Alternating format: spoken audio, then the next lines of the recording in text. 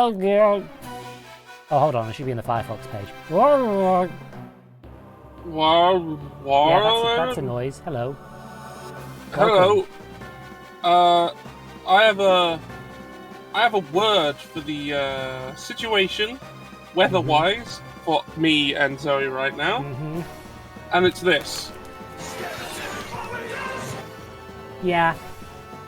Yeah, no, that's... for those of you who aren't followers of Steph Sterling, the word cunt, everyone. Yeah. Anyway. Yes, the weather's a cunt right now. Yep. Okay, so, Panda has redeemed Read a Doctor Who wiki page. So I've got to read the page on the fucking class. Well, I've got to allow the word cunt now, thanks. I wasn't going to use it this much. I just thought it was funnier to have you get lampshade it, and then we actually just say it. But yeah, that is a funny joke. It's one of those things in comedy, you know, where you subvert expectations, you know, the basis of comedy. People love doing that in comedy. Yeah, it's so good, and it's amazing how few professional comedians do it. They just say how much they hate black people instead. Yeah. Quarks are robots that serve in the Dominator's multi-galactic empire. An offshoot of rebel quarks went on to conquer worlds of their own. These quarks were dangerous enough that the Doctor was forewarned so he could place John and Gillian Who in a safer location. What do you mean their surnames were actually Who? I know John and Gillian. That was actually their, Why is the source for her name the incomplete Death's Head? Because Death's Head is part of Doctor Who as well. I know, but the incompleteness is heavily caused by things like not having the Doctor Who license.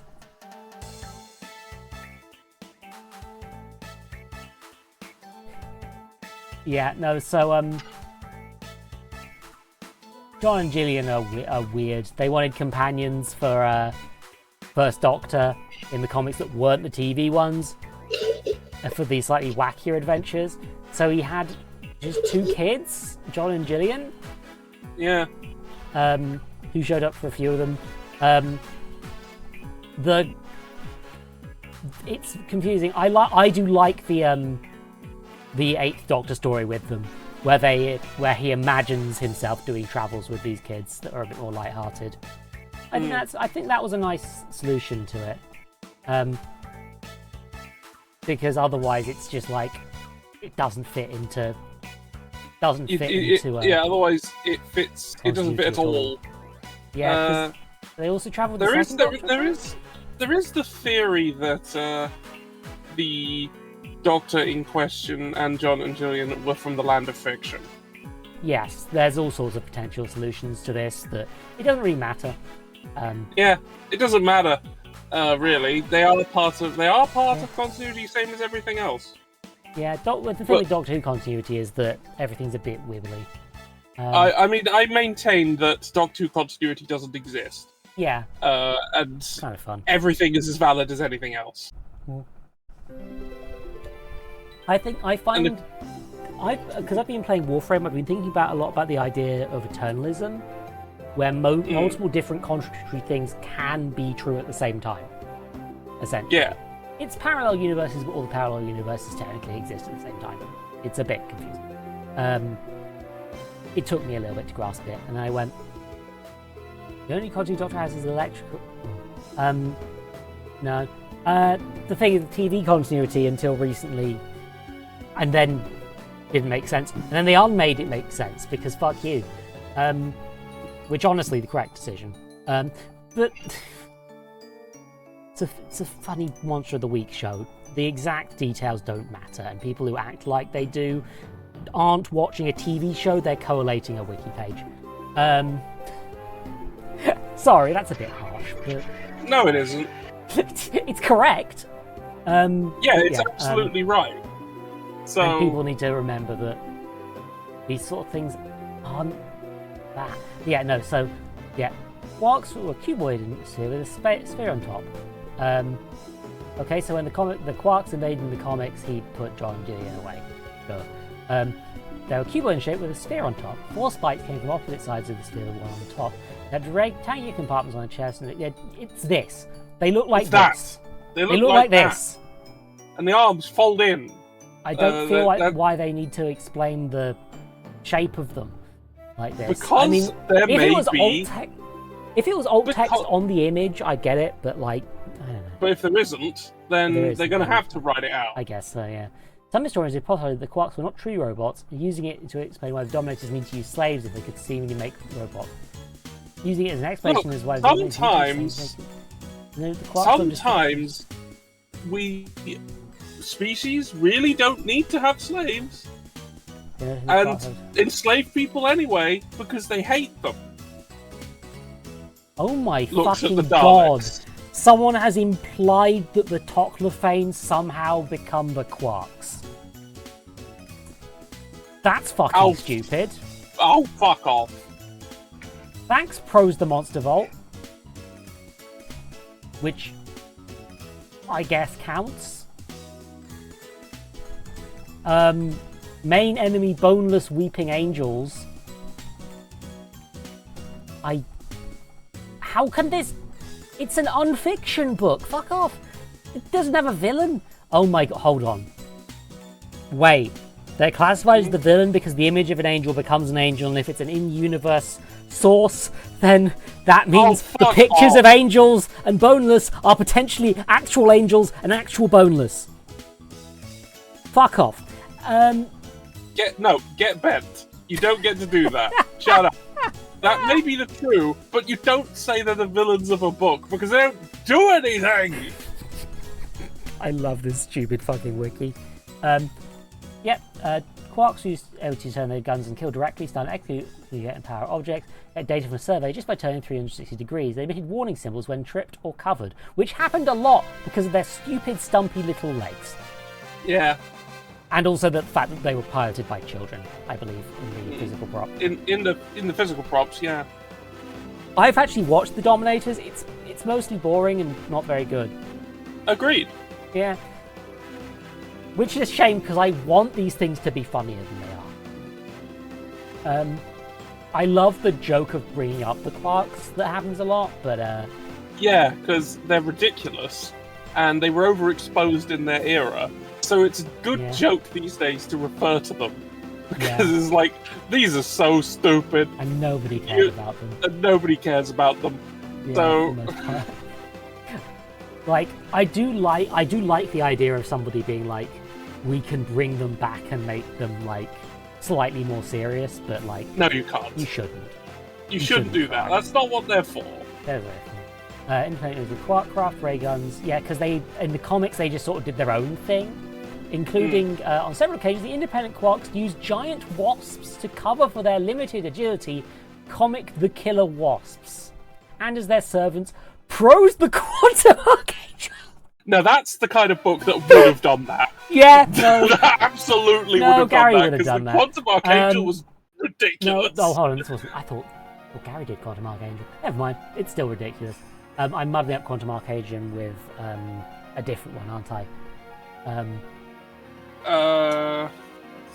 Yeah, so... Yeah, I was thinking of the one that Gary Russell did that was functionally a pre-Sixth Doctor regeneration story. Oh, Spiral something? I think it was Spiral. It might have been Spiral Scratch, yeah. Spiral Scratch. But I haven't read a lot of these novels, to be blunt. I read the ones with vampires because I was an edgy teenager. God, I loved the ones with vampires. Romana came back. Well, they would, because she was trapped in the vampire world. Don't worry about it. Vampires in Doctor Who are a thing I actually... I like the Great Vampires. Great Vampires are an additional interesting weirdness that I like. But yeah, Quarks originally were Dominators. Hold on. The Seventh Doctor once described a specific weakness the Quarks had. According to him, they were effectively allergic to leptonite crystals. Came with half a mile of leptonite, they would explode. Yeah, Flip-Flop would do that. Yes, it would. Flip-Flop's another weird audio story.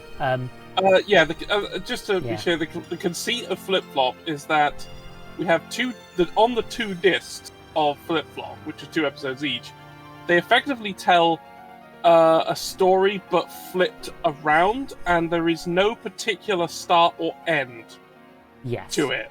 You can listen to them in any order, and each one leads into the other one. Yeah, they are basically... Okay, so... I mean, as it says there, it's a circular narrative. Yeah, the story of the black disc is the results of what happens in the white disc, and the white disc is the results of what happens in the black disc. Yes. So it is two simultaneous timelines that are paradoxically existing due to each other. Yeah. The closest the Quarks have ever come to returning to perform Doctor Who since the War Games. Yeah, they are actually like in the background of the plot, kind of. Yeah. I have a mixed feeling on this story because, like, number one, it's one of the only ones that I got it for free. One of the first Big Finishes I got for free, to the point where it's not on the account I used for most of my stuff. Whoopsie. So, and I was just like, I feel like the Slithergy are a shitty villain. I think they have unfortunate unintended subtext in the way that, say, the Geth have some different but similar issues. Where it's like, they probably didn't mean to make this a metaphor about immigration, but they sure did have the refugees be the bad guys still. Yeah, although I haven't listened to it in a while, and my opinion may change upon a re-listen. So, you know. It's one of the few of the original 50 that neither me nor my family own. So... I only don't own one of the original 50, and there's a very good reason for that. Which one is it? I will know. The Cat Leaves? Oh, I need the name. There's a cliffhanger with... Oh, yes. That one. Yeah. Yeah. And then the author never came back. Good reason to not have the author ever come back. Yeah. Yeah. Yeah, I didn't have to say anything other than what I said, and you knew what I was talking about. That story includes a cliffhanger I think is genuinely really interesting, and also the sexual assault cliffhanger. Yeah, that one. Jesus Christ. That's the only one I don't own. Yeah. Yeah. I think that's alright, to be even clearer, that's the only one of the first of the entire range. I think I'm including digital copies here, by the way, because I think when it came to Scaredy Cat, one of the 8th Doctor ones, I was like, this is such a short, nothing story. It's the only Big Finish I've ever had where I was like, this is too boring to exist. And I sold the physical of that. I still have the digital though, because they gave you a free digital copy. Why not? I'm just giving you this. Second Doctor story, the actual one they originated, the only TV appearance, was when Dulcus and his party arrived. Okay, so yeah, they did the Dominators. Jamie destroyed a number of Quarks through various methods. He shot one with a gun, and crushed one with a boulder, and exploded one. Which, really, once the gun's been established as functional, you don't really need to do much else. Quarks aren't very strong. The Doctor managed to catch the Dominator's bomb as it fell down the mine shaft. Wait, that's just what happens in the invasion of Earth. Yes. They just did the same thing again. I was zoned out by the point that had come up. Jesus Christ. The Quarks and Dominators prepared to leave the craft. It was in flight. The bomb detonated. So the Dominators died. By the way, just in case you were thinking, this is what a Dominator looks like. Yeah, there you go. Yeah. This is your big threat for a 6-part story.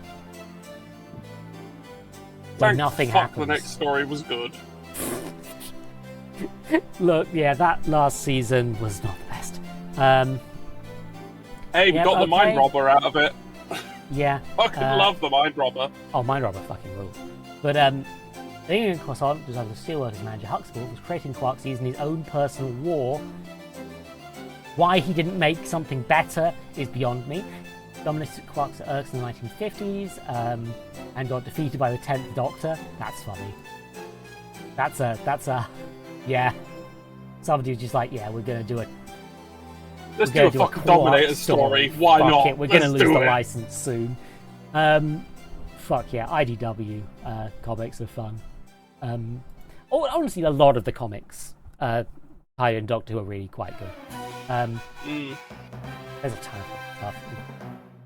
Other crowns to the Quarks walking alone without reference to the Dominators, probably because the Dominators are just people. They're less funny. They're people with big shoulders. Jack Harkness referred to rebel Quarks and reported on the Vesper Form. Reading rumours of the Quark Vesper Form War. What do you mean? Big wasps. There was a Quark Vesper Form War that was one of the weird tie-ins to the... Justin Richards wrote this! Oh, I mean, sure, I guess what wrote in his bulk. Whatever. Look, the thing is, you can write any old fucking shit for the monster files. The Vesper Forms were the giant wasps that attacked Agatha Christie. Initially, yes, it was only were. one half Vesper form that did that, and not indicative of the entire species' temperament. But, you know, there's a story based entirely on the cover of a book, and a mystery that, an unsolved real-life mystery that barely gets actually solved by the story. Yeah. Look, that story is fun. I will say that, even though fuck the writer, Gareth Roberts is a transphobe. But it is as like most of the best Gareth Roberts, it's a bit silly and quite fun. But the inclusion of the Agatha Christie actually disappearing mystery is just like, and then we took her away for 2 weeks, so time went the way we heard it went. Which is not a satisfying solution to a mystery. No, not really, no. Like,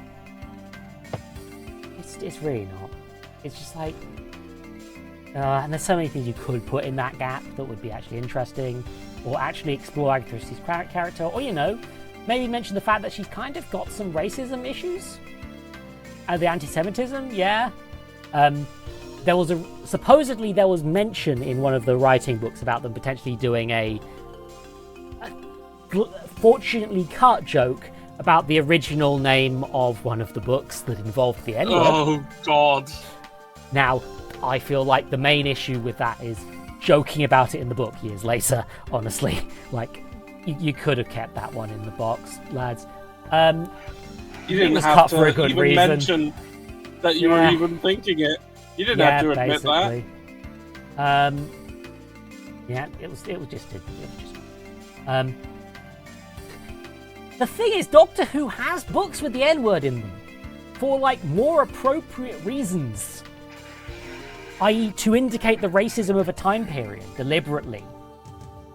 The original version of Human Nature has, it's functionally a very similar story in a lot of ways, but the 7th Doctor is a much less romantic lead than the 10th. So that stuff gets toned down a little bit. And also, the love interest Drone is straight up just significantly more flawed of a character and kind of a racist. Because of the time period This is they're the in. 1910s. And I haven't read it, but I'm fairly sure the book handles it better than a throwaway joke would have done. Because it does something with it rather than nothing.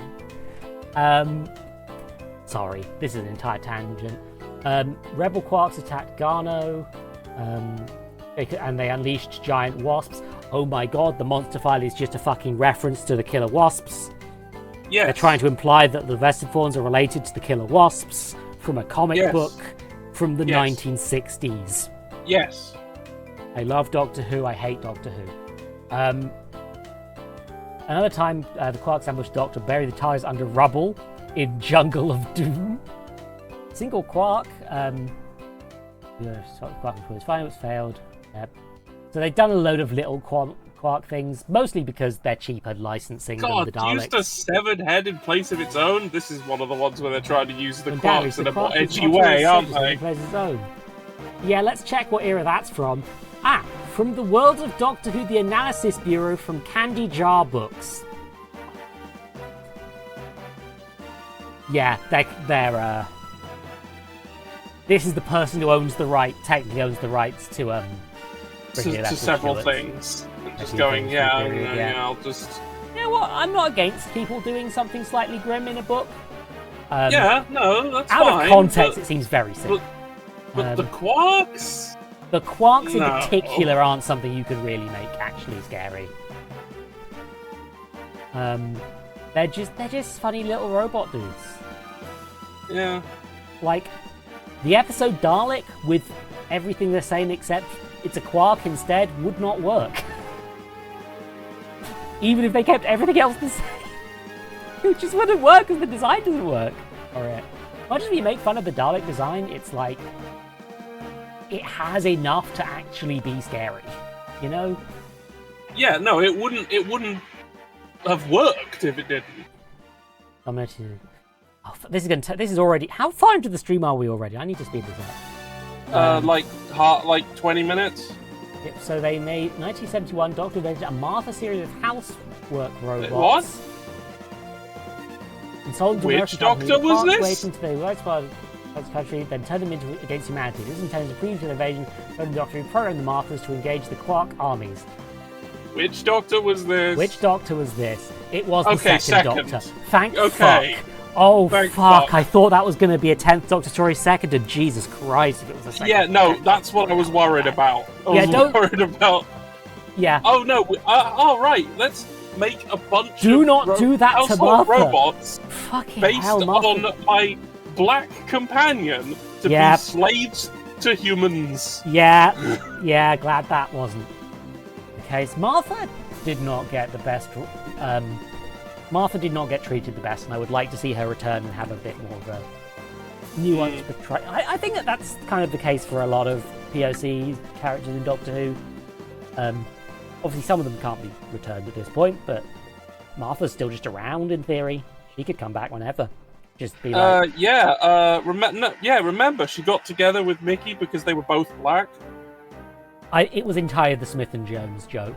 I genuinely believed that Russell just did it for the Smith and Jones joke. He really likes the Smith and Jones joke. Don't know why. That's not what I got out of it. And what I got out of it is what I said. It still comes across as that, and I hope that even though I think that there's been takes on that dynamic where it's a bit more like interesting, or at least, something at all. At least Mickey's never coming back. He's never coming back because Noel Clarke's thing about the Me Too movement. Yeah. Thanks, Noel. Rooting for you, Noel. No, you weren't. We didn't think anything of Noel Clarke at all. I was rooting for him a little bit.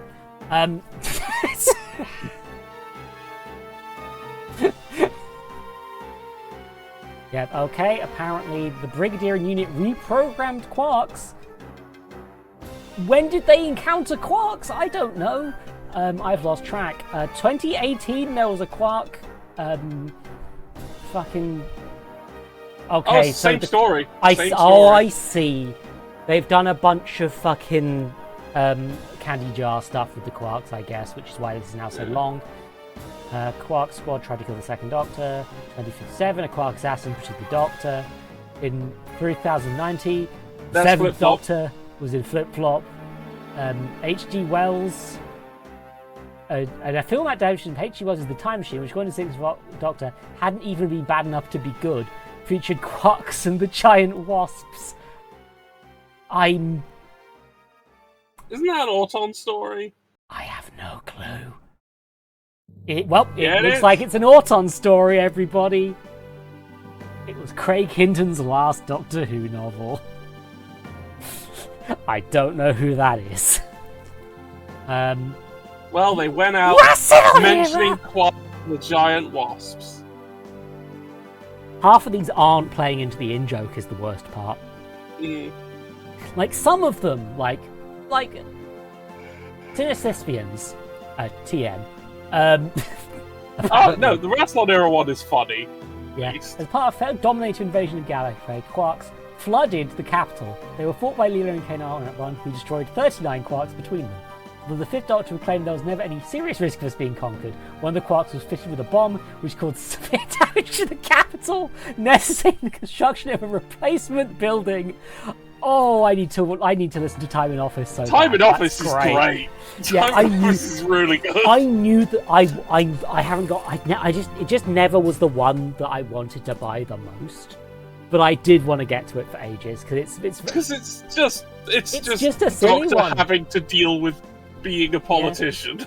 It's a continuity so joke, good. basically. Yeah. So the Fifth Doctor, in the Five Doctors, in fact, runs away rather than being the Lord High President of Gallifrey.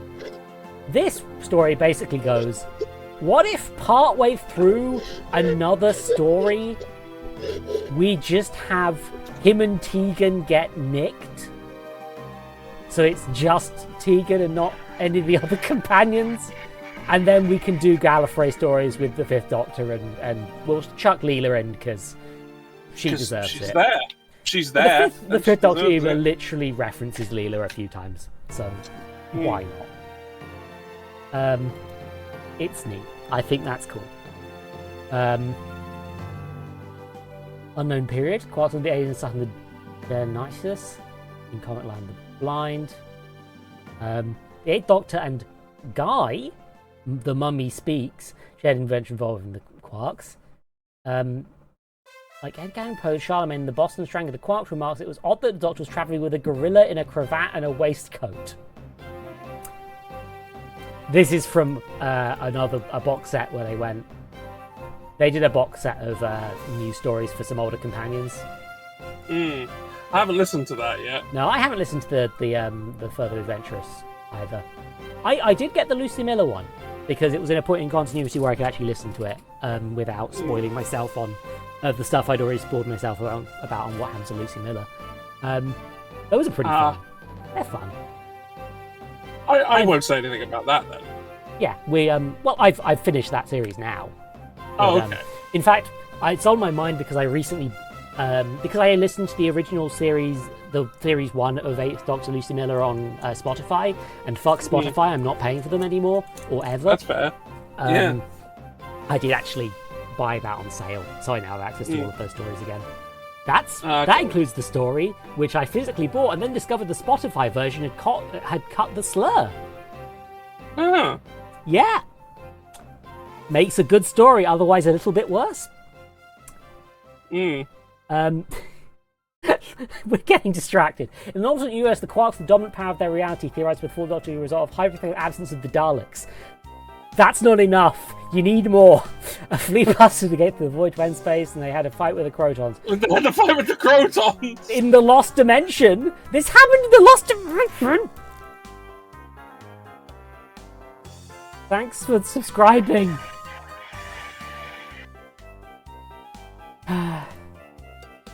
You know, if I do a Doctor Who tabletop RPG campaign and I finally get round to it, George, can you play a Quark?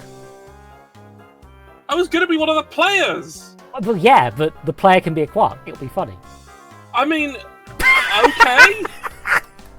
Sure. You don't have to. That's a stupid joke. I can think of ways to make that good. I mean, I would find it very funny, but it's not. Don't worry about it. You don't have. You do what idea you would like to do. Okay, yeah. We have confirmation from Manium Universe that she does not have internet until Saturday. So before I've even got to the Magic the Gathering part of the stream, that's not happening. Fuck Lord Spectrum for this. Do you replace your head with the new head again? Fuck. Dog. I do like the idea of just putting a mask on a Quark head. Like, just go, I'm not a Quark. I'm not a Quark. What are you talking about? I'm clearly, what does this look like? William Shatner. Oh god, the Shatner mask. Christ. I do like the idea. That would be funny though. We can't do that. That bit would get old in a longer campaign. But like, oh, absolutely, it's not. That is it would not be so funny in like a short one. To just be like, yeah, we got one of the Master's masks that has a slight psychic field to it that makes it more convincing, and we put it on a quark. Just put it on a quark, and oh yeah, so now the quark's just following us around. Well, Dr. Romana did some shit with the Crotons during the Lost Dimension stuff. The Lost Dimension is attacked by the forces of the Ogron Confederation of Planets. Coming from yet another universe, sees lesser evolved species with the use of deadly force. Okay, so the Doctor just went, "Hey, Daleks exist," and they both went, "Oh shit," and left. The Lost Dimension, everybody. Don't worry about it. During this trial, the second Croc to record the quarks on the Absolute fort. Odd moment. Sid Doctor encounters the quarks with Mashy Sharp. In the lure of the... Is the lure of the Nomad a quark story? No, it's a joke. It's a one-off joke, right? Yeah, that story has a lot of like hero stories that happened in the meantime. Yeah, things. That was an interesting period because they didn't have a companion. They did like a few solo Sixth Doctor adventures, and it was like interesting. As an idea of a few episodes being there. They later fought the giant Melanie Bush. The giant wasps also keep coming up. Well, I guess they've happened. What they happened in the comic, and everyone's like, "That's really dumb. Let's bring them back along with the quarks whenever we bring them back, because that's stupid too." Yeah. I guess people just love mentioning it. Okay. Yes, the quarks were in Destiny of the Doctors. Hey, Uni! Nice to see you. I played that, and you were there. Yes. And it was rubbish. Yes. Actually, Daleks more quarks than they did with the Cybermen. Well, yeah, because the Cybermen actually... I don't think the Daleks would even fucking bother with the quarks. I think they'd just kill them. Yeah, they'd just kill them immediately. Yeah. Because, fuck it. We're not getting anything out of this.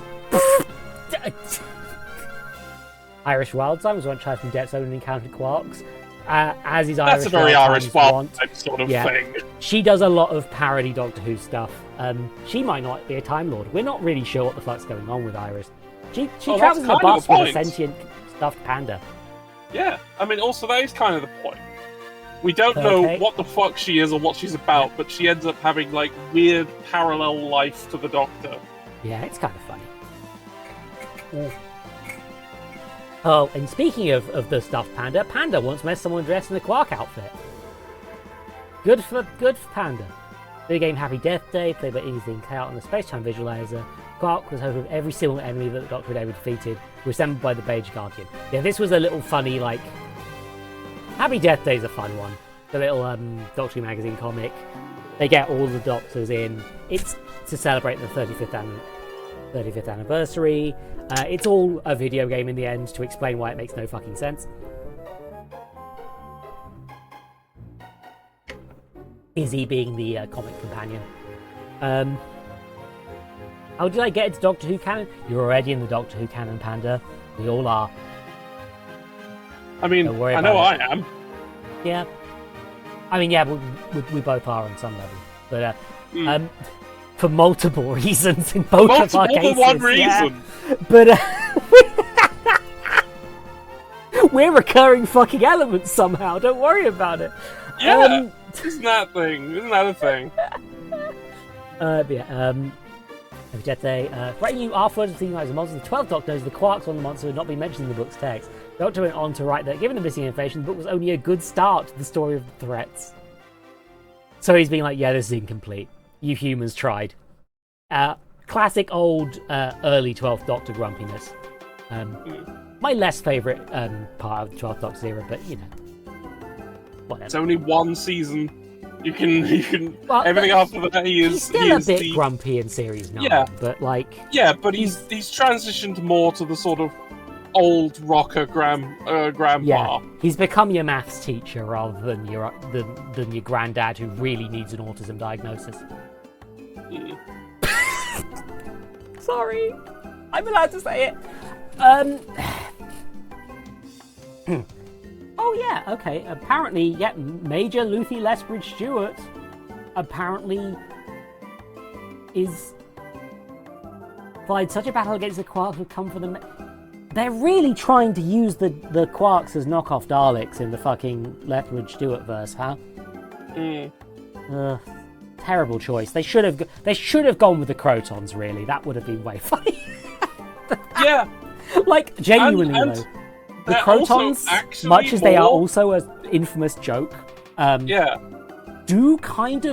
are actually way more capable of being an actual threat than the Quarks. They're actually capable of being a threat. Yeah, unlike the Quarks. The Quarks. The Quarks were originally designed by Mervyn Haseman and Henry Lincoln of the Dominators. Left the project, they felt it was no longer faithful to their original draft. I mean, yeah. The major factor was to design the Quarks. In fact, the Dominators have been shortened from 6 to 5 parts. Oh, I forgot they removed a part. Damn. Yeah. As a result, the story ended with the rights name taken on, the pseudonym was substituted. Yeah, and that's why they had to add an extra episode onto the Mind Robber. And that's why the first episode of the Mind Robber is the way it is. Yeah, that makes sense. The rest of it is basically exactly as intended, but that first episode was made to bridge the gap. Yeah. Honestly, more Mind Robber over more Dominators is the correct choice. Honestly, and the way they did it was really good, because it sort of lent into the surrealness of what was going on. Lincoln. I'm realising.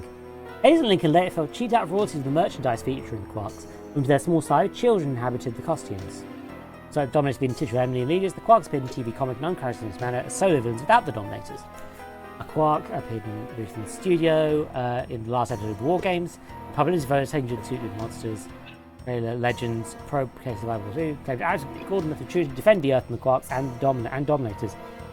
Now, Haseman and Lincoln, that's a familiar name, is the thing. Like, they were writers, but yeah, he's one of the people behind Gordon Lethbridge Stewart. Which would be why they'd be using them in the stuff inspired by his work. Yeah. Actually. Because they made both of them. They made both of them. Fair enough. I mean, this indicates that he is in fact capable of making a better episode than the Dominators. But what the fuck happened to the Dominators? Jesus Christ. Okay. Anyway, we're going over. We've gone over too much stuff. I can probably just spent the dope. You just spent 50 minutes on a redeem. Yeah, no, that wasn't intentional. That was entirely an accident. My ADHD megs might be hurt. Anyway, so yeah, I've been playing Magic the Gathering on Sundays because I want to understand more card games than just Yu-Gi-Oh! I'm not good at Magic, in my mind. Had a lot. Yeah, Panda, usually I would have cut it off. I think I just lost track of time there. But yeah. Yes, this is Cockatrice, the Don't Tell Wizard of the Coast. I do generally like Yu-Gi-Oh! More, but there's some wacky shit you can do in Magic. I want to play around with it. And also, you may be noticing a theme in the decks I've currently got. Oops All Doctors, the Doctor Who deck. Oops All Doctors, but slightly more optimized. The Doctor Who deck. 2 Davros decks of several different strengths. The Celestial Toymaker. Hatsune Miku, Mothman. Play this deck to lose your friends. The only one which isn't tied to an IP that I find funny that is in Magic. Shadow Ship Posting. Sonic Pregnancy. Sonic Earthquake Profiteering. And the Doctor becomes a hoarder. Any questions? Yeah, I have a question. Mm-hmm. Why? I like to see you suffer, George. Yeah. Anyway, Sonic Pregnancy is actually probably the best deck I've played so far. Yeah, no, honestly, the Sonic Pregnancy deck is quite powerful. It was surprisingly effective. It's surprisingly good. I tried to take some of that juice and put it in the Earthquake Profiteering deck as well, but didn't quite work out. Now, some of these are unfinished decks, and Ox Niblis I have not played against you because it's just too good. This is the proper, like, I am trying to cause misery deck. This is a rough one. I don't think I've even shown you the deck list for this. I nicked it off YouTube, I think. Oh, let's show you. But another thing I like to do is pick all of the printings that are the most cursed. Because it doesn't matter what printing I'm using, because it's choice. Anyway, it's an Agatha Soul Cauldron deck. Oh, okay. Yeah, that basically sums it up, right? It does. I've realised since making this deck that is a thing. Anyway, here's Shadow the Hedgehog's Boots. Yeah. This isn't actually the most optimal. Oh yeah, I put Casey Jones in because that's cursed. Because it's from the TNT set. I've got Chucky, who has nothing to do with Chucky. Here's a signed Raphael. Don't know why that's here.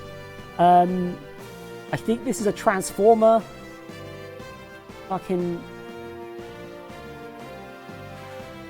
This is many video games. Games are weird. Why is there a Mount Doom printing that looks like this? Who did this? Well, it says. Well, yeah. Unlike the Yu-Gi-Oh cards, it's actually credits its artist. Yes, I do. That is the thing I genuinely hate about Yu-Gi-Oh! Like, I think they should be crediting people 100%. Anyway, here's the printing of Mountain where Deadpool has just changed an island to be Mountain. Oh, yeah. Fucking awful. I love it. And there's Chandra. Don't worry about it. Also, these fucking awful printings where they just go, we'll just put someone else's art on there. Who cares? Just put the actual art for the comic on there. Yeah. Some of those are just truly horrible. So what the fuck is this printing doing? Why is some of this photorealistic and others not? People do complain about this one, but I think they're just... Yeah, like, I'm not against it. I'm just like, what's the artistic inspiration and idea behind this? I don't know. I want to understand what it's weird, but I'm okay with it. There's the woman, there's a crocodile getting punched in the face. Here's Squidward. Yeah, there's Squidward. And also, I think Kefka became a part of it as well, because I kept finding cards with Kefka on them that were in the deck. Yeah. That's normal. Yeah, to be fair, Kefka's one of the more accepted ones in this fucking game.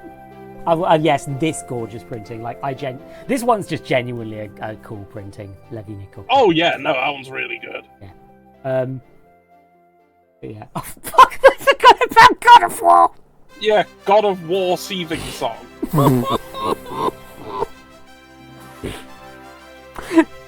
Anyway, so just that establishes basically the baseline of what's going to be happening today, because George is going to be helping me build a lovely deck. Yes, I am. And that deck is going to be called... I don't know what we're doing at all, other than I am here to help. I have 2 decks in the work right now, in my brain cooking. I should probably finish like 2 of the other decks that I've got half made, but like... But we're starting from scratch on one. What are we doing? What are we here to do today? Furby horror. Right. I think I know what you want to do. Yeah. And I already have ideas for this, because I pointed out this printing to you a while back. It's a very fun printing. Anyway, yeah, so I'm gonna Let's get this deck started, and which is the one where you can search by card art, because that's going to be relevant. You can do that on Scryfall. Yeah. I thought it was Scryfall. I just wanted to be sure, because there's so many sites for Magic compared to Yu-Gi-Oh. Yeah, but Yu-Gi-Oh has like if you're just if you're trying to look up cards and card printings, Scryfall is the best one of those for that. April Fool's Archive. What's that? Oh yeah, they Fools. Oh, yeah, it's when they fuck around with the website on April Fools. They put Palatro. homepage was replaced with Yu-Gi-Oh cards, each linking to a match that showed a quick game with no interaction. I mean, the thing is, that's the issue, is the no interaction. If you don't draw interaction in Yu-Gi-Oh, it's less fun. But you should be designing a Yu-Gi-Oh deck to have interaction. But you or don't play in a frequently don't format have where much interaction isn't so much of an issue. Like, that's my genuine take, is play... I mean, to be fair, play the card game you like. I love Yu-Gi-Oh! I find it very fun. I also don't think that everyone should play Yu-Gi-Oh! I think everyone should play the card game they enjoy fucking playing. Just you don't have to play Yu-Gi-Oh! You can be free. This is, like, I do that joke of, like, be free of this dark knowledge with a lot of things, but genuinely, be free. Have fun. Yeah, like, the last April Fool's one, Scryfall 97, was, they put a lot of effort into that one. A lot. Oh yeah, it needs to be legal in Commander as well. Yes, that's what you need. Because I don't remember most of there's only so many things. There's not a huge list of things that aren't legal in Commander. So. Yeah, but nonetheless, I do like to be somewhat... Yeah. I'm more of a showcaser of decks than I am of a text. I don't see where the search by image is. Also, a game's paper. This is functional paper. Well, if you're looking for that particular printing, yeah, I mean, I just put as a search term, art : Furby. Under what? In just in the search terms in Scryfall.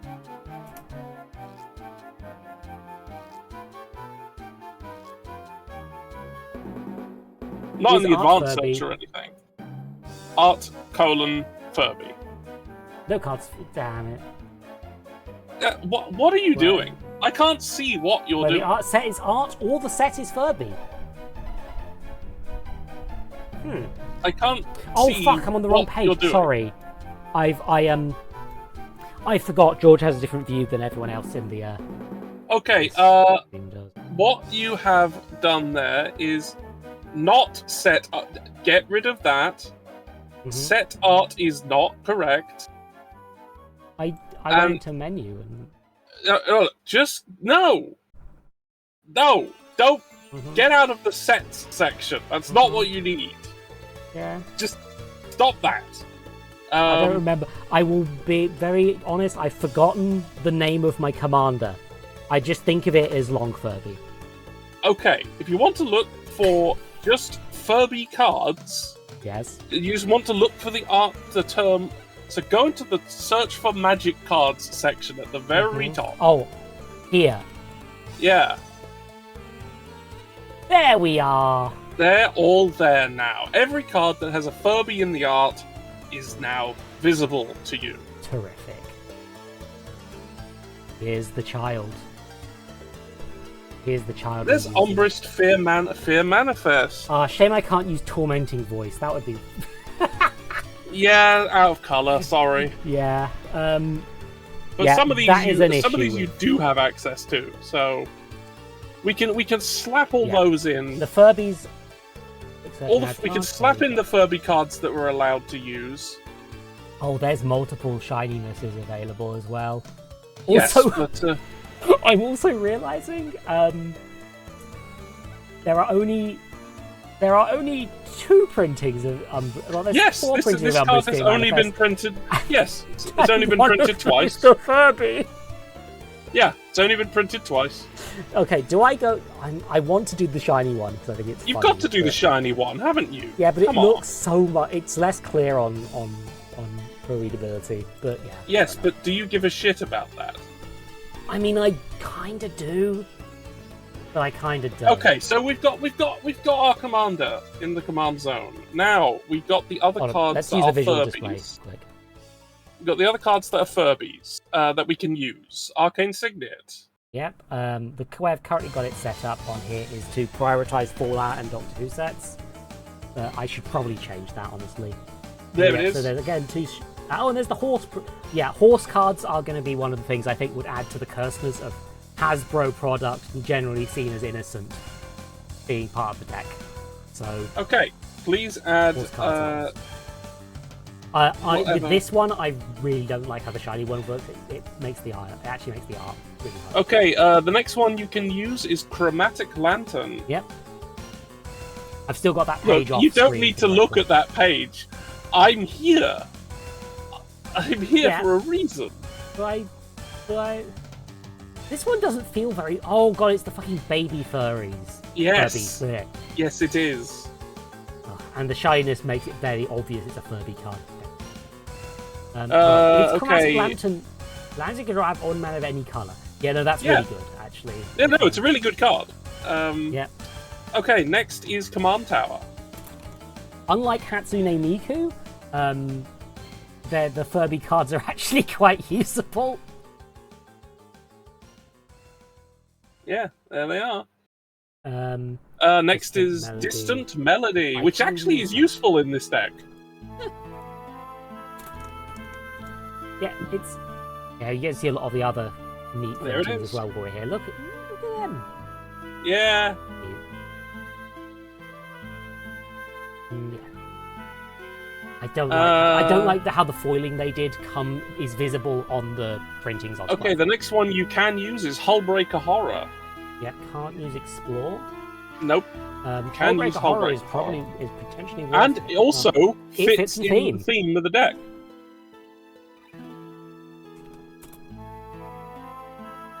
Yep, there it is. There it is. Yeah.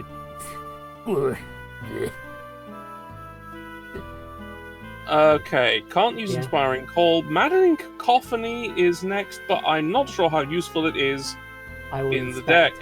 Quick. The latest printing is the funny one. Oh, hold on. No, it isn't.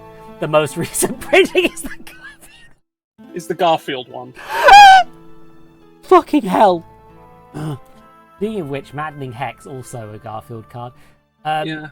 That's another thing where that's another property I'm interested in putting into cursed decks. But we'll stick with the Furby theme. I genuinely don't think this is helpful. Let me double check. What does Umbris do? Exile. Instead, each opponent. Okay, we are trying. Okay, no, actually, that does help. We are trying to eat their deck. Yeah. So that is potentially actually. It doesn't actually help Umbris any, but it can contribute towards a victory. Yes, so worth including. That is my thing. I do like to. I have a habit of sticking to my theme above logic. You will see this in the Hatsune Miku deck where I pick the 5-color commander and put all of the cards in. Next is Miscast. Okay, yeah, most recent. More Furby versions than non-Furby versions of this card. Yeah. Counter target instant or sorcery spell unless its controller plays 3. Yeah, general. It's decent. Early game counter, worth keeping. Doesn't feel evil as well because there's a pretty easy counter to that. Anyway, speaking of evil, that's the next one. It's a genuinely good card. Damn, why did they make the Furby cards fucking busted good? Who did that? I mean Hasbro owned Wizards of the Coast, so they're tying. Yeah. But they could have made Spider-Man broken good as well if they wanted to. But they didn't. Because they didn't care. They could have made Doctor Who really good. They did. Well, actually, they did, but not in a broken way. In a actually they just made it really good. Way. Yeah, they just made it really good. Yeah. If you want completely busted, they made Warhammer really busted. It's really busted. I actually do use some of my Warhammers and Mutes or Doctors deck because they're just too good not to. Alright, next is Read the Bones.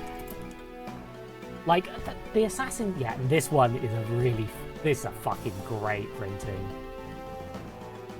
Why? I fucking love this. Scry 2, draw 2 cards. Yes, it's draw power. Yeah, and speaking of draw power, the next one is Serum Visions. Yep, which is either an Egyptian lady or... There's so many printings of Serum Visions. There's a lot of them. Oh, dang, yeah, there are a lot. Huh. Yeah, the pixel skull, I like a lot. You draw a card and then scry 2. That's... Yeah. Kind of the wrong You draw way one round. now. Yes. And that's why it's not banned in things. Next is Sol Ring. Yeah, we're doing Sol Ring. We have to do Sol Ring. And it's a Furby Sol Ring, so yeah, you're using it. I mean, there's a ton. Sol Ring's one of those cards where they're just like, this is There's the a billion. card you play in Commander. Yeah, and there's billions of printings for that reason. Yeah. That's a... Oh, that printing sucks. Why does the Garfield Sol Ring suck? Why is it heterosexual? Disgusting. There's the pony one next to it. Yeah, which is at least nice art. Yeah, Rainbow Horseshoe. Yeah, no, it fits a lot better. Sol Ring, dog meat bowl. Yeah, the Fallout dog meat one. Goblins hanging around in a bath. There we are. Yeah, there's the Furby one. I actually wanted... There's a ton of Sol Rings. You know, the Sonic one, which has an Adventure's No Fun, it's too easy on Sol Ring. Yeah. Spider-Man's fucking stupid belt. Doc Ock in the second movie. There's so many good printings of this card, and it shouldn't be playable because it's too good. Here's Hatsune Miku. Here's a cat. It's actually quite hard to pick which Sol Ring you play because there's actually just too many good printings. Oh yeah, the Stat Sol Rings from the LGBTQ bundle. Oh. Which one? Keep going. Keep going. Keep going. There. Next to it. Oh, that one. It's gay. It's the big gay house. Big gay house. The big gay house, and everyone and they live in it. Well, being that I'm mostly doing the searching on another thing, I'm just make the printings big for everyone on the stream audience. There we go.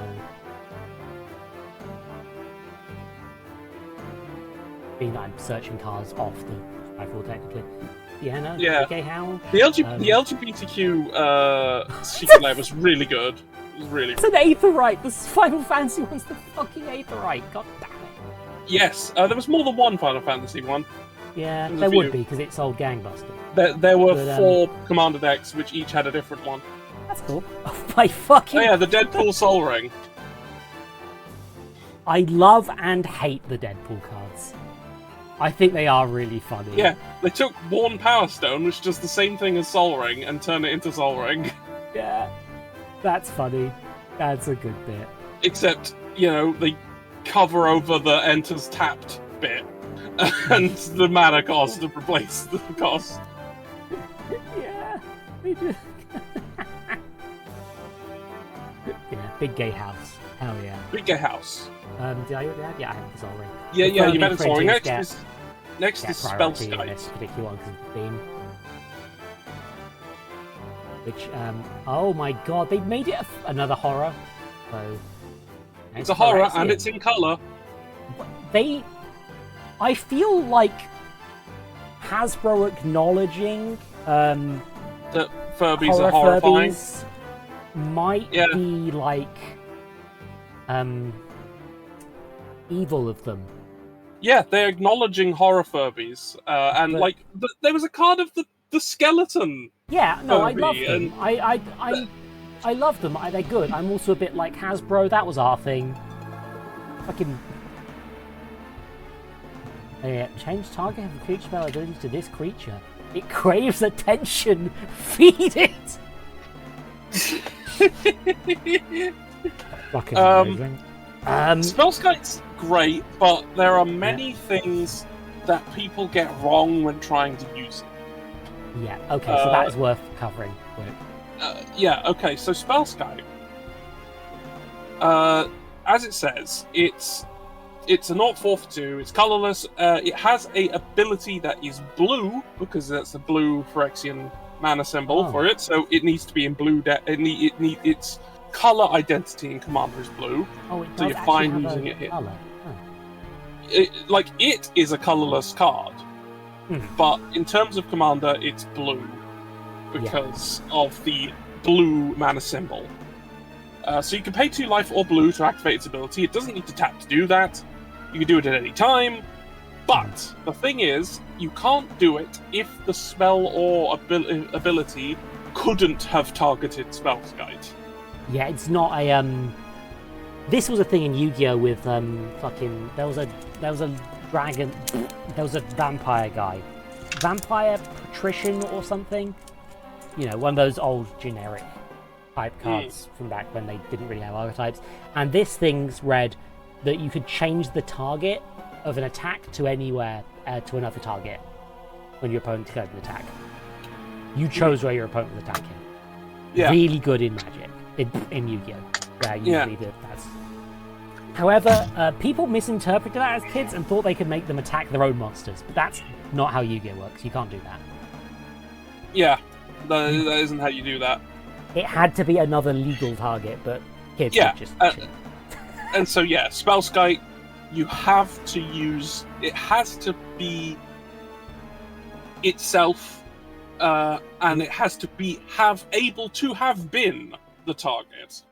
You are able to change.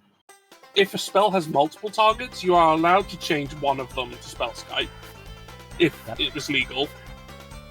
But because you couldn't most legally of the time, target just the one anyway. You are allowed to do that because it says you can change a target. So if something has multiple targets, you are allowed to affect it, but you can't do it. You can't do it multiple times, unless it's because there are things that say target some number of different things. You can't then use Spellskite to target Spellskite multiple times because it says you can't. So it all goes down to, can it legally be the target in the end? And I saw people going into fucking when the set that first had Spellskite in was released. I was there at the pre-release, and people were using it to redirect things that target players onto Spellskite, and I'm like, hold on. Yeah, no, that doesn't Are you work. sure that's how it works? That's not how that works, no. Anyway, you have officially run out of cards. I am going to show off the Furby printings of the other cards because I think they're neat. So there's Explore, there's Inspiring Call. There's Inspiring Call. Just so we're seeing them in big. Yeah. Oh, fuck! Hold on, that is the same thing. Yeah, so they've obviously done some green stuff with them as well. There's a little, these are kind of cute little ads. So I do like that they didn't make them all horror. That would kind of suck because we all genuinely think Furbies are cute. The next one is Sphere of Safety.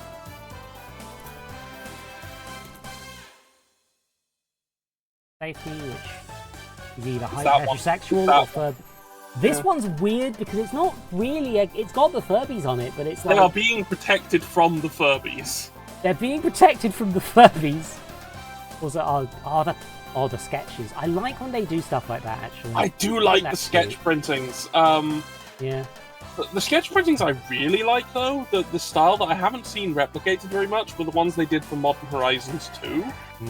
Let me think if I can think of a good example for one. The one I'm aware of is Illusory Dreadmore. Let's. Oh, Urza's Saga. Yeah, that might do it as well. They might have done one for that. Yeah, I believe they did. It's Urza. Z. Oh, fuck. Fuck you, Urza. You fucked me again, old man. Yeah, they did Modern Horizons sketch 2, kind. I like these. Have this sort of semi-coloured one, and they had a more full-coloured The really good thing about it is that the ones that had flavor text, the flavor text was the pitch for the flavor text. Oh, that rules. Oh, that's really good. If you can think of an example, that would be really nice to show up. I think Illusory Dreadmore counts for this. There's 2 L's in Illusory. Yeah, this is part the. I found a card with Illusionary on it. So I can I can now do this. There's Dreadmore. I think it's armor, illusory, not illusionary. I don't know how to spell that. Fucking hell. Oh, there we are. There's a cover with illusory on it. It's I'm the just gonna IO write that's throwing me. Dreadmore. Oh no, I got it completely wrong. Never mind me. It is phantasmal Dreadmore. I got distracted because it's an illusion. Dreadmore, as in a mouth. More. George, the card that has AW. come up that has somehow been selected for me by the random choice generator is Dreadmobile. the Dreadmobile. Do you like the Dreadmobile? I think I like the Dreadmobile. I like the Dreadmobile. Will the Dreadmobile help Umbra's Sphere Manifest win the game? No, not at all. I'm putting it in anyway. Okay, you're putting in the Dreadmobile. I'll probably remove that later. Not the Dreadmobile. MAW. MAW. Oh, more. I see. It's a Vordeck. Anyway, there's illusory Dreadmore. there's Phantasmal Dreadmore. Then there's the the normal printing. thing, and there. Using the original art of Colossal Dreadmore as inspiration design is an illusion version of the dinosaur. Yeah, that's the prompt. Oh, it's nice to know that how they do these. I mean, Yeah, that was the artist's prompt. Also, there's the Colossal Dreadmore. That's what the. I like that Phantasmal Dreadmore is like based on this. I guess it's based on this. Huh? No. What it's based on is up at the top. Earthshaker Dreadmore. Is No. Across. Now look at normal printings of that. Yeah, no, it's the same dinosaur. There's Colossal Dreadmore. Yeah. Remember when it was the most terrifying thing you'd ever seen? Yeah, because that was the set immediately after it got first printed. Which, if you go to the left, That's just fun. It's like I thought that was perhaps the most terrifying thing I thought I almost saw. Oh, these are all going to be variants on her saying the same thing, aren't they? a lot of them are, yes. Fucking amazing. So Colossal Dreadmore was interesting in that it got printed in a set, and then was immediately printed in the next set as well, and then got printed in a core set immediately after that. These might not be chronicled, but it's like okay, No, so they most are. of them are doing the Quake runs. And then people got into they really started liking Colossal Dreadmore quite a lot. Here's a 6/6 with trample. That's not bad. I mean, I think this is just what a common big creature should look like. Yeah. This is it. This is great. This is. It can also be a Brachiosaurus. This in your draft every fucking time. I keep forgetting they did a Jurassic Park Secret Lair. They did, and also including there a was some unique Jurassic Park Park card. Yeah.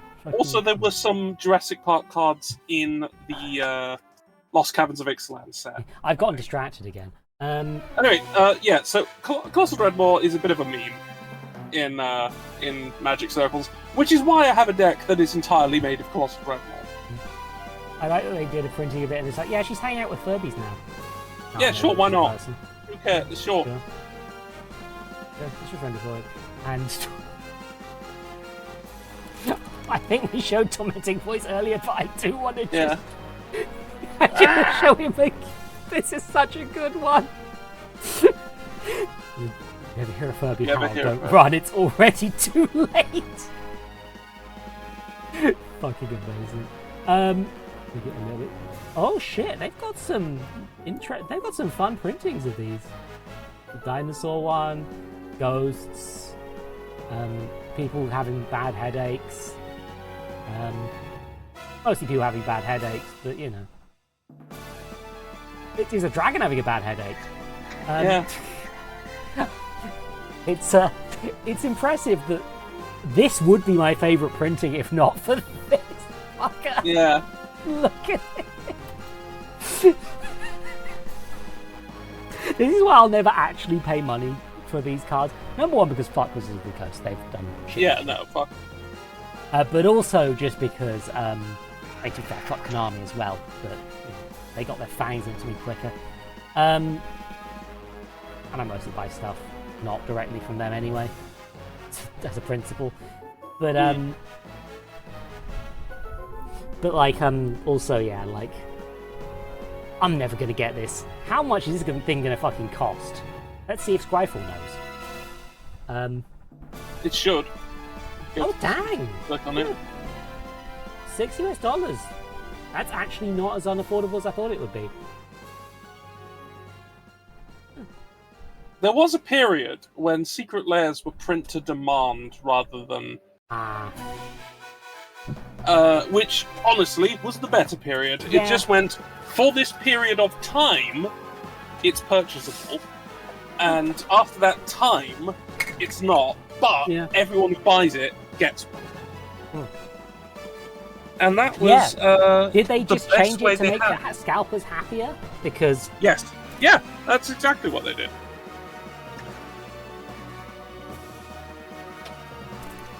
Because I'm just going to quickly look up the 14th Doctor, a card that got only one printing and is, as a result, 80 fucking euro. God.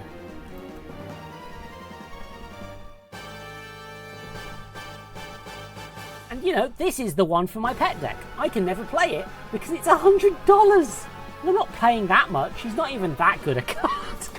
Like, he's useful in one specific deck that isn't very good, if I'm honest with myself. Oh, never mind. Okay. So, right. Land. Land is the thing I should start on, and I have 2 colours, so that starts me with swamps. Not swamps. I typed plural by accident. Okay, so, this is going to be another one where there's about...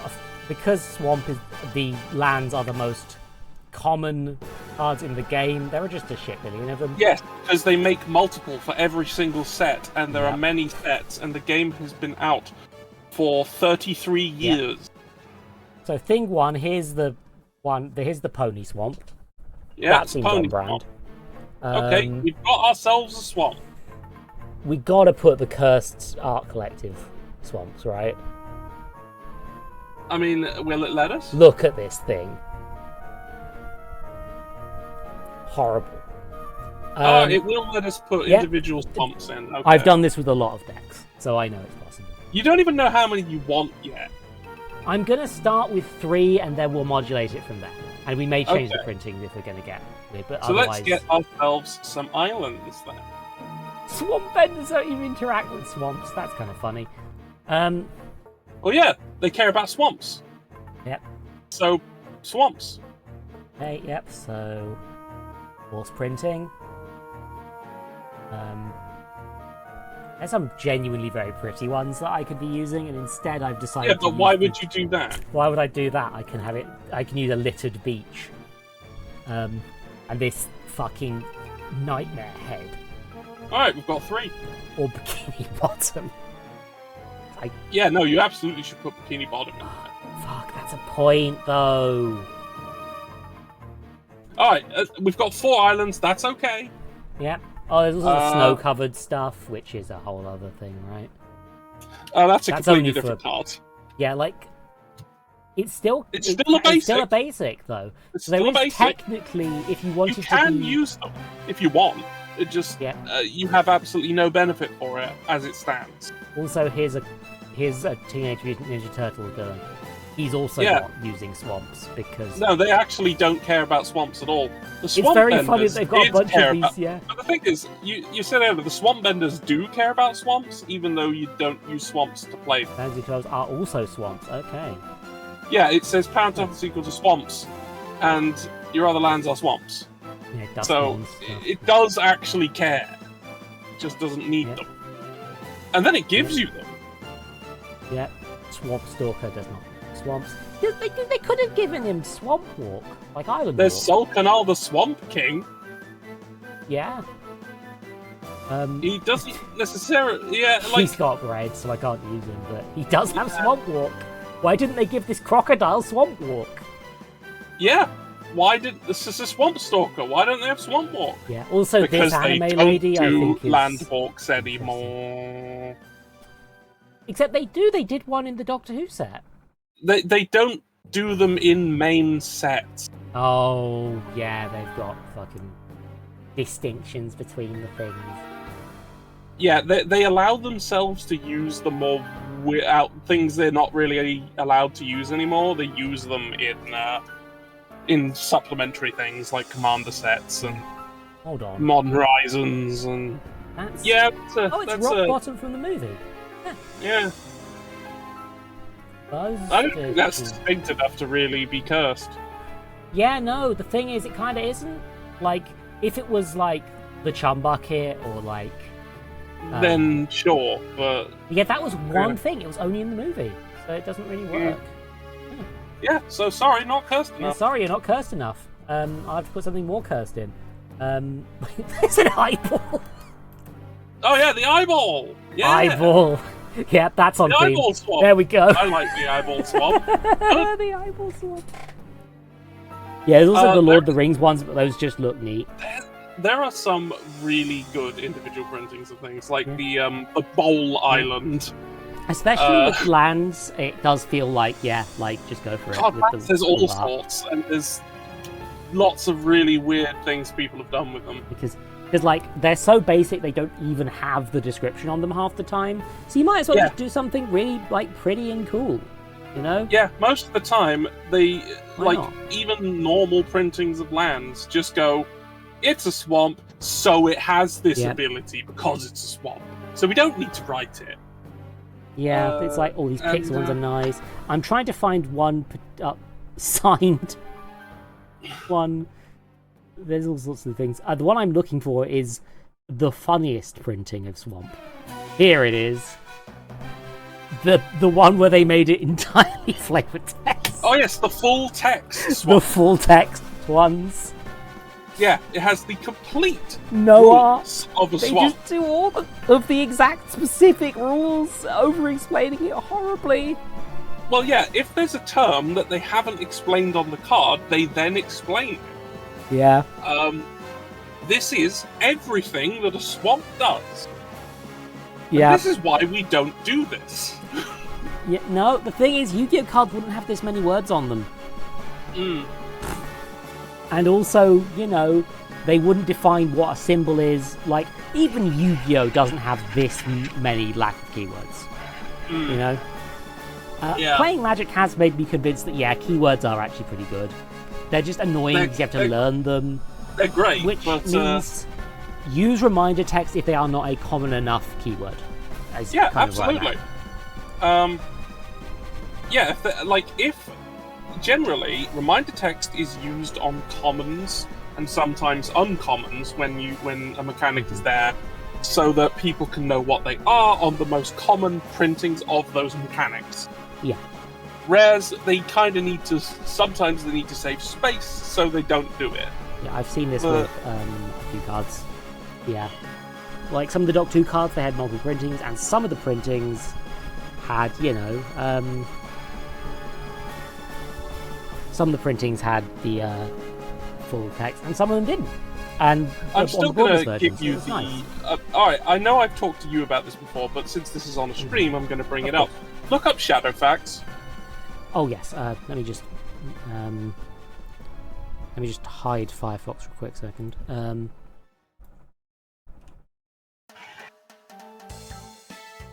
There's Shadowfax, Lord of Horses.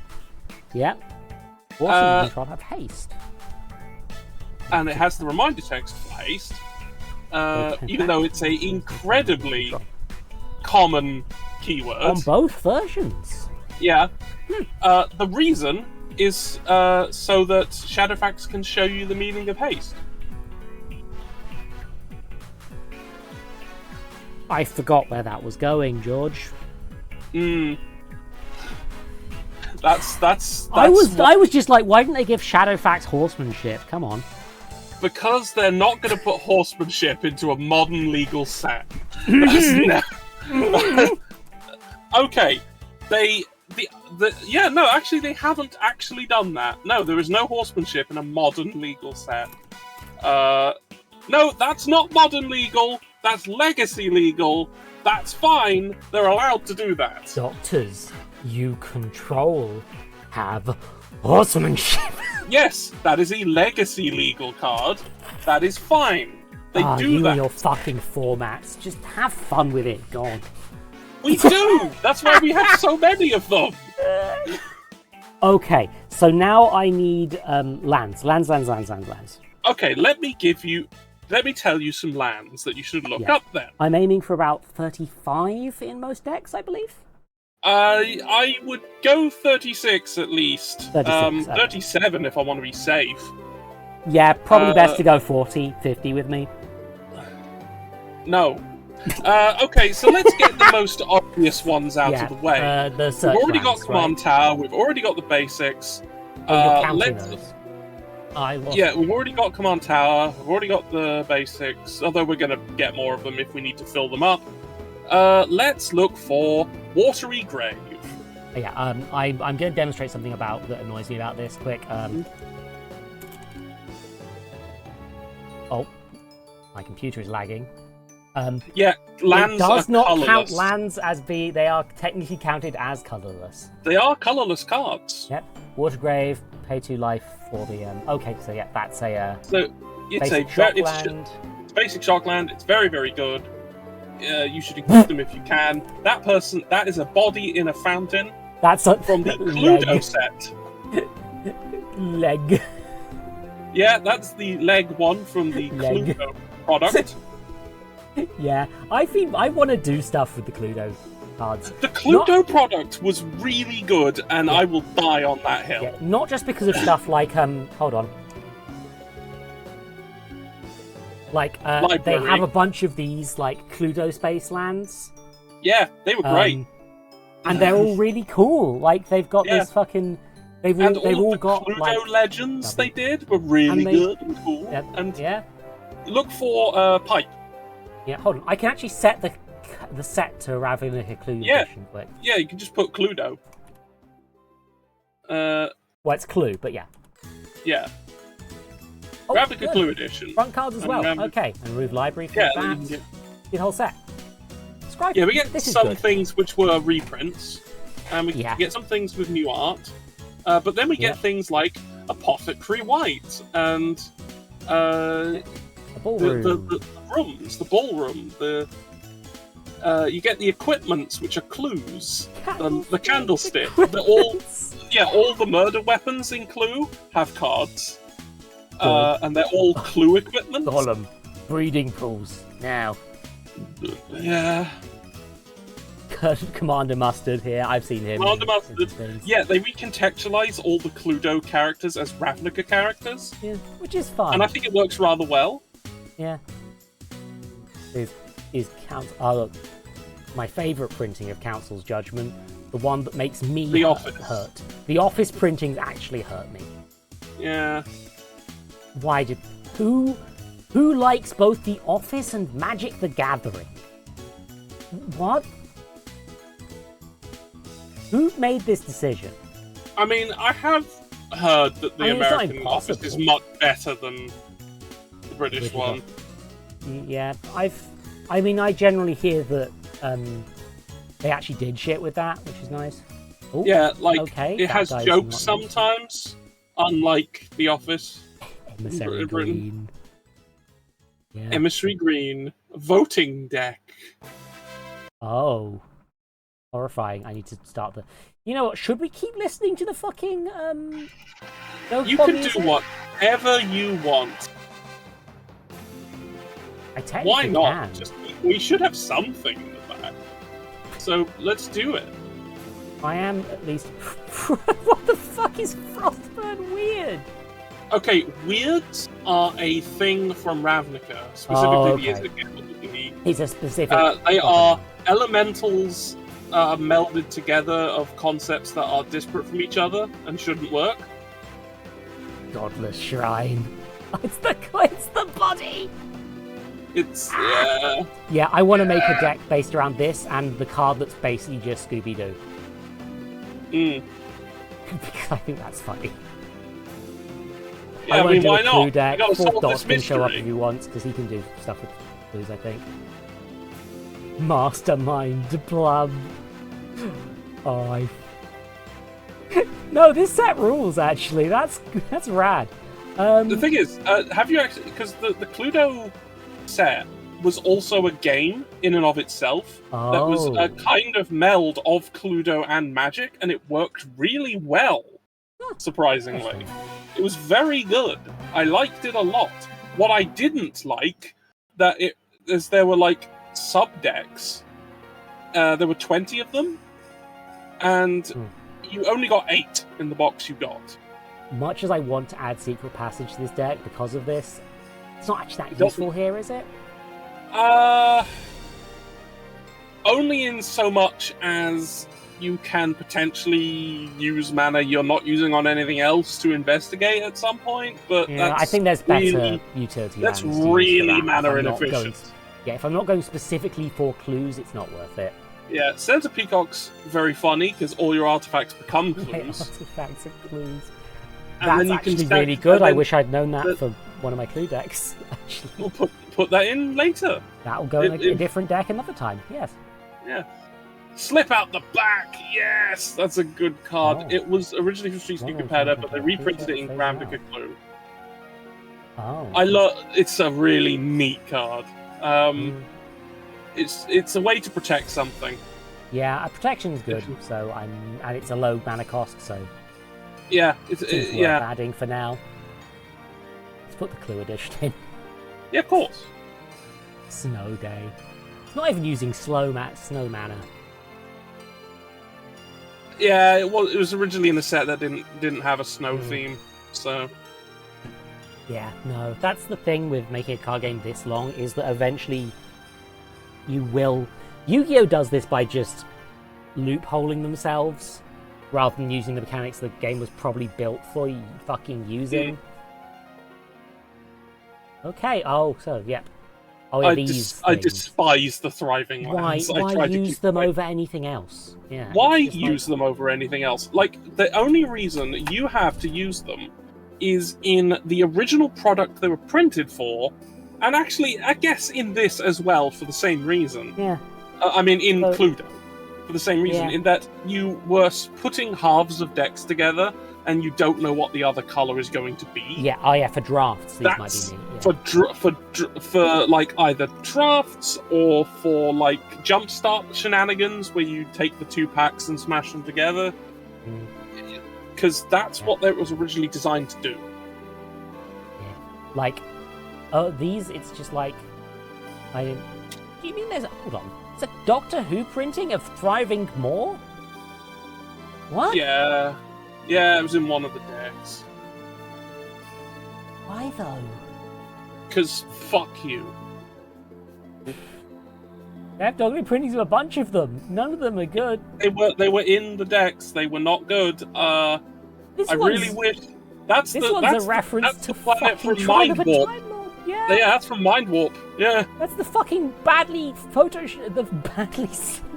recolored Mind Warp beach.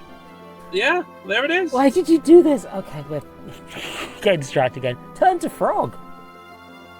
Become frog. Ribbit. Should I make things frogs? That's like... It's not it's great end of unless turn. you have a way... Yeah. No, it's till end of turn. Yeah, no, There's ways of doing that on a more permanent basis that aren't that. Yes, touch could be useful, but that's a white. It's white, can't use it. Yeah, here's the leg. There's the leg, Watery Grave. You can't use that, white.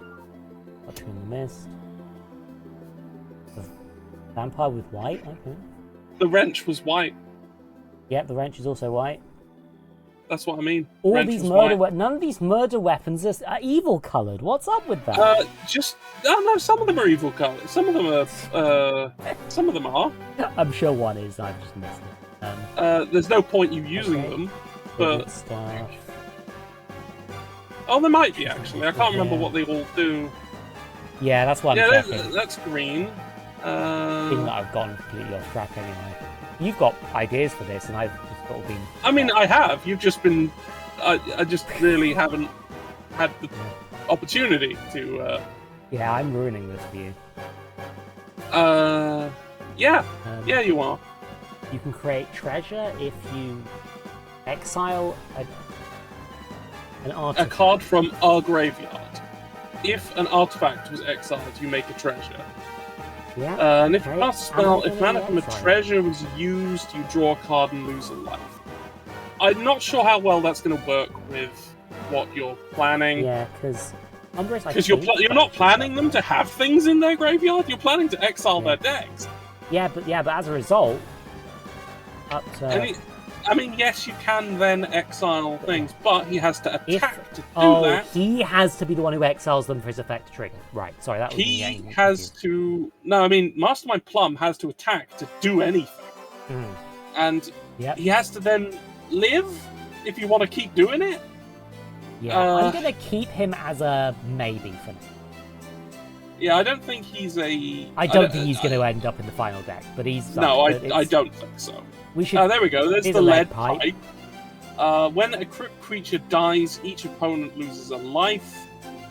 There's better equipment. I could put on Shadow the Hedgehog's shoes rather than a lead pipe.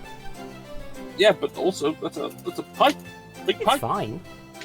I think there's a blue equipment as well somewhere.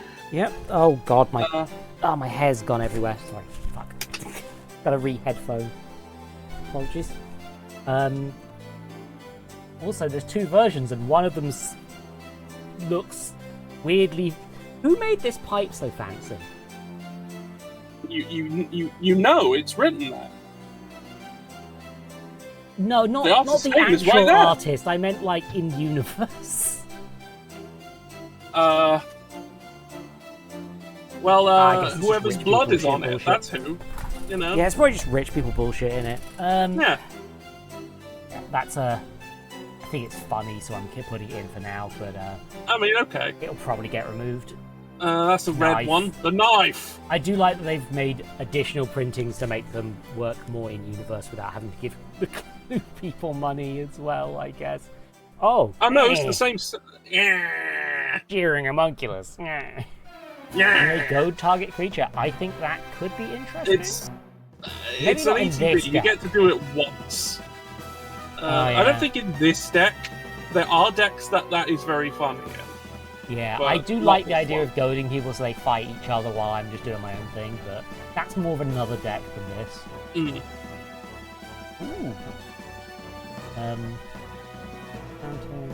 Paul. I just love Godless Shrine as just a chair, a corpse. Yeah, next to the mark, the outline of the corpse. Yep.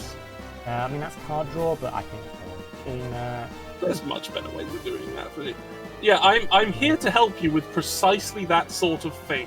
Yep. That's why I'm here. Deadly Dispute isn't a bad choice. But there's other printings, like the Shadow the Hedgehog. I am noticing that there is a copy of Shadow the Hedgehog is there, yes. Let's go into annoyingly, it's a bit fiddly with letting me choose printings in time in the thing, but yeah. There we go. Change printings to. There's the Black Cat one. The Black Cat one. That's some Frank Frazetta art. That's a Frank Frazetta art one. There's Deadpool. Costly Plunder changed to Deadly Dispute. Thanks, Deadpool. Yeah, thanks, Deadpool. I like that his shinies have additional art on them as well. That's kind of fun. Yeah, and Final Fantasy printings. Final Fantasy printing. Old Border printing. No, Shadow the Hedgehog's the funniest one here. It's the thing. Yeah, get rid of the other one. There we go. And additional cost of the spell, sacrifice an item for a creature, and it's draw and create a treasure token, which is actually good in the Shadow deck. It's really, really good. It's really good. Yeah. Also, it's really good in Shadow because giving it split second is very funny. Yeah, and he's also got like treasure. His deck's around treasure. Well, there's a reason they made a Shadow printing because it fits. Colonel Mustard gets 2 colors. I love Commander Mustard. That's I guess because yellow doesn't exist. Red and white. What does that make? Pink. Yes. Why did they? Candlestick. 1/1, which attracts Surveil. That. There's some potential use there, right? Surveilling is quite a powerful effect. Yeah, especially as I've got other stuff doing surveil for my drawers as well. I think that is. And if you don't, and as said, if you don't need it at any point, you can sacrifice it and have a card. I'm not so good at being mercenary with my own cards as resources. Much as that sounds silly coming from a Yu-Gi-Oh player, it's like it really does. You sacrifice shit all the time. Yeah, but it's like it doesn't feel like those cards are only there to be sacrificed. They don't have any other use for the most part. Oh, look, a fig. Yeah, it unfortunately pushes them off a bridge. Die. Is it insects? After insurance? Okay. That's a thought for Commander. Because this is white-black. Yeah. I could it is white and play black. It, right? No, because it is white and black. Yeah, no, that's my... It is both of them. Yeah, but technically you only have to pay one of the white them. On the back. It's both of them. This is the ruling I'm checking, right? Yes, it's both of them. Yep. Anyway. There are debates about that, but the rule as it stands is that they are both. Yeah, and I think that's fair. It's just I want to be sure about. Is there a card that removes pipes? I think there would be too specific removal, which is a problem Yu-Gi-Oh had in the early days. A card that removes pipes. No, there is nothing that specifically removes pipes because there's nothing that specifically dictates whether something is a pipe or not. Anyway, I'll put this on screen while you start talking. Okay, I'm going to say cards that you should look up to help you. Yeah.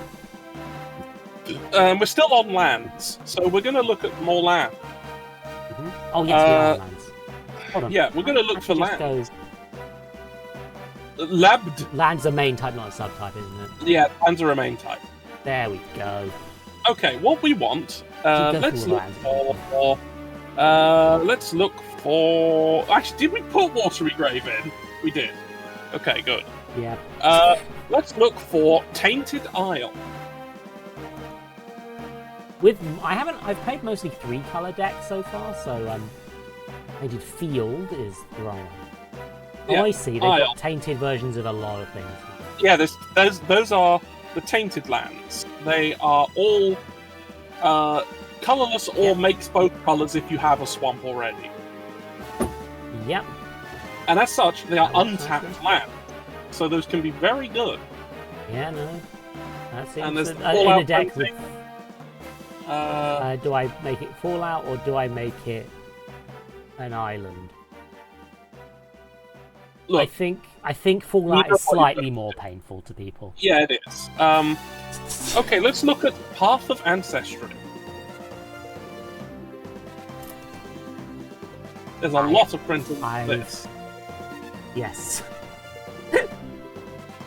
This is one that I've used a lot. That cares about creature types.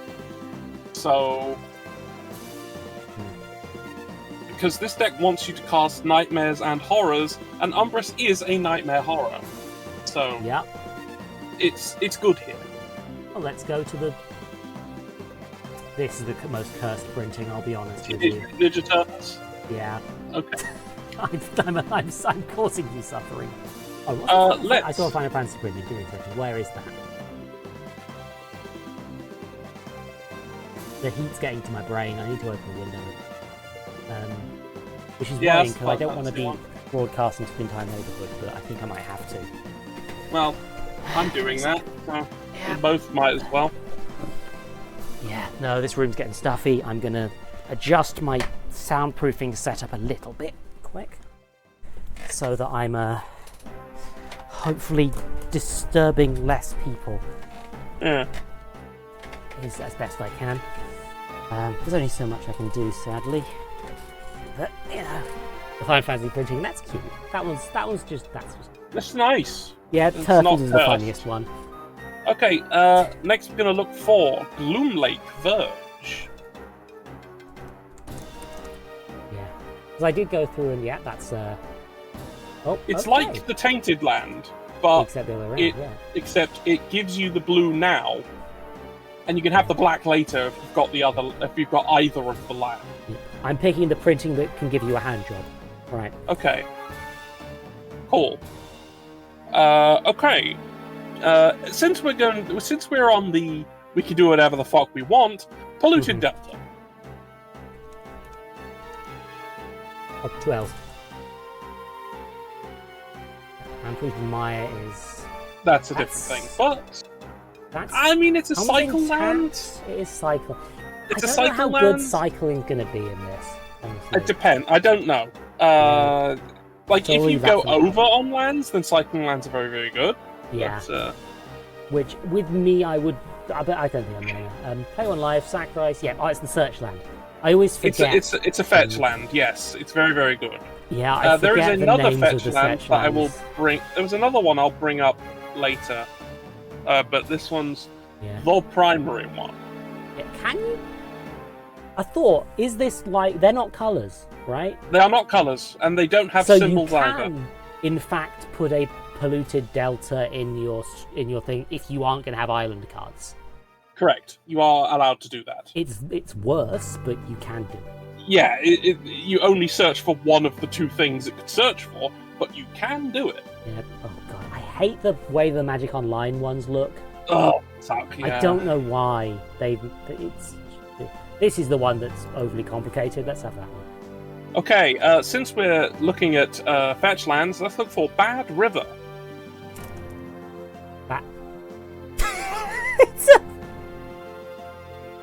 Yeah, it's just called Bad River. It's just called Bad River. That's such a stupid. Like I won't. Obviously, I would rather not use the one that enters taps and then needs to be sacrificed next turn. But like, it's something. I mean, you know? it is one of the slow fetches. Yeah, the slow fetches I've generally avoided because I've had. Then you can freely avoid it if you like, because I like them, but that's because I am poor and I play them in real life because they're affordable. Yeah, affordability is a factor in real life, but not really so much here. So you can feel free to not use it if you like. The thing is, I'm gonna be in a 3-color deck. I wouldn't. In this, I might. So I'm going to keep it. Okay, let's look for something that it can find under city sewers. Oh, is Undercity Sewers is one that's actually an island swamp, isn't it? Yeah, it is. Yeah. So it can be found with Bad River, if you want. Has Surveil 1, which is nice. Yeah, when it enters, you Surveil 1. That's horrible. That's horrible! Oh, fucking hell. Yeah, that's horrible to me as well. Yeah, that's awful. These you just put somebody else's art on the card ones are the ones I hate the most. Like they're almost too. They look like bootlegs. Okay, do you mind fetchable cards that enter tapped? I think that'll be fine. Contaminated Aquifer, then. I mean, at this point, we're considering everything. Contaminated land. Oh, that's a 3-color. Can't use that. 3-color. Cycling. Yeah, cycling. 3-color. Can't use it. Okay, yeah. This can. This certainly There's the works. Final Fantasy printing, and then there's 2 normal. Annoyingly, Final Fantasy looks fine here, but like, it's the more cursed option. Let's be fair. Yeah. Obviously, I wouldn't use these if not for the fact that I just need more land right now. Right? Yeah. Well, how many have we got? 17 right now. Not including your mana rocks and such. I'll just have a quick search for other things with both types that we could use. Opinions on the mana rocks, specifically the one, the talisman of whichever. Oh, I think the talismans are perfectly fine to have at all times. Talisman, Tali,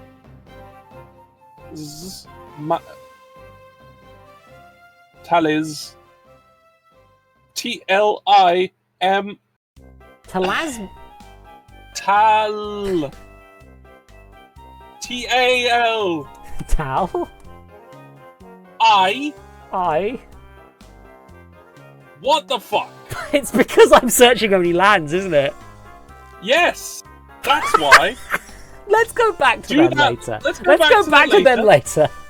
Let's think about abandoned lands. campgrounds. Now, instead. if we're going to talk about things that will make people go slightly odd tilt for no reason whatsoever, Ice Tunnel. Oh, good. Okay, blue or black enters tapped. It's a snowland. Okay. Yes, which will make no difference to you, but it will make people think you might be doing something with snow, even if you're not. Yeah, you know, there's a. If I've got any legendaries that need searching, what is it? Search for Glory. I had this in one of the Doctor Who decks. Oh, that's not a land. Set to land still. Yeah, but that one searches a snow or a legend for some reason, so you can just play it in any deck if you want to search legends, which I do. Okay, now here's the last one of the dual typers that I'm going to make us look for. Fetid Pool. Fetid. Oh, it's pools. There's two of them. And that's a cycling one. And that's a Doctor Who one.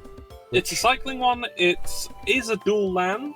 What episode's Cobb from? I'm having mine's going blank. Whoever holds the source controls the destiny of the planet. I think that's the Doctor's daughter. Yeah, no, they made a surprisingly large amount of Doctor's daughter cards. Like, I expected Jenny, but I didn't expect more than Jenny, I'll be honest. Oh my god, what is that? Jesus Christ. Added? That's horrible. Right, horrible. I have that one. God, I love... You know what? Hold on a second. Yeah. Oh, it's only classified as a secret lair drop. So it's a secret lair one. It's going to be a nightmare to find those.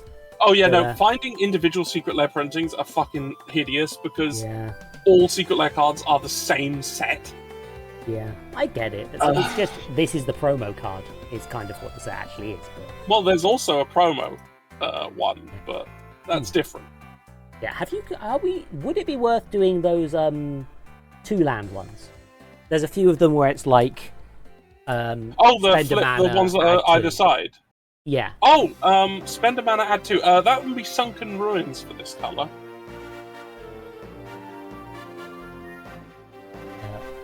Sunken Hollow. Oh no, it's Sunken Hollow actually. That's a different land, but also relevant. That's also relevant though. Yeah. And it's referencing a good episode of Doctor Who, I think, if I remember correctly. Oh, Under the Lake? Yeah, that one. That was a pretty fun one. Yeah. The Fisher King's design alone really does do a lot for that one.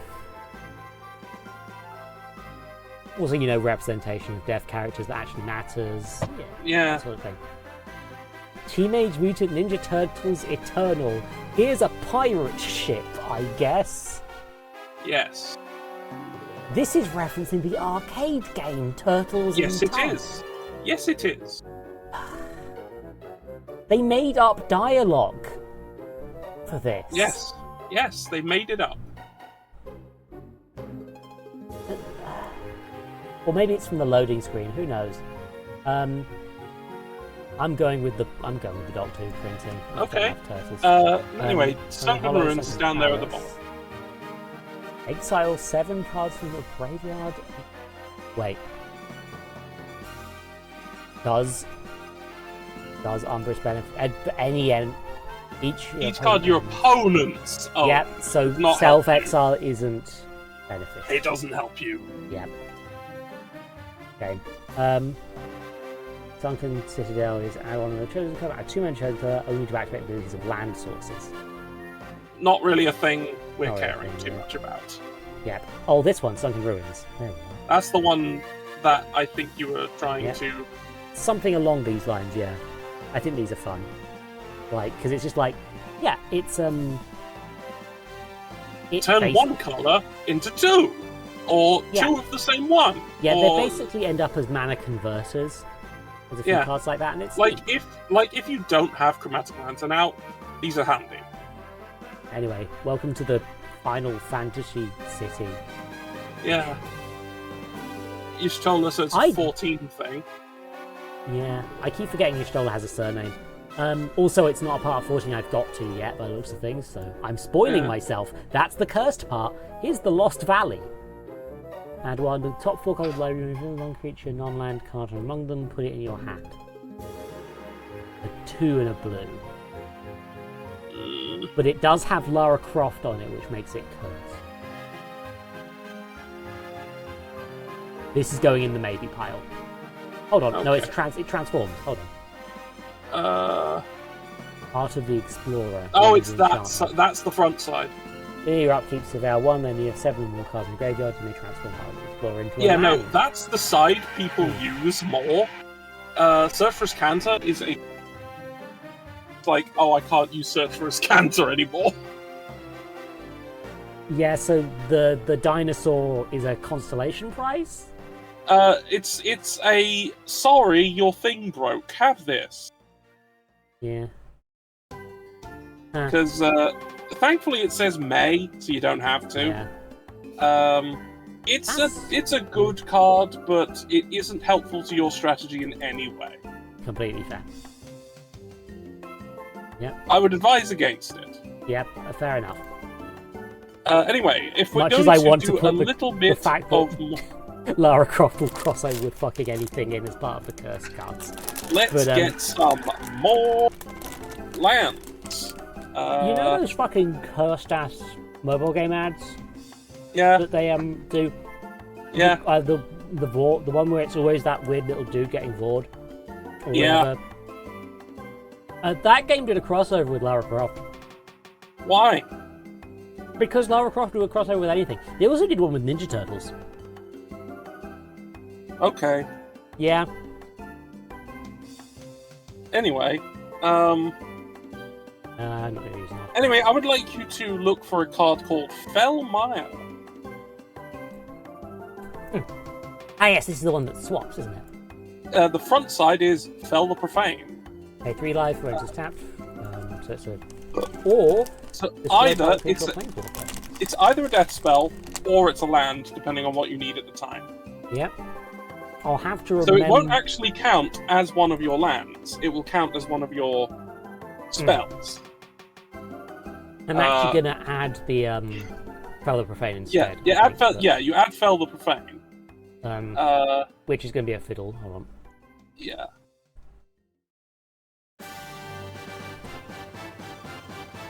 Yeah, no, I'm going to have to that's a bit weird how... Well, we'll have it and we'll remember to swap it over. Or I'll remember to bring it up. We'll remember to add Fell the Profane later. Right, or we'll add it temporarily to include what land? I'll keep it... No, it shouldn't be part of our land count. It should not be part of our land count. We shouldn't care. We shouldn't have it in that way. Okay, let me think about other things we want. Let's look for Fabled Passage. Oh, yeah. Passages are generally good, aren't they? Fabled Passage. Yep. Any basic land. You get a basic, and it enters untapped if you have 4 or more lands. So it's actually... I forgot about the second effect when I was reading. I should have added this, but... Yeah, it's really, really good. Because you remember Terramorphic Expanse and the like. Oh god, that's horrible. Oh, it sucks. That's the one. Bad. That's the one. It's really shit. Like the Turtles one's kind of at least... That's actually a more interesting... God, it sucks so bad. Here's my pain. Yeah. Okay, let's go look. I'm going to start looking for utility lands, things that give us effects that we might want. Yeah, I put way too many utility lands in the last deck I built, so I appreciate. Okay, we're playing black, so one of them should be Bazooka Bog. Especially considering the type of deck we're playing. It's Bazooka. Yeah, there it is. Bazooka Bog. I know I won't spell it. That's the Lord of the Rings one. Lord of the Rings. Yep, so printing enters tapped when it enters exile or cast from the target players. Oh god, yeah, of course. We want. Oh, there's a white border one. There's a white border one. Oh. Oh, that hurts my eyeballs a little bit. Yes! Yes! Why? Because, fuck you. That's why. That's actually why. Because, it was in Mystery Booster 2. They made a bunch of, whiteboarded versions of cards because they know it puts people on tilt. Really? Yeah, so they did it on purpose. What?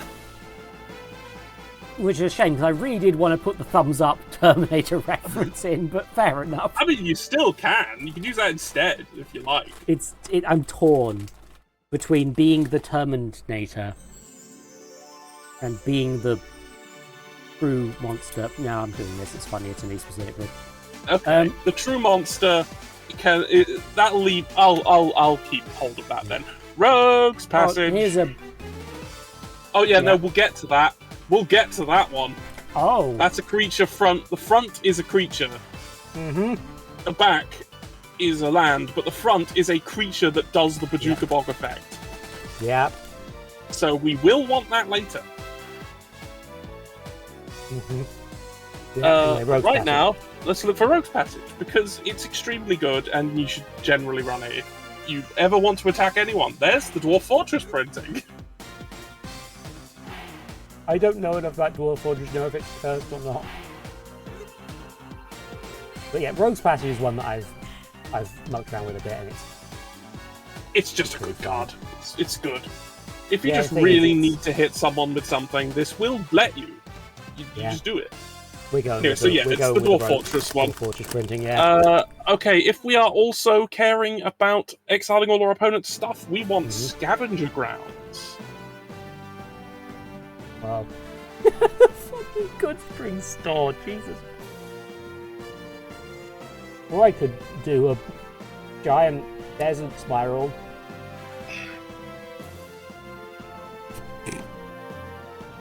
I feel like some people will consider these space ones a bit cursed because they kind of go... I like them. I like especially them that as well, one. Yeah. That one I like a lot. Yeah. I don't like the unreadability of the text, but otherwise I do like it. Yeah. It is really just that I can't read the names that as easily with them like that. But are we having good springs or a big skeleton or a big spiral or? I think it is a skeleton. I've never played a Final Fantasy big game. Spine. It's 14. Is it 14? Oh, for fuck's sake! Another bit of 14 I haven't got to. I think Good Springs is more cursed somehow. Okay, Good Springs. I'm not sure why. Next, Shizo, Death's Storehouse. Okay, begins with an S. I'm gonna write down Death. There we go. There we go. Shizo. I thought you said Shizo. I did not. Shizo. There's only normal printings, but it's another way to get through if you really need to get through. Most readable, basically. Yeah, it's a mechanic they don't use anymore. Fair enough. It's Rogue's Passage again. It's your commander can effectively get unblocked except by artifacts, creatures, or black creatures, which is very, very good. Let's look at other things. Since this is another deck that actually wants your commander to hit people very hard in the face, Witch's Clinic. A witch. Yeah. A witch. Witch's Clinic, not Witch's. Commander Games Life Link? Okay, that's it's a bit niche, I guess, but you know it works. It's for this, really. This is what we want it for. Witch's Cottage. You put creature card from graveyard on top of your library. Is that going to be useful? It could be. Yeah, it probably is now. It could be useful. Did you put Clinic in? I put Cottage in as well, but yeah. Okay, since we're caring about our swamps, Urborg. Oh, sorry, this witch is cute. Sorry. Yeah. Good for her. Witch Enchanter's a very good card anyway. Yeah. Lovely. You are BORG. So we have Urborg Tomb of Yawgmoth. A legendary land. Ooh. Oh, that's quite a good one. Yes. It means you always have black mana available all the time. And so do your opponent. But that can be very bad for them. Oh, Swamp Walk. Yeah. You make it so you can just attack and not care. You know, I think the Lord of the Rings printing, despite being very nice, is actually quite the cursedest. Now, because we're playing Urborg, we want to look for Cabal Kofu. Now, are we playing? There's an Urborg that's just Urborg as well, actually. I mean, it's also not bad. I think it's strike ability playable. or Swamp Walk ability by creature at end of turn. Or it just taps for black. Yeah. Which is fine, actually. There's nothing wrong with it. Being that we've got enough land to search already, this might be worth adding. We could run it. I mean, just running the basic one is weird enough, but there's a Lord of the Rings printing. Why? I mean, it's more comprehensible. It's easier to read. Yeah. The thing is, with this one, I can barely read that shit. So let's pop it in, and maybe we'll have that instead of a swamp if the numbers work out. Okay, now, we want to look for Cabal Coffers. Oh, God. This is one of those ones, but... Oh... No, I was thinking of a different one, but, oh, God.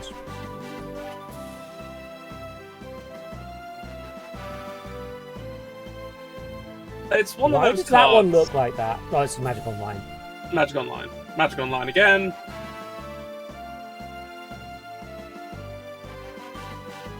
Yeah, this card's fucking horrible.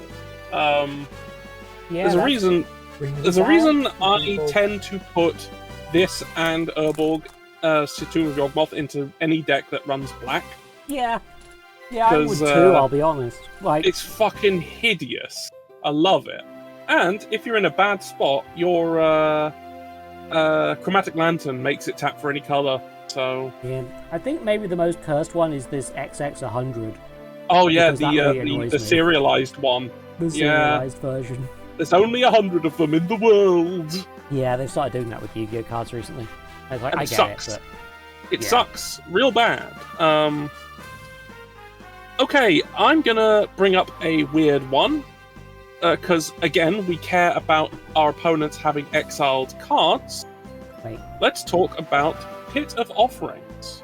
Oh, Cabal Stronghold, is that worth anything, actually? No, you don't have enough basic swamps to make that yeah, worth it has using. to be basics. Yeah, fair. Yeah, if you're playing a mono-black deck, yes, you can absolutely make use of that. I'm slightly worried about how many Cabal cards there are. Maybe I should tell my wife about them. Okay. My fiance has recently been getting into Magic as well.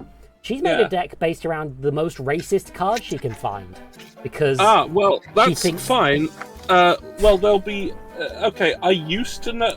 there was a card which we could definitely say was the most racist card, but they banned a load of really, really racist cards a while back. I'm sure. It was mostly because she's Jewish, it was Jewish jokes. Which is why the Cabal thing, where the word Cabal comes from... Yeah. Sort of made my brain go. There is a faction on Dominaria called the Cabal, and they're really not nice. Yeah, I'm assuming that that's probably not intentional.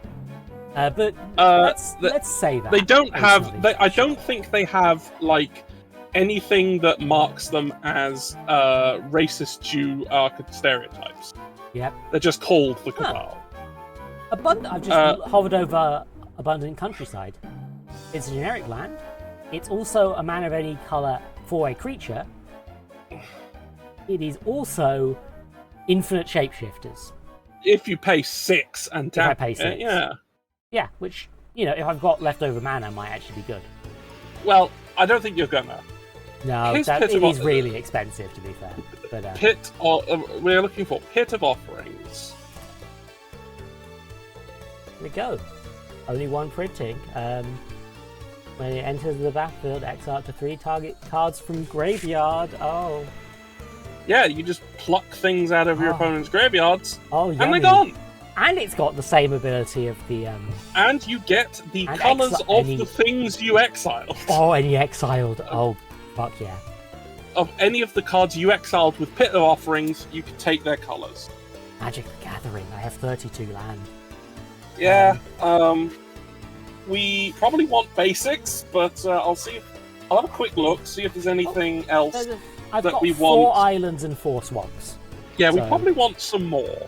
But I'm I gonna would have take played like colorless utility lands instead. Maybe I would play so many utility lands, but you know.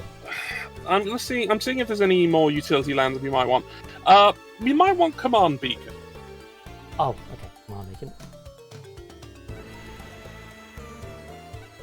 Which has a. We've got Command Tower. We don't have Command Bridge, which is definitely getting a Star Trek printing. Let's be honest. Oh, absolutely, definitely. Sacrifice energy cap uncontrol. Control. It's probably the best version of that type of card that we've had printed. Should we add it then, or is it? No, like... it's still not worth us using it. I think. Yeah, probably. Anyway, Command Beacon. Yep. Oh yeah, that shit. Oh. I forgot. I forget that cards actually interact with the commander mechanic. Yeah, there are ones that care. It feels like they shouldn't. Because it feels like... no, absolutely. I think that was a design mistake, but they did it, and we're in the world with it. So yeah. Anyway, I can do mushy alien shooting. Yeah. Electrocuted Vault Boy. Or Electrocuted Vault. The Eye of Sauron. There's another one. Down. Or Balam Garden, which is just a screenshot from Final Fantasy 8.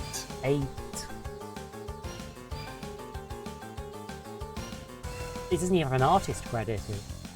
Yeah, just his Square Enix. Credit is Final Fantasy 14.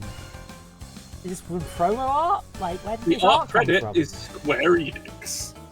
You know what? That's probably cursed just because it's of the art credit, if nothing else. Yeah.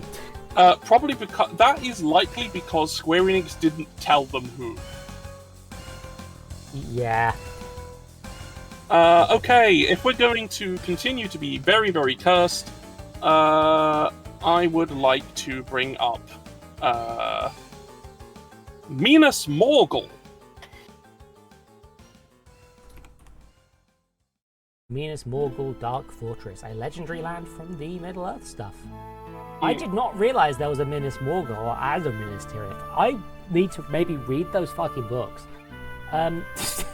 I tried, but I started with the third one, and the transition from the movies was. Why did you do that? Because I wanted to know what happened in the last movie. Well, then wait for the movie! I was a 10-year-old. Come on, I wasn't smart. Anyway, shadow counters. As long as that creature has a shadow counter, it's a wraith. Oh, I can wraithify people. So that. Oh, hold on. Yeah, the thing is, it's a shadow counter, so it also gives the ability shadow. Creature with a shadow can block or be blocked by only creatures with shadow. Oh. Because it gives it an ability counter, and then, in addition to giving an ability counter, it says, while it has this counter on it, it's a wraith. But that's kind of irrelevant to your purposes. Yeah, that's... fucking hell. It gives shadow. Still very good. It's Rogue's Passage, but better.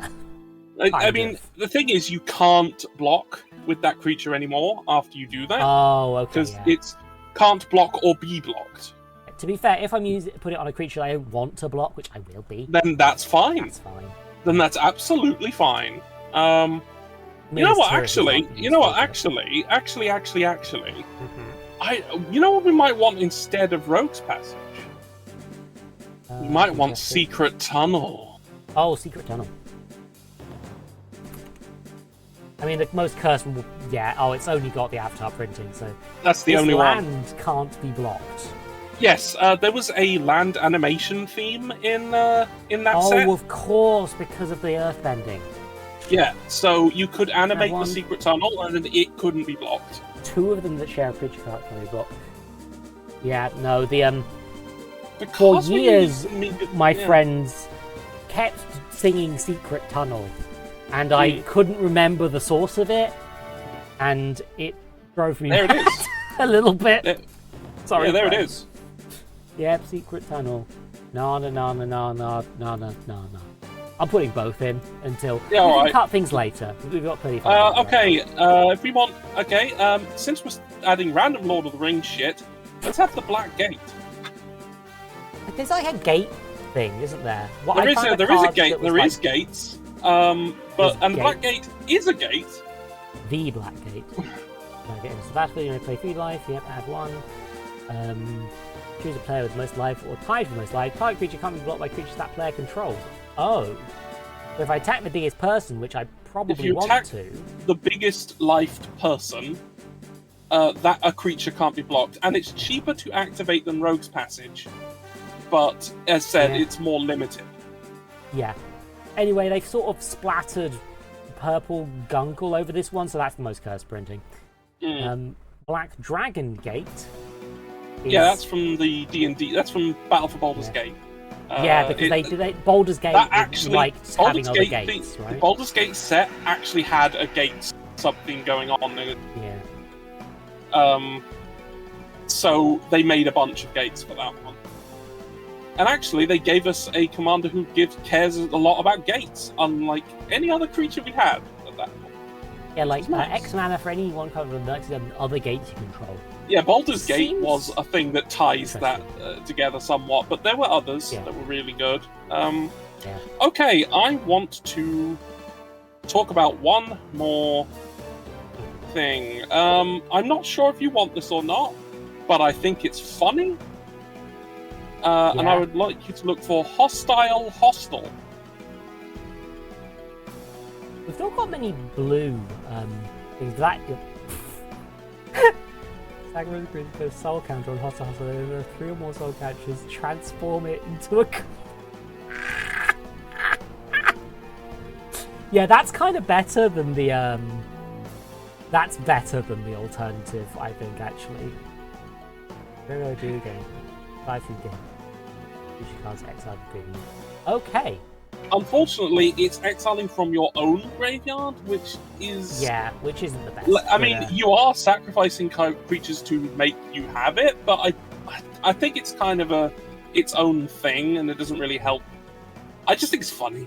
Anyway, I'm using black and white printing because, that is funny. And I love funny card. I actually think the Innistrad double feature black and white printings are kind of rad. I have mixed feelings. Some of them work really, really well. Some of them are hard to read, but I love the idea of the black and white movie thing. The thing is, I loved the idea in theory, but I'm going to tell you my issues with double feature. One, they advertised it as a sort of curated draft experience of the 2 Innistrad sets at the time. It was just the 2 sets smashed together. I see. Including cards that they shared as sets. Separate cards. So you were twice as likely to get certain cards because they were in the set twice because they just smashed the 2 sets together. 2, absolutely none of the art was designed to be black and white. Yep. Because it was all just the art from the normal sets just put in grayscale. Yeah. So some of them, the ones that cared about lighting and shadows in the art, still worked in black and white. Yeah, like Hostile Hostel right there. That works. That's fine. And it's a black, so it's it's closely related to black, if anything. So also, you ended up with a bunch of lands that nobody could tell what they were by looking at them, because they were all just black and white. Yep. You couldn't tell what they were at all. In the set that people were trying to draft, meaning they wouldn't be familiar with the cards. Correct. And that sucked. Oh, they're... Hasbro. And it costs more.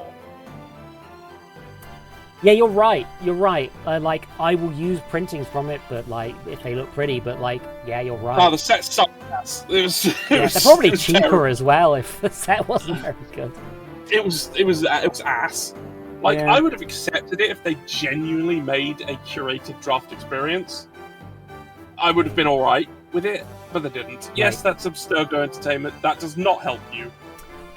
Then exile all graveyards. Oh no, that does help you. That does actually help you. So yeah, this will exile all graveyards for a cost of 3 but you mana, just and me having to have historic in my graveyard. Yeah, you actually have to have a historic. No, up to 1. You don't. You don't need to. Up to 1. Oh! You don't need to. You can exile the land to exile all graveyards. Oh fuck yeah! No, I'm adding fucking Abstergo. Yeah, put Abstergo in. Okay, I think we've got enough. I think we've got enough. Which is the one we were considering removing? It was. There were a few of them that I was considering, but I think we're probably good with what we've got. Okay, let's look at what we have. Is there anything? I think there was one we were kind of like, That is funny. Bog is there. Kabul. Yeah. Actually, no. I mean, the problem is we're probably a bit unbalanced on. Yeah, we've not got much blue. We probably want more basics than we have, but we have the right. We have only like 1 land above where I think we'd need to be. I mean, we can live with 38. 38 is very playable. And the thing is, I can cut base. I think I'm safe enough to cut basics, right? It would have to be a swamp if you're gonna. Yeah, I could cut a swamp. We're heavier on black on our alternate lands. You know what? This one's cursed, but it's not. Actually, no. The thing is, like, this swamp's just kind of cute. Yeah, all right, get rid of it. It's sadly, the horses are not cursed anymore. Enough. We've got worse. They're not cursed enough. Yeah. All right, but we've got it. Okay. We have those. Okay, we're gonna do mana rocks now because I don't want to get. Why did I add Ungol? Because shut up. It's as good as a swamp, and it's more. It's good as a swamp, yeah, but so much. It's fine. Better. There's no reason not to. It's fine. Yeah, I like Legendary Land as a concept. I do like Legendary Lands. The fact is, funny note. Shortly before the release of do we have 3 or more other swamps? We absolutely do. It's just whether it's going to happen is something else. It's probably not going to happen, is it? All right, then ship it. Snip we can it add a different lands. We can add something else instead if we want. Let me go back to. We're going for 37 rather than 36. I mean, I'd rather go for 37. Okay, I'll trust you on this because I've had land. I'd rather do that. And seriously, a single difference does make the difference. Yeah. While I would be tempted to say just let's have another island, I'm seeing if I can find a utility that makes blue. Okay, I've got one. I've just found Archway of Innovation. That is. Best way to pass time is improvise. You need artifacts to make use of that. No, okay, I've got one for you. I've got one. And I'm gonna have to spell it.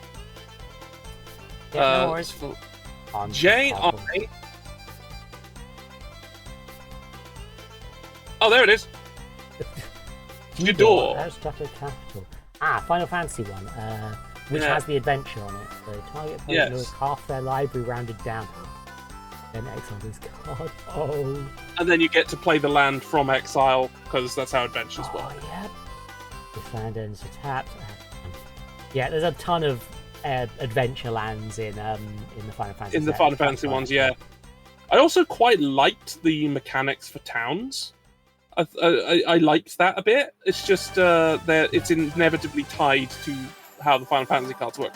But I think it's flavor agnostic enough for them to bring it back in the future. Yeah. So we may well see more. Anyway, that's land. I have also just realised the thing, which is that a card that I had a card with one of the Doc 2 cards has Adventure on it, the Twice One Time card. Yeah. I've been trying. I've never managed to play that card. I've been playing it wrong the entire time. Which one?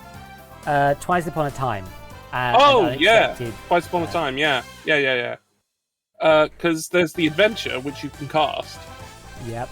And then it goes in exile, and you can cast it from there, the other side from there. Yeah, which explains why. It explains a lot about how that adventure is actually supposed to work, because its effect only works if you've got 2 doctors. Yeah. on the field. And the adventure effect is searching a doctor. Yeah, that's how Except it works. That's what it does. This whole fucking time was convinced you could pick one of those effects and not the other. Or you had to play both. Untrue. I was thinking of them Get to do both. Yeah. Yeah, what the keyword you're describing there is fuse. Yeah, I was thinking of a completely different mechanic. I feel very dumb now. Fuse is there is a card I'm learning. I'm going to give you a good example of a card making use of fuse that does exactly what you the sorts of things you like. So please look for Gallifrey Falls. Oh yes. Gallifrey Falls and no more, yeah. Yeah, so this is a fuse I'm not card. playing red much, but And this matters for how it works. you may cast both halves. Okay, so you may cast one or both halves of the card from your hand, and cards always go in order of top to bottom and left to right. Yeah.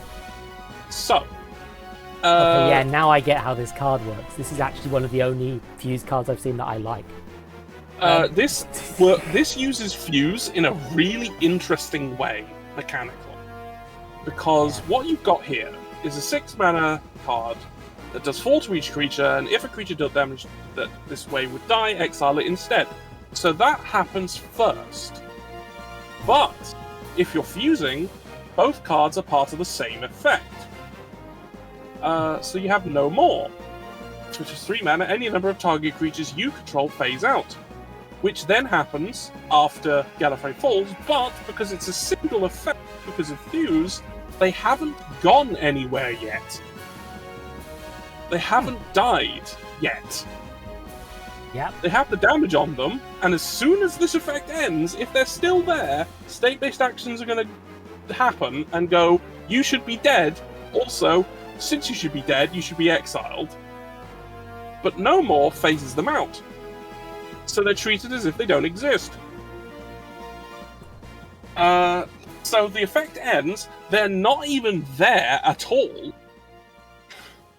So they don't die. This is a reference to a Doctor Who episode. Yes, it's a really well done mechanical reference to a Doctor Who episode. The Doctor Who cards are real good for this sort of shit. It's great. Yeah, they used magic mechanics really, really well with this card. I absolutely fucking love it. And if we're going to talk about, side note, cyber conversion. Yeah, cyber conversions. Look at cyber conversion. I fucking love it.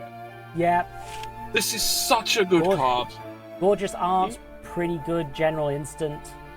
It does exactly what it should do. Its art is brilliant for what it is. It's the right card. It's mechanically brilliantly well done. And it perfectly replicates flavorfully what it is trying to portray. Speaking of which, that's useful utility. Hi Zitsky.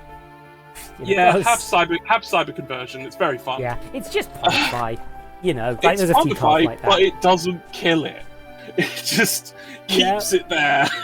But it doesn't converted. do anything anymore. Yeah. Okay, we're going. Very useful. We're going for mana rocks because we are going to sort out our mana rocks before we start filling in the deck. Otherwise, we're going to fill it with too many things and not have any mana rocks. So let's have Talisman of Dominance. I'd rather add too many things and then have to remove them, but yeah. Talisman? Talisman. Talis is I-S. Man, not men. Of We're learning today that I can't fucking spell. Anyway, there's Talisman of Dominance. It's an Ood sphere. There's the Ood one. But I'm sure there's other printings. Magazine printing for Fallout, some actual talismans. This one. The Warhammer ones. This might be a cursed one. Signed. Oh yeah, signed gold border. Yeah. Yeah. I think the Warhammer. I missed the gold border. Cursed. I missed gold border. That was good. The problem is that that's kind of cool. With it. Oh my god, that's a Final Fantasy printing. Yeah, Final Fantasy 14 again. That's a line I don't reckon from Gaius, which is impressive, because Gaius is dead in my brain. So you must have just forgotten this completely. I must have just forgotten one of Gaius's lines. Such devastation! This was not my intention. You know that bit of dialogue people keep quoting over and over again, George? The one you just quoted? That one, yeah. Yes, I do, because you just quoted that one was Gaius. Okay. Why anyway, tell us about dominance. How glib. Okay, we've added it. We've apparently added it. Hold on. I need to massage my ears quick. Okay.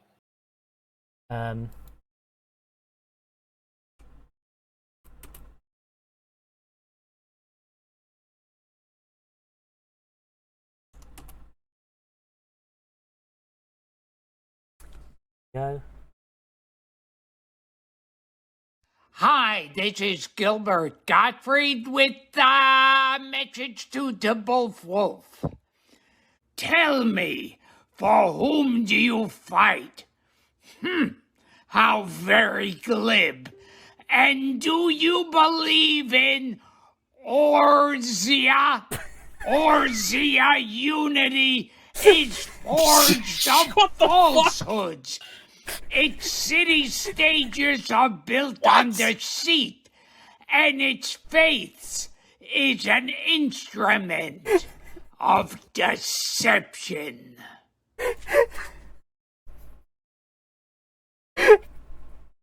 Rip Gilbert Gottfried.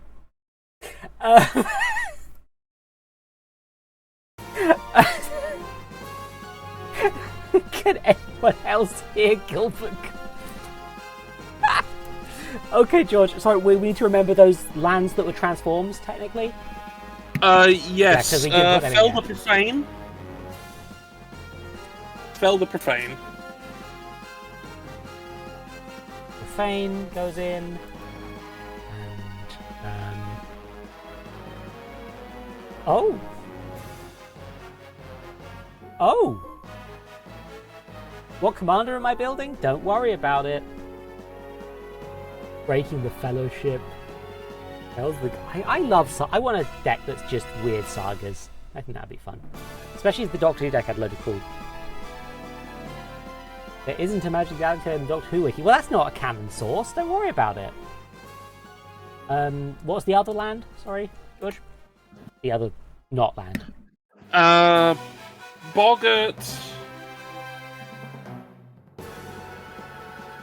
There's Boggart Bog. There's Boggart Bog. What's the other side? Transforms into. Go navigate around the cards. Boggart Trawler. Boggart Trawler. That's what we want. Should be further down. Down there somewhere, yeah. Mr. Trawler. Where are you, there it Mr. is. Trawler? There There's it is. Mr. There it is. Trawler. Easy. Add Mr. Trawler. There's a couple of others that I can. Oh. Did you accidentally add both? No, I didn't. I just noticed exiled Boggart, and I feel sad for him. Yeah, he doesn't even get exiled. He didn't even get exiled. Yeah, that's probably before exiled was a mechanic. I'm trying to remember when exile was done, because for a long time it was just removed from the game. Oh, Anti-Kithkin. Oh, that's definitely an early one. Yeah, because fuck Kithkin, I guess. It's literally just for draft. That's all. Draft only then, yeah. Okay, I think I just checked it up. Exile was first said in Magic 2010. Yeah. Bear in mind that the term banishment was never defined in Yu-Gi-Oh until 2024. Yeah, in this case, exiling had been around as removed from the game from 1993 all the way to 2009. Okay, attacking Goblin Control. Goblin support. I can find a Goblin if a Goblin's useful to me. No. Right, let's look. All right. I'm gonna have a look for more of the flip lands and seeing if they're any use to us.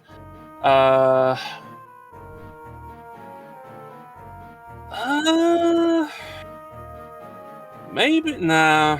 I've never been too big on that one. Okay. You go. Okay, I've got one for you. Sink into stupor. Remember, this is also a blue deck, but yes.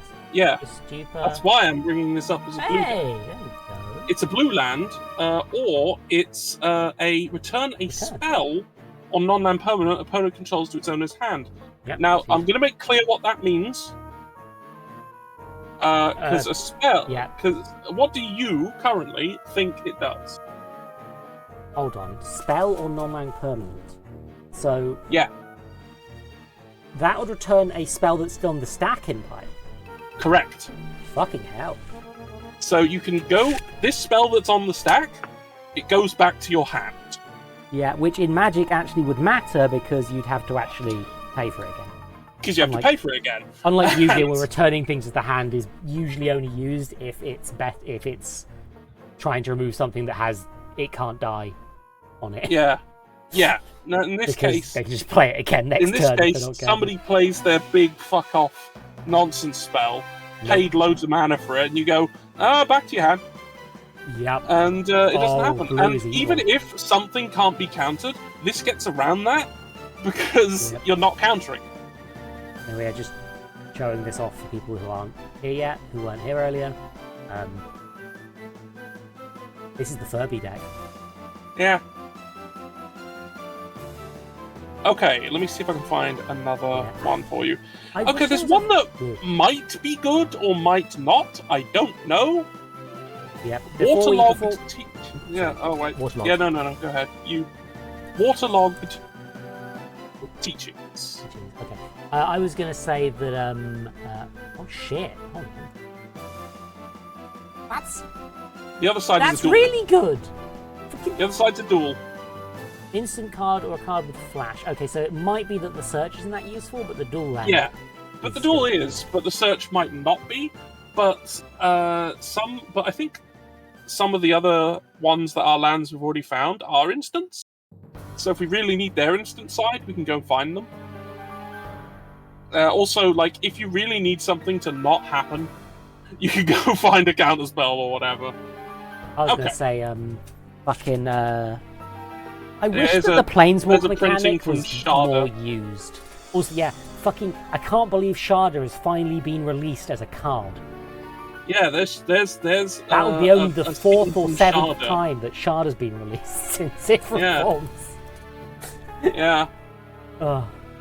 It's so funny that Sharda wasn't released originally, and then it got released in like multiple forms, like a VHS of the incomplete episode, the script, also an audio drama starring Paul McGann instead of Tom Baker. And then they just went and animated the rest of it at some point. So now there's multiple versions of this. Oh, it was animated. Episode. It was animated twice. Oh god, they did it again. No. The they animated the Paul McGann one as well. It was like well, yes, but that was actually happened at the time.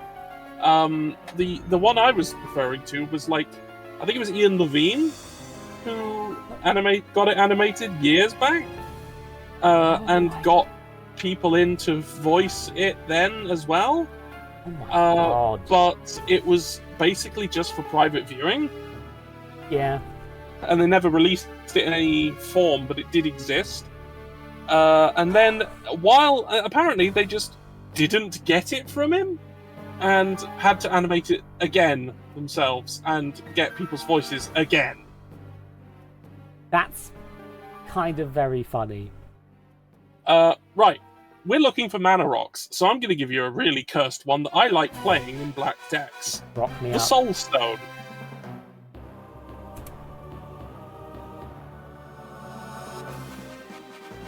Not that one. The Soul Stone. Oh. The Soul Stone. Oh, I see. Now that's the Magic Arena version because they couldn't get the Marvel license for Magic Arena. Although I think they now have, but they still had to redo the entire Spider-Man set as in-universe stuff. and that's what Terminus of Return is. Yeah, which, you know what, if it wasn't, It's for, exactly the the magic, same if it wasn't for card. the Magic Online text, I would pick this version. Yeah. But I honestly think that There's the version that doesn't say what it does. There's there's the version that doesn't say what it does, which I won't be able to work with. Yeah. Which is a shame, because it is the most cursed version. Yeah, it is. Look at the fucking foiling on Spider-Man's stupid fucking face. Yeah. Horrific. Yep. Exile creature control, harness the souls to infinity. Beginning of your upkeep, return card creature card from the graveyard to the battlefield. Oh. I'll explain that. Harnessing means you get the infinity ability, and you can, and it works from then on.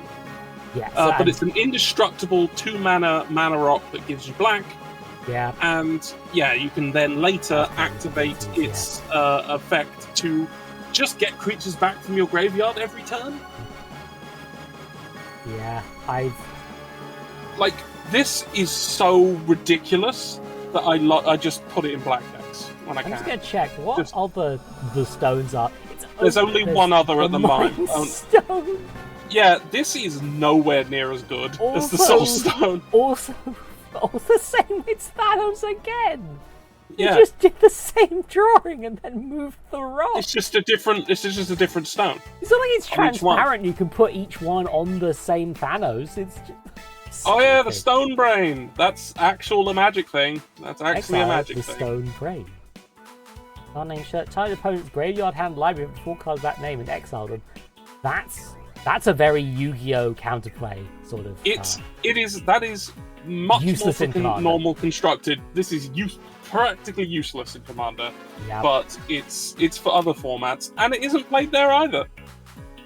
So it just does nothing. Oh, the end but yeah, if you look at the end stone, is quite good. Your end step, your life total becomes half your starting life total. Okay, so your life is draining. Your life becomes, in this case, 20. Okay. Because your starting life total is 40.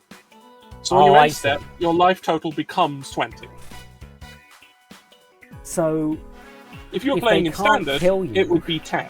If they can't kill you before your next turn, you just go back. And also, I keep drawing all of my cards. Jesus Christ. That's a win condition, basically. Here's the Arcane Stone from J.R.R. Tolkien. It doesn't win the end stone. Yeah, I know, but it's we good, are in the end game now.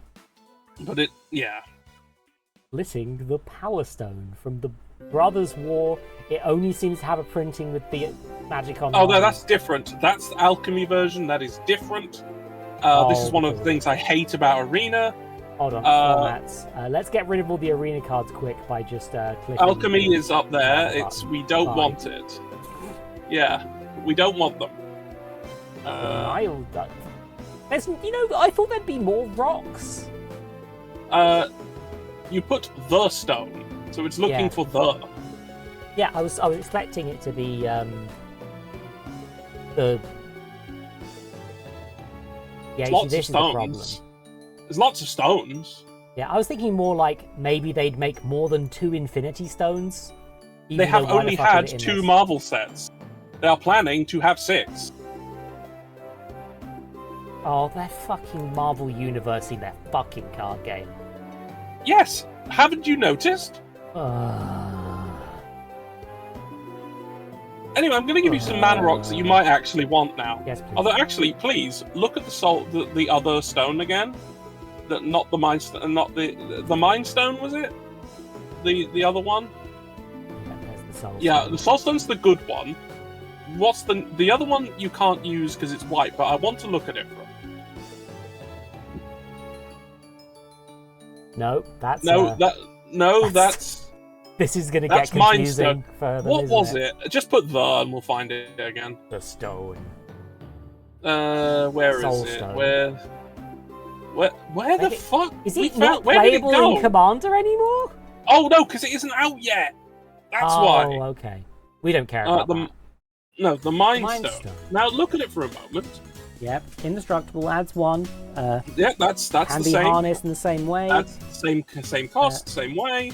Beginning of end step, exile up to one other target non-land permanent you control, then return that card to the battlefield in its owner's control. It's a resummon. Yeah, you get to take a thing and then take it away, and then it immediately comes back. I mean, that Like, is happens useful again. in But niche it's nowhere situations. near as good. Nowhere near as as good the other as one. returning cards from the graveyard. Like, what the Yeah, no, that is superbly would you better. like to raise the dead or resummon? Like, Huh? Mind I Stone presume they're is building towards more a... niche. Is Honest- much more niche. I'm going to be honest, I'm assuming that they've already gotten all of the cards designed. No, Right? no. I would strongly wager that they just designed all of the stones from the start, and they've got some Unlikely. strategy they're intending to build them into. Incredibly unlikely.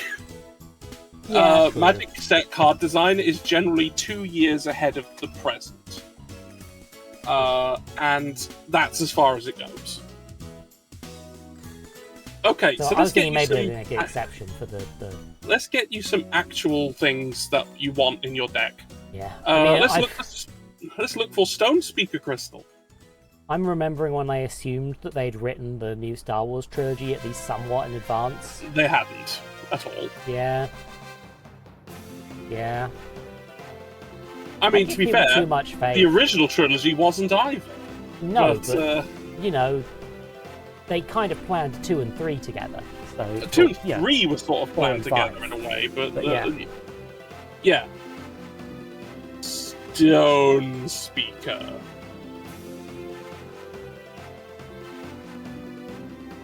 Oh god, there's going to be so many things that speak to stones. Battle for Baldur's Gate. Sacrifice stones. Yeah, that was the crystal. only thing it was Exile from. any number of target players' graveyards. Draw a card. Yeah, that seems quite good. Yeah, like, if you don't ever have to use it for that ability, it still is a mana rock and taps for 2 colorless. Yeah, still pretty good.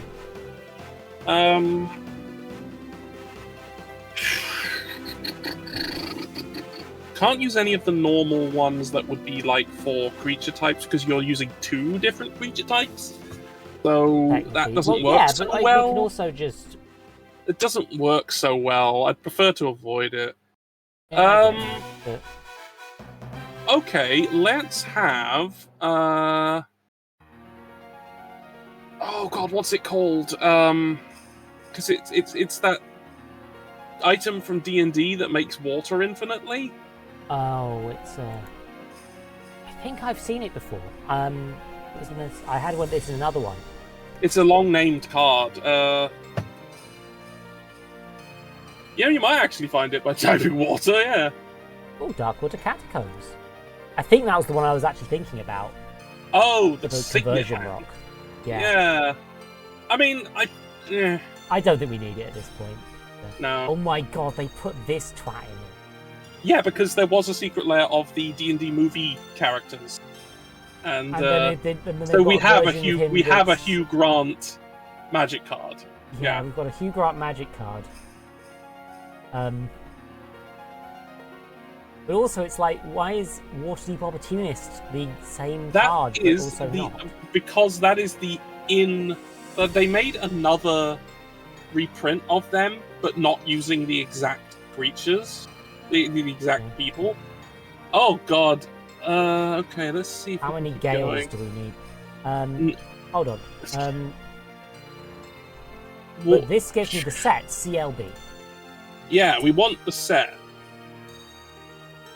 But I didn't realise this was a I didn't realise that the thing was a Baldur's Gate, but I recognised the paper. It's a Baldur's Gate. It was a Baldur's Gate card, and it was an artifact. It's doing it in alphabetical. Oh, Okay. Archivist of Og was a really fucking good card. Ascension of Avernus is really good in like regular decks. Here's Asterion, who's white for some reason. Please don't quote that. Are we gonna? My wife's gonna divorce me, and we're not even married yet. Well, so you're gonna have to get married first. Oh, Blade of Selves. I think that's It is a very funny card. It is very useless if you want to use it on a legendary, unless the legendary has an enter the battlefield ability, which I do use it for sometimes. Ah, interesting. I didn't think of it like that, but yeah, that's a fair point. Here's a... It's Token of Boo. Minsk makes it. Okay. It's great. I fucking love that so much. Daffled. Oh, yeah, there's it. Now he might actually go in the deck. Horrors I control have menace. Hover deals combat damage.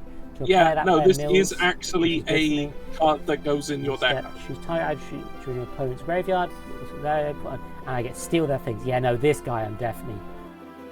Do you want the Iron Maiden printing, or the D&D printing? Do I want the? Do you want Eddie? I thought that was the Scooby-Doo printing. I'll be honest with you. It's no, this is Iron Maiden. Yeah, honestly, I think it does actually go in there. So. Yeah. Well, yeah. Okay, that was one. Okay, yeah, I'll recognise it when I see it, of course, but it's like watery, infinite water boy. Yeah, infinite water fish thing. Yeah. Curse of Swine. Actually good Here for it us, is, I think. Decanter of Endless Water. I think, actually, Curse of the Swine is actually pretty good for our deck. Potentially, yeah. Because it exiles creatures. Exiles creatures, yeah. No, which we want. We want that to happen. Yeah, I'll exile them and then they shall have swine. Yeah, and then they're exiled, which counts for our commander's ability. It's also a reference to the Circe, one of the Greek myths I remember. Yes, that's absolutely relevant. Dark Hatchling. That's one of those creatures you like to bounce in and out of play. Yeah, I'm not sure I'll use that, but like... No, I mean, if you gave it a sword, it would be useful, but other than that, it's just a flying horror, really. Yeah, not really something. Yeah, Deathly Horror, maybe? Over to the right? Over to the left? Nah. Well... Only creature with shadow. Maybe, I don't know. White creatures. So I guess white creatures with shadows are double fucked against this guy. Oh yeah, but it's basically one of the most unblockable things without having just straight up unblockable that exists. Yeah, he straight up just is a guy, but yeah. Like it will casting it will trigger Umbrus, so and it's quite cheap. Yeah, it's cheap. Let's put it in for now. We can swap it out. I think that's not a bad choice. Anyway, yeah, we already put that in. The thing is, we can remove stuff. I'd rather put in too many cards than remove some chaff. Okay. The other way around. Okay, okay, Sent into Avernus is a great card. Love it. Yeah. Oh, wonderful. Damn, the Ascent, the opposite of Ascent. Yeah, it's a game. It's a card that ends games. You may not necessarily win. Yeah, I'm not playing red. I don't know why I'm wearing it.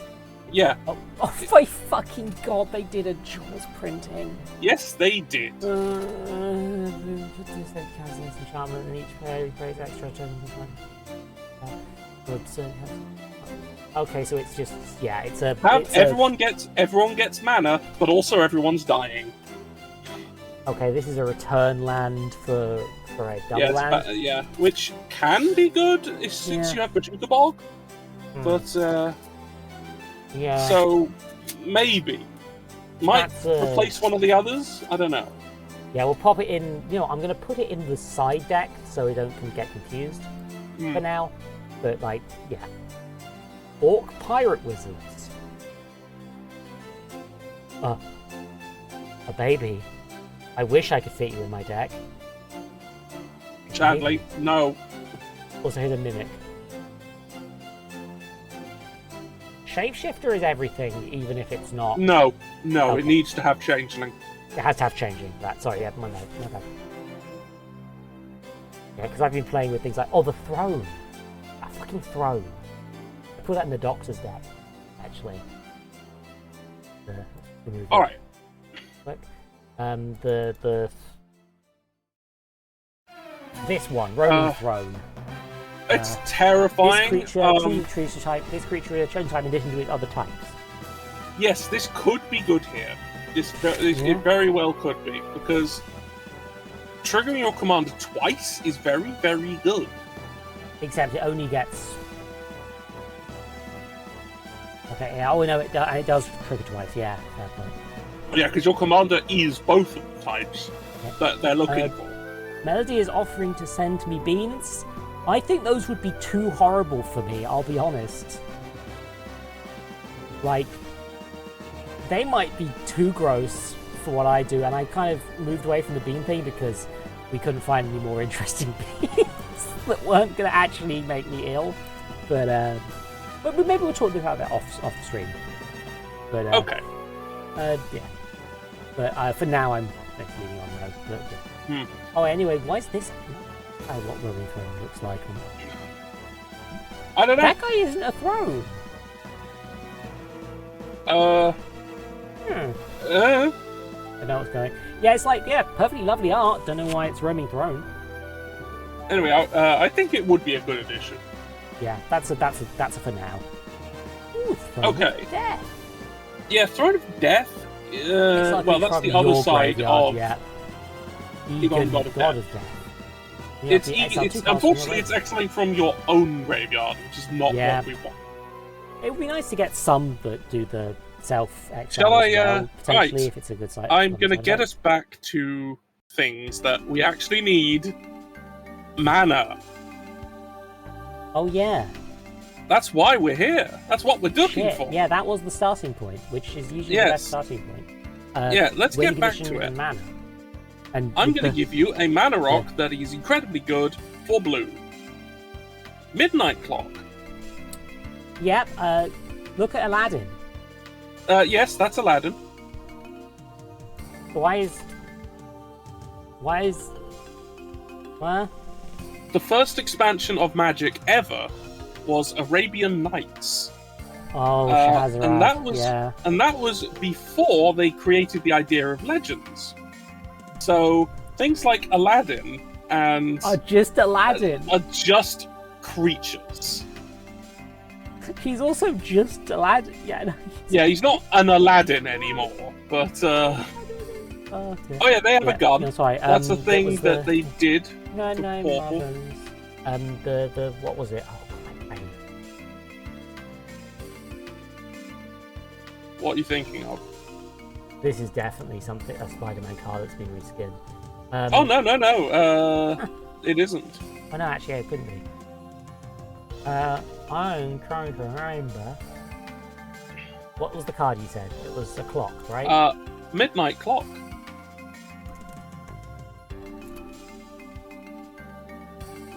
Ah. Ah, yes, that's the there's a out of universe printing. That's Nathan Drake, isn't it? I think so. But all the others are that. Yeah, time to put Nat Drat in my fucking deck. Yeah. So this is a very, very good card. Near the upgrade, put a hand counter in this hand. That I was putting in the artifact, set your hand and graveyard into your library, then draw 7 cards. Yeah, no, that's pretty good. Yeah, you then don't have it anymore, but you have a complete new set of 7. Since you're a Doctor Who player mainly, it's related to Translaw Clock Tower. It is similar to Translaw Clock Tower, yeah. Translaw Clock Tower was based on it. So they made a land version, effectively, of... Exile it. The problem with Translaw Clock Tower is that you shuffle your graveyard and a hand into your library, which is kind of anti-synergy. Yeah, for your Doctor deck, yes, absolutely. Yeah, except it's also Translaw, it's legendary land, so I play it anyway, because it's just legendary blue. Yeah, I mean, you don't have to activate its ability. Yeah, and it's a backup. If you're in... And you may have a situation where you want to. Yeah. Because if you want to, say, cast the 5 Doctors with its kick cost to grab the Doctors from the deck and put it into play, you can do that if you shuffle them back in with Trenzalore. That would cost, like... 12 mana, though? Yeah, it's Commander, who cares? Yeah, fair. You can just do it. Okay, now that we've done that, I'm gonna give you an interesting little one that I keep in my back pocket because this is a horrors deck. I would like Dimir Keyrune. Dimir... No. That's not how you spell Dimir. It has eyes. There are eyes in Dimir, not E's. Ah, yes, it's Dimir. and we want the key rune. There's the key rune. Your black becomes a blue-black horror artifact creature at the end of turn is unblockable this turn. Okay. Yeah, I thought you'd enjoy that one. I'm going to take the one which is... You know... They're all the same. They're all the same, but, like, look at the very slight difference in the colour. Yeah, one of them is an older border. The other one's a slightly different colour grading because of printing standards. Yay. I guess is there any other that I'd suggest? Demir is the Ravnica guild of those two colours. Ah, yeah. They are spies. Yeah. Every time feature card in a graveyard from the game, there's a copy of that card. Now that does banish, but it does, but it is slow. And, it is slow, yeah, and costly. But you do get to have whatever but also they're not horrors. It's not going to trigger your commander's ability. It's not efficient enough, I think. Yeah, it's basically just that's like a if we needed more cards sort of thing. Which I don't think we'll have that problem. We don't have that problem. I don't think we have that problem. No. Okay. Maybe one. How many mana rocks do we have? Okay. How many do we have? Signet, Candlestick. No, that's not one. Card. That's not one. Throw Lantern, Decanter, Key Rune, Midnight Clock. I forgot I put the Dreadmobile in here. Yeah. Okay, look. I don't think that's it's not good. Keep, it's not good. There. We have to remove the Dreadmobile. Yeah. I'm sorry.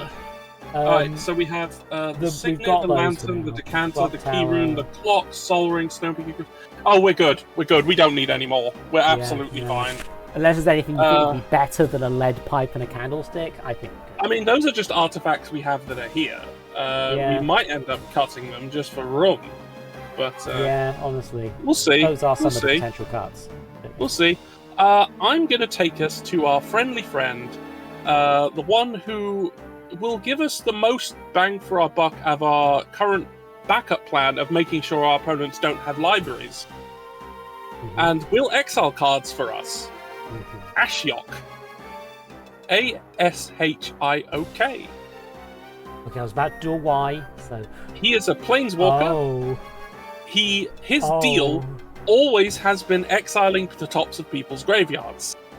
And then one, neat Japanese printing. But also, the Funko Pop print. Which is fun, because he doesn't even really have a head. The top of his head isn't there, which is fun. Says video opponents control can't cause their controller to search their library. Or mean. Target player mills 4 cards, then exile each opponent's graveyard. Yep, that's pretty. It's horrifying, and you probably should play it. Yeah. So, but there's a few of him as well. It will get you a bit of hate. But okay, if we're gonna look at one, I'm having a look at them now, and I'm like, which ones of them would be the best for us? I think. It's a horror. Oh, this is one that can't be a horror that can't be blocked. That's something. Also, it's a nightmare. Umbris looks for. Nightmares and horrors, I believe. Nightmares and horrors, so it does count. Oh, Dimir Aqueduct is in my sideboard for some reason. Yes, you put it there. To be not confused. That scene hasn't worked out quite well. Yeah. Because you immediately got confused. I'm just like, do I swap anything out for it? And the answer is no. Let's just... Anyway, anyway, for Ashioks, I think the ones that probably be the most... printing. I'm sorry, it hurts my eyes to look at the fucking foiling they did on the... Okay. Okay, nightmares or horrors. How about... Well, actually, I think Ashiok Dreamrender is a very, very good one to include, because it'll make everyone hate you, and it does exactly what we want. Yep. This one creates nightmares. Yeah, actually, Nightmare Muse, I think, is one of the better ones, because it firstly has nightmare tokens enter the battlefield, which I think is what... Yeah, no, that's what Umbris cares about, not casting. It cares about them entering, so Ashiok makes them. triggering your commander. Like the opponent's top, it exiles the top of their library. And then they attack or block. The opponent exiles the top 2. Yeah. And target non-land permanents. Then I can also Exile some card of from their their non-land hand. terminals and exiles.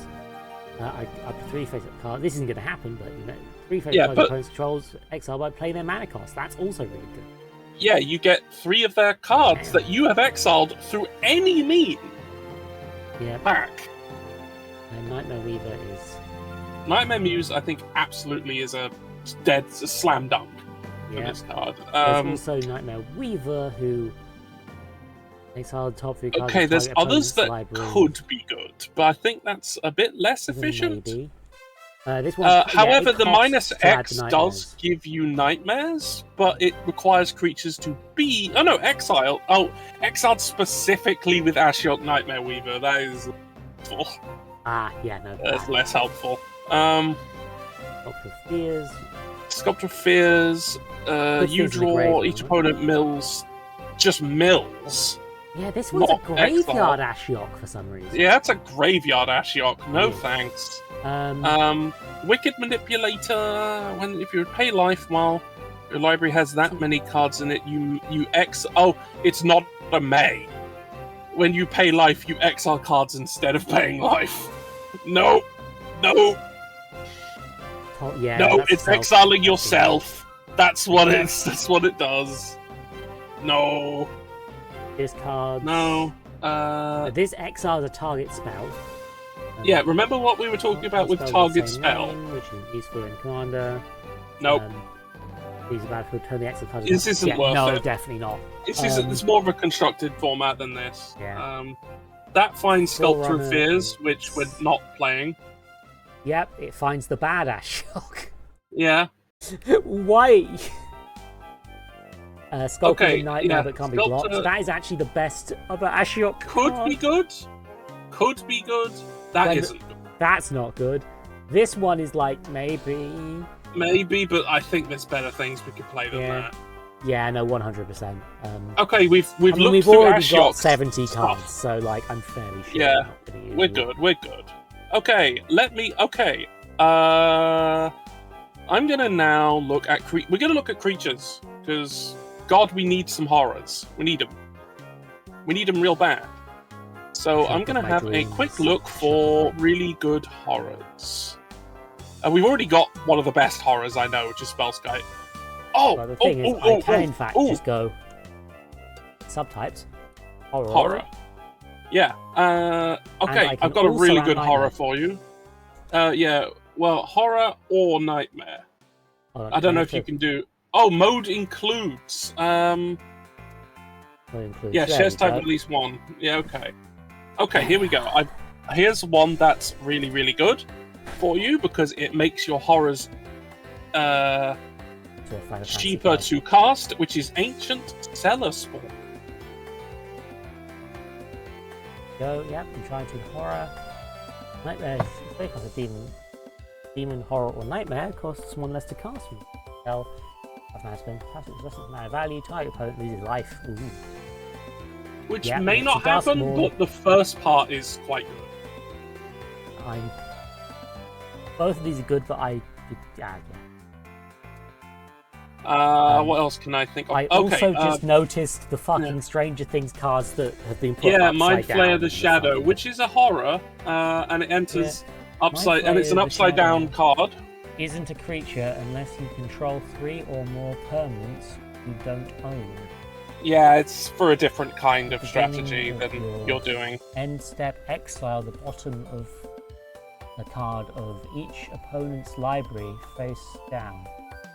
For as long as those cards remain exiled, you may look at them and cast permanent spells from among them, and you may.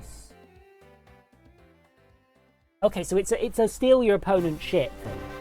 Yeah. Anyway, so steal here's your the opponent's Universes shit. Within version that's easier to read.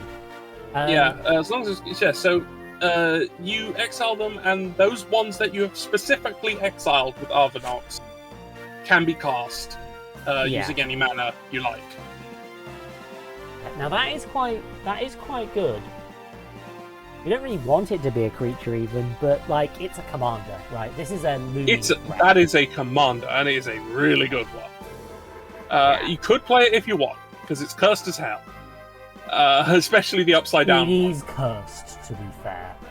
It's a Let's lot put of it mana. in for now. Yeah, That's kind of a if I haven't won by the time I have fucking then 9 try in that, this. yeah, it's like might as well if we're still alive. Meanwhile, Okay, I'm looking at this Final Fantasy Hour hymn. I've got By something horror. else for you. I just remembered something Oh, else. it's Go cool. down to the letter. Go down to the letter U. I'm sorry, I need to. Armageddon Future Shark. You can Not find good. that with Waterlogg's Very teachings. funny. I can. What- Which was the one that we needed us to have a search target for? That cared about. Oh no, we didn't need a search target for that one. Oh yeah. It wasn't required. Good deal. Okay, go down to the letter U. I've got something for you. Oh my fucking. Oh god, yeah, no, that's also very good in this deck, actually. Mhm. When a creature you control becomes blocked, you may return it to your hand. And when one or more creatures you control do combat damage to a player, draw a card. And then you can play them again and trigger your commander again.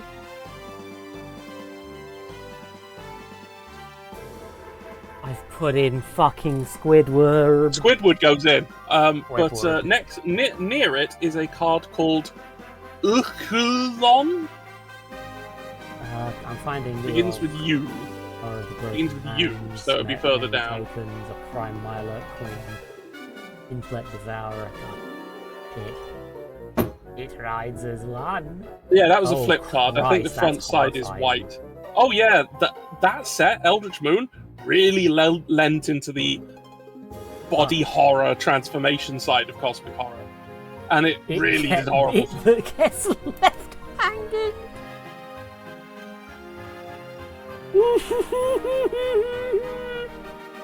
If you don't get a high five, yes. Fuck me running. Oh, sorry. Yeah. Gotta find LMPQ. I think the U's are going to be real close to the bottom. Yeah, probably. Unfortunately, we've got the loading. Yeah, we're going to have to wait for the loading. Is there a Stranger Things card that gives you a poorly made wig? They had to change one of the cards because it accidentally said homo behind Will Byers. We're in the S's. Need to go further down. Yep. Oh, Umbris. That means we're in the So this is a U. So this is where we want to be. You. Vashta Oh yeah, the Narada Vashta here. Narada's a horror. Indestructible Shadow and Morbid. I mean, it's on theme It's for not. me, It's on theme. but it is indestructible. Even Yeah, though it can't die. block. It can't But- block or be blocked. It gets Yeah, bigger which means if Squidward creatures doesn't seem die. If any creatures die on think it's more any of a- turn, I don't think it's synergistic, but it's me, not. So fucking Yeah, in it goes. In it side goes. deck it. Side deck it. Okay. Oh fuck, okay. Gary the Snail is a fucking What does slug get? horror. Oh no, we can't go into Toxrill. We can't. No, that will get you hated out of the game. Oh Yeah. my god. Toxrill's Why one of the did they saltiest print- cards in the format. Why did they print Gary like this? Oh, because Because- of the episode where Gary turns them into snails. Oh, for Yes. Yes, that's why. Ukenbuck, the great mistake. Yeah, I play that in a deck. It's mainly because it's a Vigilance skeleton, not because it's a horror. But it is a horror. Return the great mistake from your graveyard to the battlefield with a finality counter on it. Okay. Yeah, Hit it's card in not graveyard gonna for really free. happen. Yeah, that's not coming up. I just Anyway, the think it's next very card's the funny one- that that's what his name is. The next card's the one that, Kuden. A crab ooze horror. Equal to the number of crabs, oozes, and or horrors. So potentially useful. And every turn, you exile a creature card from the opponent's graveyard and make a copy of Uxulun. Oh, the crabs. Card from the Genesis is now part of my deck. Yeah, crabs. But it's also a horror, so it counts. Is an omnipotent wizard. Take an extra turn after you transform into Ultimacia. Probably not useful, but... I mean, I don't know what the front side is. Yeah, I'm going to have to click it to find out what the front side is, unfortunately, but this doesn't mean I'm actually adding it. Yeah. It means you're having to look. Where did it go? I did it. Is it a creature? Is it a creature? It would be a creature, wouldn't it? Yeah, there we go. But, new transformation, Ultimacia Time Sorcerer. not a type that will trigger your commander when you play it, and it transforms, and it doesn't exile and enter when transforming, so it won't trigger on the transform either. And exiles from my graveyard, which you don't want. Right. Out you go. I just remembered one of my favorite. I just remembered one of my favorite horrors that is the wrong type, and I really wish it wasn't a horror. Sludge monster. Sludge. Creature, horror. The sludge one tends to battlefield attacks, but a slime counter on one. Oh, target creature. Non-horror creatures with slime counters on them lose all abilities now base power and covers 2/2. Yeah, so that would be an only horror one, but...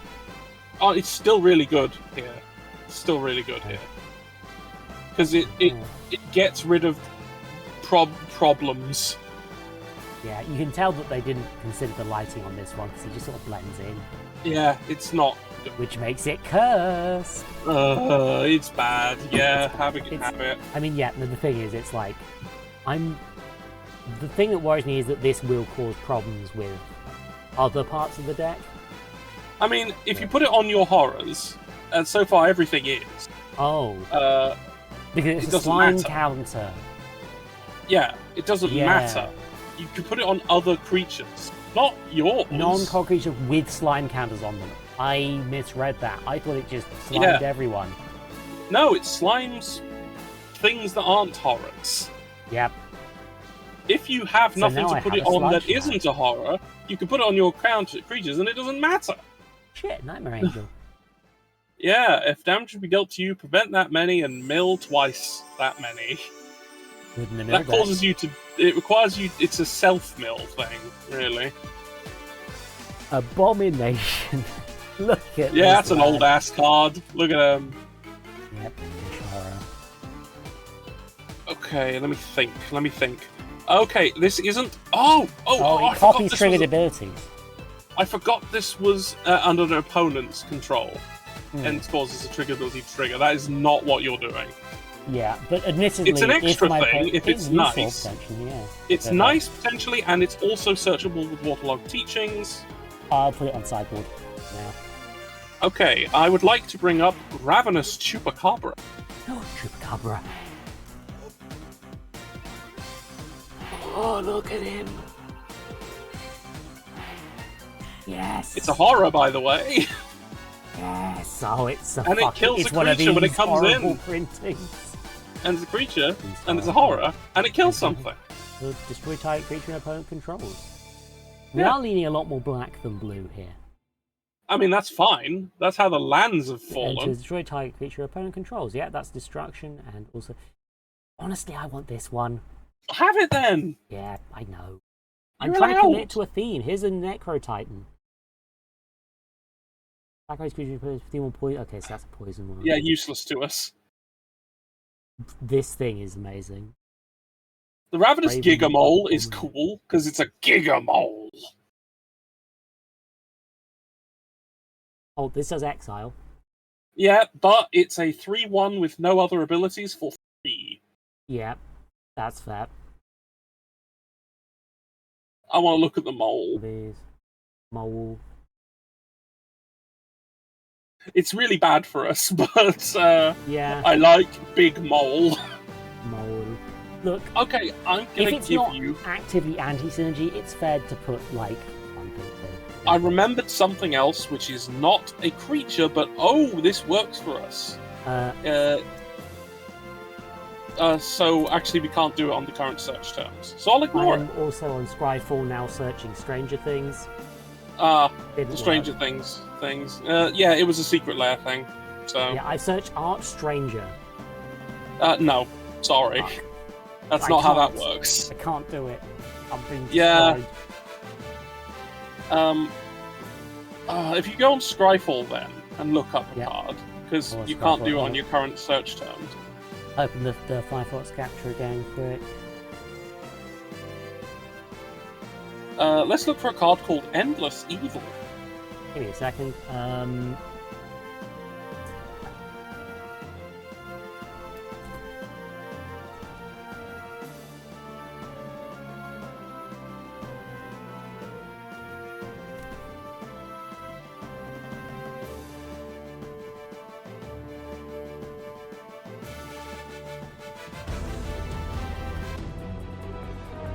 What's that mood?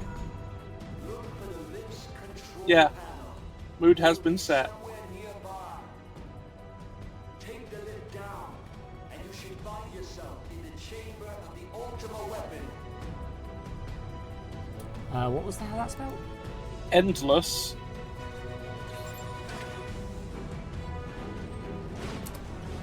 Evil.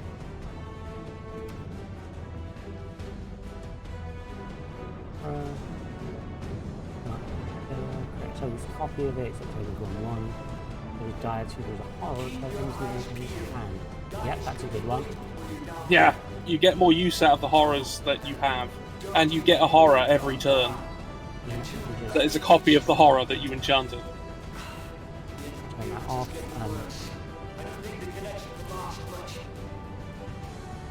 That's real good for this deck. Evil. Evil. Tell me, fight. Alright, now I'm actually going to focus on creatures. Focus on creatures. Very good. And do you believe in Eorzea?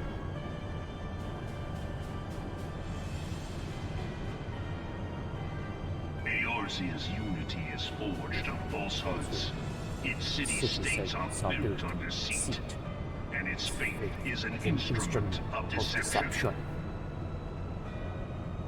It is not but a common of lies. To believe To in believe in Eorzea. Eorzea is to believe Oh, in nothing. In I think Eorzea, you'll love this one. beast I just tribes remember gods to a fight good in horror their creature. stead. Thing Though your in the comrades ice. rarely respond in kind, which is strange, is it not? Are the 12 Oh. otherwise engaged? No, that's Even the to thing. understand That's good. they were your protectors. If you truly believe Oh, them defender, your good. guardians, I need why do I need to not remind repeat myself the that I need to trick fucking served defend. you so well in But it does other Call things. them down. It transforms. In the items bad with They 4 ice will cases. answer. Cast an instant or So sorcery, long you as you think counter lavish that them has with no ice, crystals transform it and into the gorge awoken them on horror. ether. Non-horror creatures that open his hand. Your gods are no Yeah. different from those Yeah, that's of good. the beasts. It's a horror, and it's an awful defender, which, you know, good. This. And hopefully eventually it will go bleh and then things. It's also just Uh, the fact that Nor is this cards is just unknown to your okay. masters. Yeah. Custom caravan deck for decking Why many do things. they cling to these false deities? What drives even men of learning, even the great Louis Swan, to grovel at their feet? Ooh. I don't know how good this will actually be. Your masters But, lack the strength to do otherwise. It'll be easier to find if you put Shadowcat For the Familiar. world of man to Because it's be got a name, but I don't want to spell it. Man must own the world. To this end, he hath Look fought at the ever to kitty. raise Guys, himself just through conflict, to grow rich through conquest. I do control that menace and death When the touch. dust Jesus of battle Christ. settles, it is And it's ever a the partner, strong who Which is dictate irrelevant the in this fate Which is case. irrelevant in this case, but fuck, yeah. It's also a nightmare. Yeah, and also it looks really weird and pale. There we go. Yeah. I think it's the only thing we've done that really isn't like. Here's a cat hole. false worship of that which leads Then to sacrifice another creature, put a counter on it. When a creature you control the. Not good, yeah. only a man of power Is- can rightly the same card Oh. again. What? Hmm. Oh, because it's probably an online. Yeah. Oh, there's the classic Phyrexian Rager. Come, champion of Eorzea. Face I me. mean, I do have the Your defeat shall Not serve Ranger. as a Rager. Rage.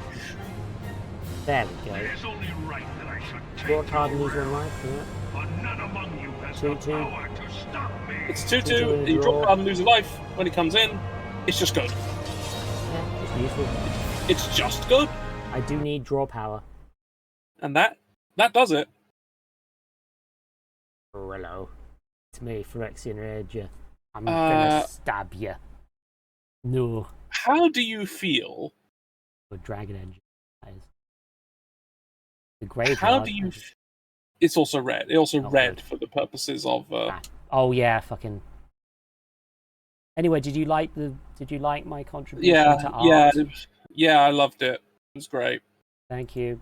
I should probably clarify for people who haven't played Final Fantasy XIV. That's one of the first bosses, the final boss of Realm 1, or part of that boss. They didn't realize you shouldn't put unskippable cutscenes in the middle of dungeons. So initially there was a problem of people missing the entire fight because the players knew what they were doing, would skip the fight and then do it, and then the new player would just never see the cutscene or not do the fight. So they made them unskippable. This made everyone have to listen to this every time. They had to put these dungeons that had unskippable cutscenes into their own separate dungeon playlist that gave people more rewards once a day, so people would still keep playing them. Let me ask you a question. Mm-hmm. So, how do you feel about squids? I like squibs. I ate one once. To Please look for Chasm Skulker.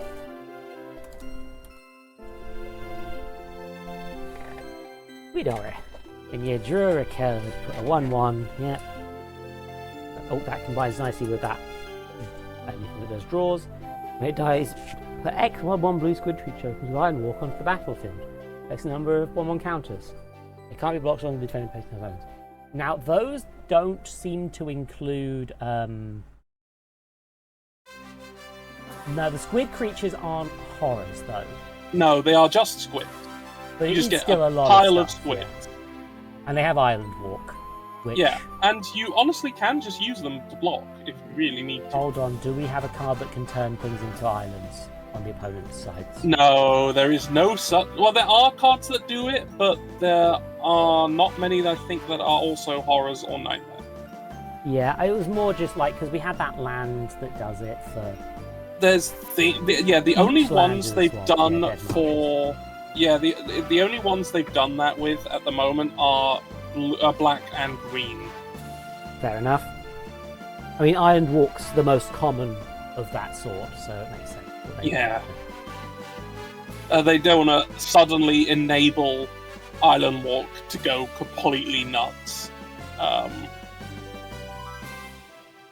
Okay, let me. Okay, if we're not hot on squids, well, that's useful still. I've put it in, but like. Okay, let me think. Also, there's a Final Fantasy printing for some reason, so. Sure.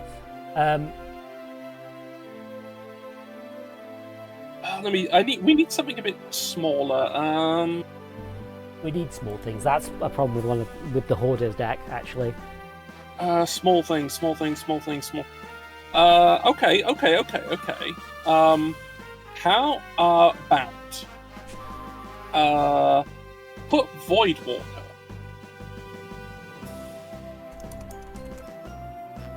Got the Void Walker. I've seen him.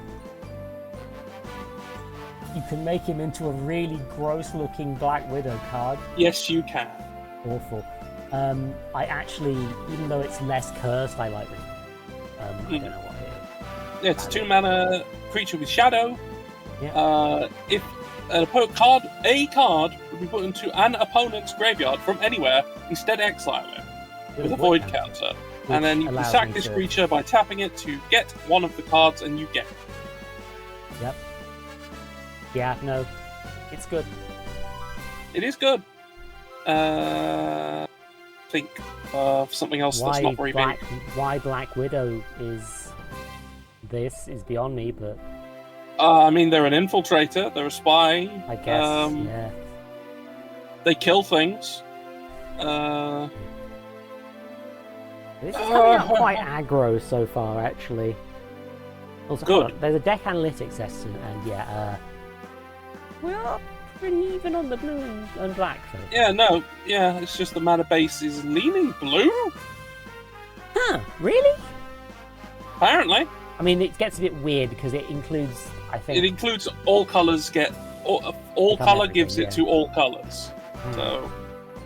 Okay, would you like a 1 mana horror and 1 mana nightmare? Yeah, that seems good, like a good idea, especially with the hand return stuff. Banehound.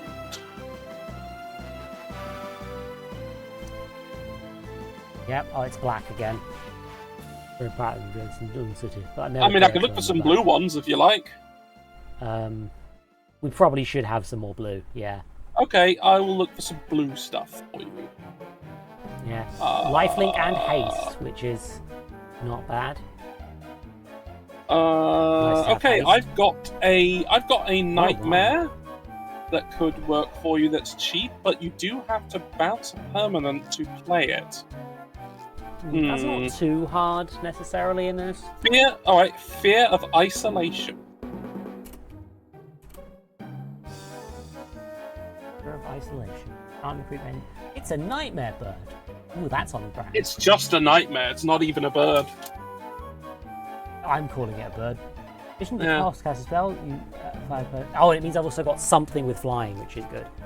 It's a flyer. It's a 2/3 flyer. It's a nightmare. 2/3 flyer. It costs 2 mana, which is nice and easy. And it's like I can, I can basically return like something easy to replay, like Sol Ring, for example, where it's just like use 1 mana and it's back. Or something that, because creatures count as permanents, something that has some effect. Yeah. Especially as like the Chupacabra. Yep, and Uberus is not. It's not easy to summon actually, but it's not hard. Okay. Aboleth spawns are blue. We need to. Aboleth spawn is reasonably small. It has flash ward. It doesn't really have any way of hitting people, but that doesn't really matter because you want to hit people with your commander. So. Yeah, and this thing is mostly there to. It's to do that. It's to cause. It will steal an opponent's triggered ability, which could be clutch in certain situations. Yeah, that could be very good. So actually, it is. Yeah, and it remains a target of waterlogged because it's got flash. Yeah, I think I've got too many shadow creatures for Vashnarada to be used. Then we could lose it. Oh, okay. Oh no! You're playing a 2-color deck. We can't play this. George, can you look at my screen quickly? Yes, I'm looking at it. No, I don't think it'll be good. I want to make my Furby go supersonic, George. Then put it in. You can do it if you want. I'm not gonna until we're sure that it's gonna have room. Okay. Let me get. Okay, I don't know about this one. For you, you make up your mind about this one because the mana cost is kind of prohibitive. Phyrexian Obliterator.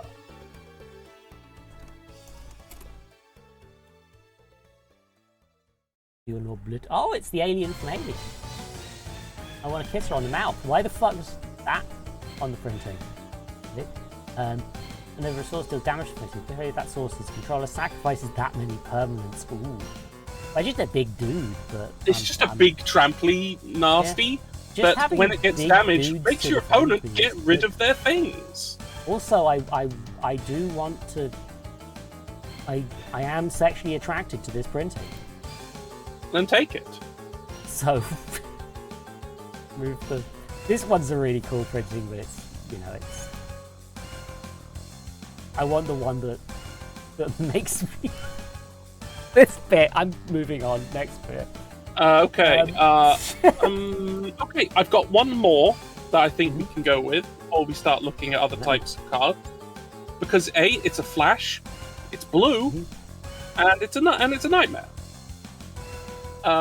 Fear of imposters. Fear of. Okay. Yep. Oh. I see. We're going for like the full-on enchantment creature nightmare stuff. I like that. Yeah, when it enters counter target spell, its controller manifests dread. I don't know what that means. Oh. So it's a counter spell. It's a counter spell. For the cost of a counter spell. Okay, so technically they get a card for it. Yeah, they get a 2/2. Yeah. That if it's a creature, they can turn it up for its cost. But if it isn't, it's just a 2/2, and that's all it is. Zitsky is recommended Phyrexian Negotiator. Phyrexian Negator. Negator. Phyrexian Negator. Yep. Okay, it's another alien. Yeah, from no. Deal damage, Look at what it does. Damage dealt to it. Oh. You sacrificed the permanent Okay. with that one. That seems quite bad, actually. Why did it get Like it was? so It's a many 5/5. printings? It's a 5/5 trample for 3. Yeah, I guess. That's why. It's one of those gimmick sort of dudes. It's Yeah. a very aggro black card, and if not answered properly, your opponent will die. But in Commander, less good. That's good. You know yeah. what? If you're Get it interested in the enchantment creatures, let's look at the overlords. Put overlord Yeah. of Overlord. not that.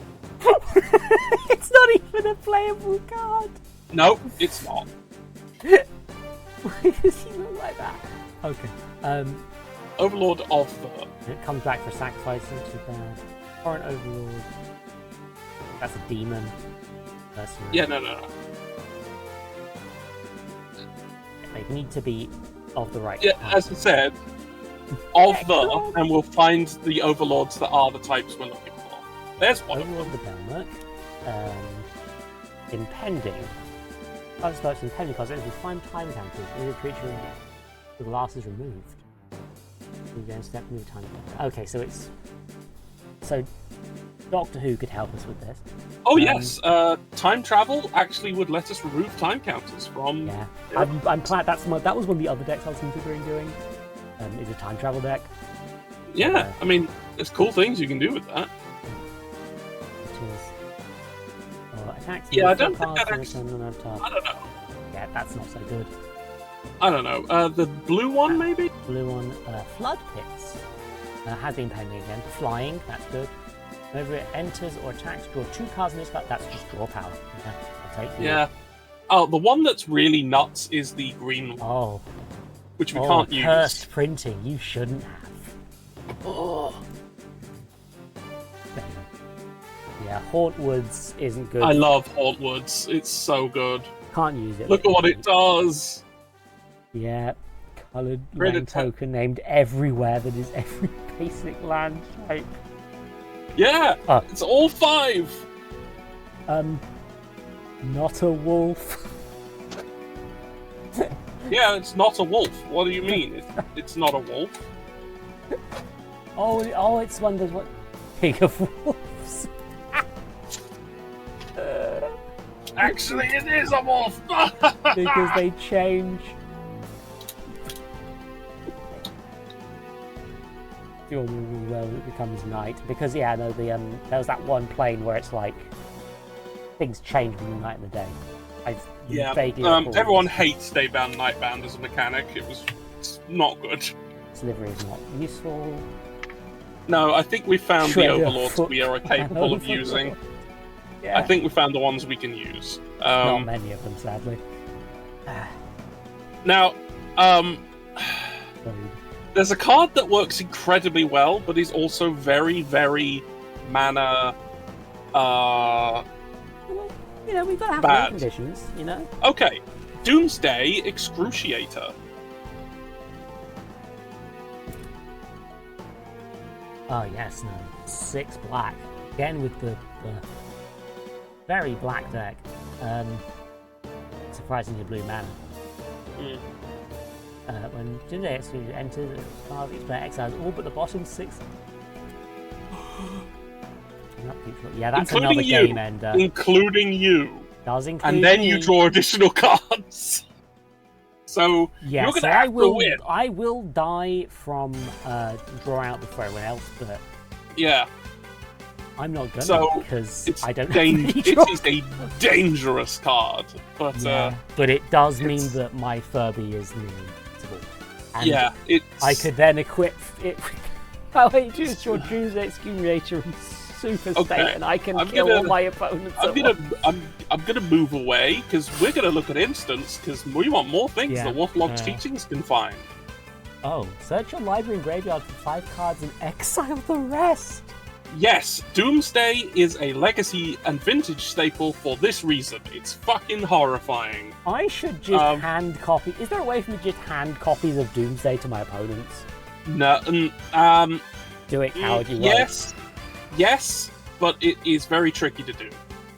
And also the completely useless in this case. Doomsday Confluence, which is very Doomsday useless here. Confluence, which is not useful in this deck. Okay, let me. Okay. Spells that you actually want to cast in your deck. Reality Shift, I think. That's a horror. You can play it. Ooh.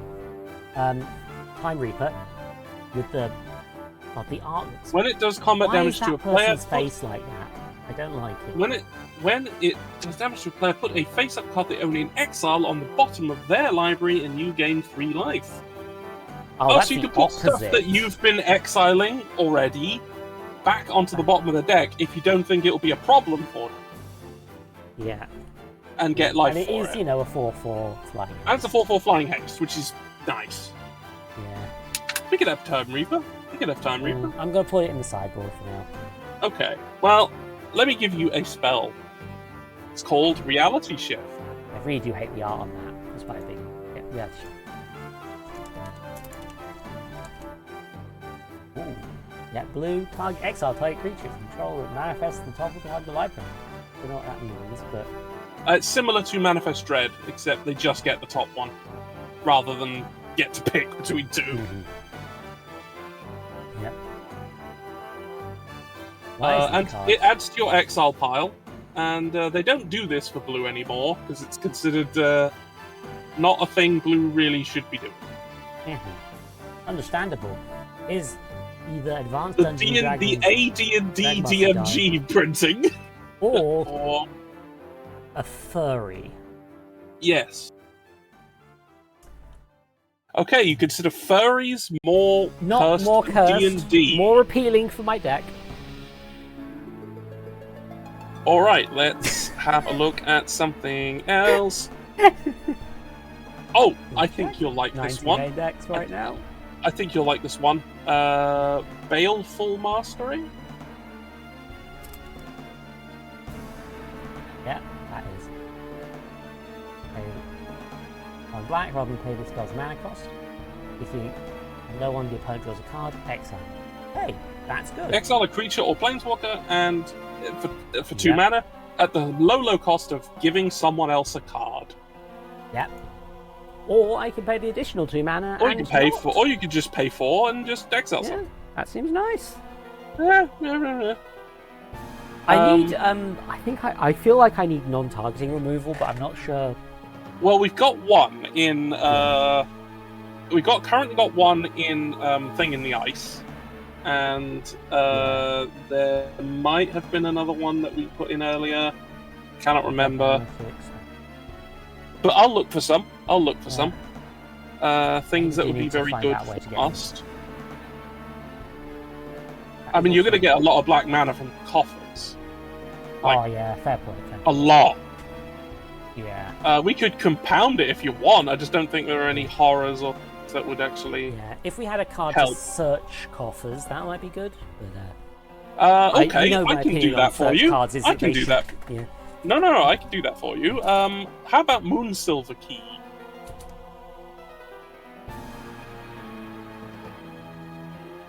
Silver Key. Sacrifice search type for an artifact card with mana ability or basic land card. Yeah. Oh no, seems- that doesn't find the coffers. It doesn't find coffers, but it is. Oh no, I've got a better one for that purpose. Bad. How about Expedition Map? That would be better. Expedition. There it is. There it is. Showed up quite quickly. Yeah. Sacrifice these artifact. Maybe for a land card. Yep, that seems really good. Get a land. Just get a land card. Just have it.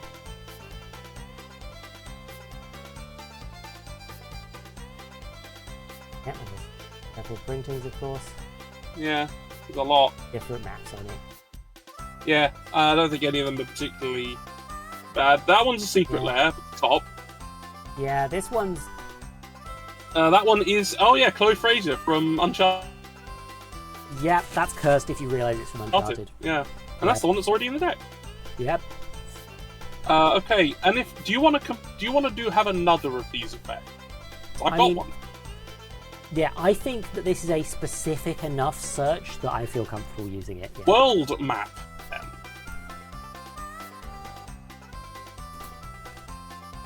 Yeah, especially as I am slightly worried that Come on, load it. Come on. Sacrifice art, look at land. Actually, it's only for land card. Okay, yeah, so it needs a bit more weighting if you want to do the. If you want a non-basic, it needs a bit more mana, but it also is less mana if you want a basic. Yep, which if I've already got most lands I want is good. But yeah, just because the thing is, as soon as I get the one that converts everything to black, it doesn't actually matter. You're suddenly fine. You're suddenly good. I've got a bit too much blue mana. Yeah. Yeah, it doesn't really matter then at all. Yeah, consistency is important. Okay. And short of like, what's the fucking? You're looking for mass removal. I can't remember what the name of this thing is.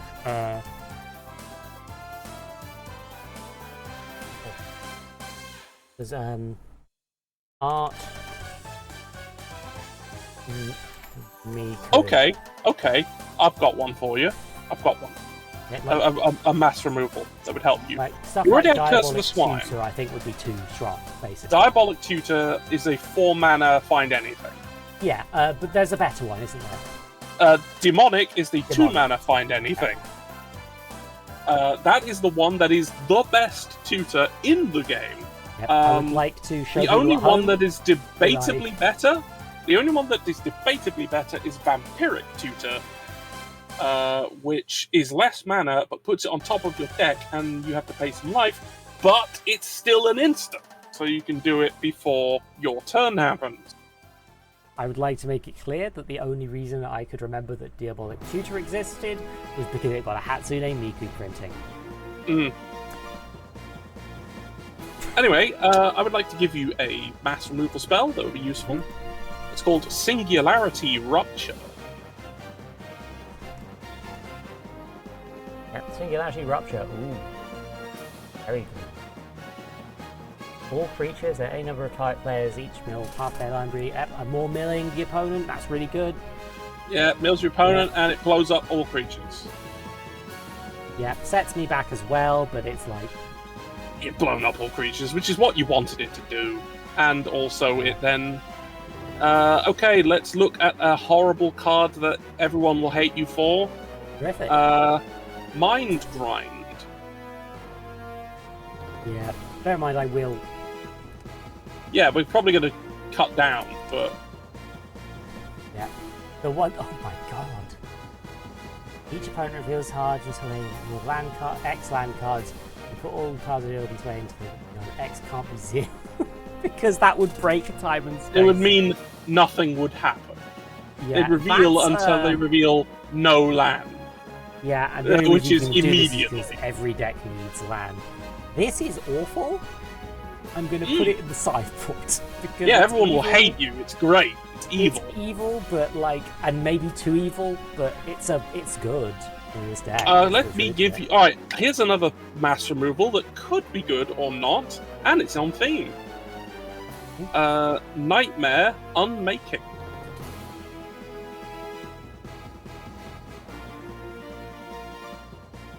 Nightmare. There. Have your type of deck counter on creature roll. That's not useful. No. One. Exile each creature with power greater than the number of cards in your hand. Or Exile each creature with power less than the number of cards in your. Oh. yeah, the number Also, that it this defines guy's itself on face is yeah, horrible. the number it is defined on your hand, and then you get the new pick. Yep. In it goes. Mm.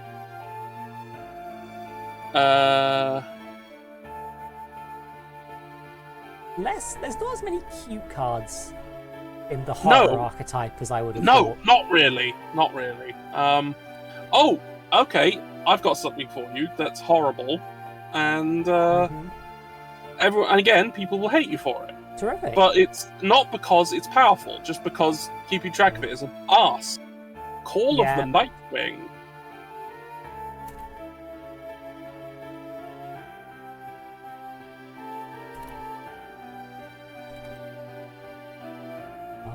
Okay. Black horror creature token flying onto the battlefield. Cipher. Then you may exile this card encoded on a creature. With combat damage, its controller may cast a copy of the encoded card up to. Okay. So yeah, basically that. You get a horror, and that effectively attaches to a creature in exile, and every time that creature hits someone from then on, you get another copy of Call of the Nightwing, and you get a horror. Okay. Yeah, confusing, but like basically adds an effector. I think you're allowed in. I'm not sure what you could. I'm not sure it'll make much difference because you are worded. I mean, it does every time a horror enters trigger your commander. Yeah, exactly, and that's really, really good. Yeah, it's Zitsky. They're here. Whoa. Oh frick! Hold on. I've realised that Zitsky doesn't have a thing in the setup yet. I will correct that. I just remembered the card. I'm gonna have to put Call of the Nightwing in because it's like good. Yeah, I'm just gonna remembered forget about it instantly. Okay, I've just remembered. It was a recent printing, that's why I hadn't thought of it. Yep, There's a card called Final Act.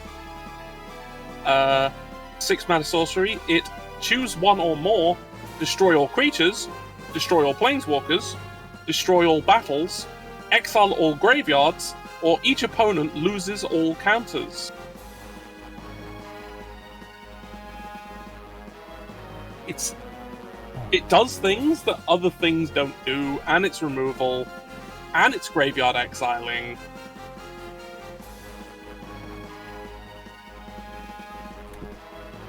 Oh god. You fiddling with your... I'm putting Zitsky. Gotta make the visible. There. There. I mean that. Hey. I mean that now, press. Good. And if I make sure that's on the right layer quickly. Yeah. Zitsky should not be above Columbo. We're good now. That's true. No, I mean, I'm not going to disagree with that. Columbo does deserve to be up there. Yay. Thank you for being. This will happen every time because I haven't done setup for this in ages. Well, you've done yeah, this, so now this is here. Now it's here. What the fuck is a battle? Yeah. Yeah, so Final Act. I think that is a very good card for what you're doing. Mm-hmm. Yay.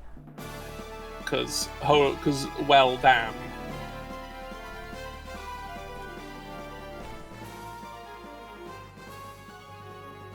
Oh, I guess this guy had a final act as well. Wait, Yeah, thanks, Yes. Final Fantasy. thanks, Final Fantasy. Wait, does that spoil what happens to that guy? I don't know. Probably, but it's Final Fantasy V. Who cares? The main character is Butts. That's their name! Valid. I thought it was technically Bart's, but It's Butts! Anyway, okay, yeah. So I think this is a thing destroy you all want. creatures, destroy all planeswalkers, destroy all battles, exile all graveyards. Each opponent loses all counters. Oh my god, that could wipe out everything. It can wipe out a lot of things, and I don't know what destroys all battles mean. Oh, but there is a card type called Battles. oh fuck yeah, the ones where it's like a boss encounter sort of thing. Yes, they exist. This will get rid of them. That's irrelevant most of the time. Getting rid of opponents' counters, that's more relevant than you'd think. Oh, very in a counter-based deck that could completely ruin your deck. If your opponent is playing an experience counters deck, or everyone's getting poisoned, and you don't want someone else to win by poisoning everybody, or there are lots of positive counters that players can have. This gets rid of them, and there's not many ways to do that.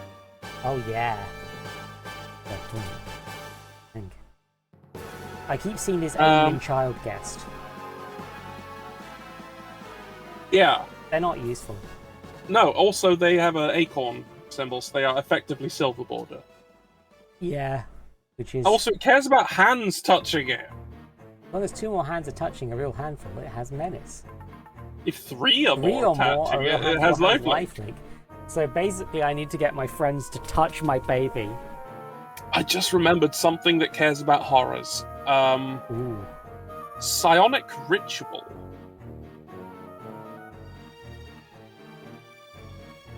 SHI. It's AH. PSI. Psionic. Now we'll just go. Oh look, Arachne Psionic Weaver. Yeah, we all remember who that is. Oh, Yeah. Sonic Blast. One of my fucking... You remember? Sonic Blast is the reason one of my decks exists. Flip Sonic Blast. Oh god, this guy looks like he's nutting. Hey, back in the very early days of Magic, they hadn't quite figured out what every color was supposed to be doing yet. Yeah. Sonic Blast is a result of that. There's another man who looks like he's having a time. Entity, which gift, ritual. Ritual, that's the one. Tap an untapped horror you control. To replicate it, exile target instant or sorcery card from the graveyard and copy it. You may cast the copy without playing its Yep, that's one. That's one. Yeah, you can replicate the spell as many times as you can tap an untapped horror while casting it. Yeah, that's oh. And then you get that many copies of Sonic Ritual, and you get to copy things. Great. Just to check this. It's lovely. Absolutely. Yeah, I wanted this copy because that's the one which tells you what it does. Yeah, I think you want that. Yeah, Another you want copy that of one. Sonic Snoop, which is for some reason different than Sonic Snoop. Oh, it's because it's got an A on it. What?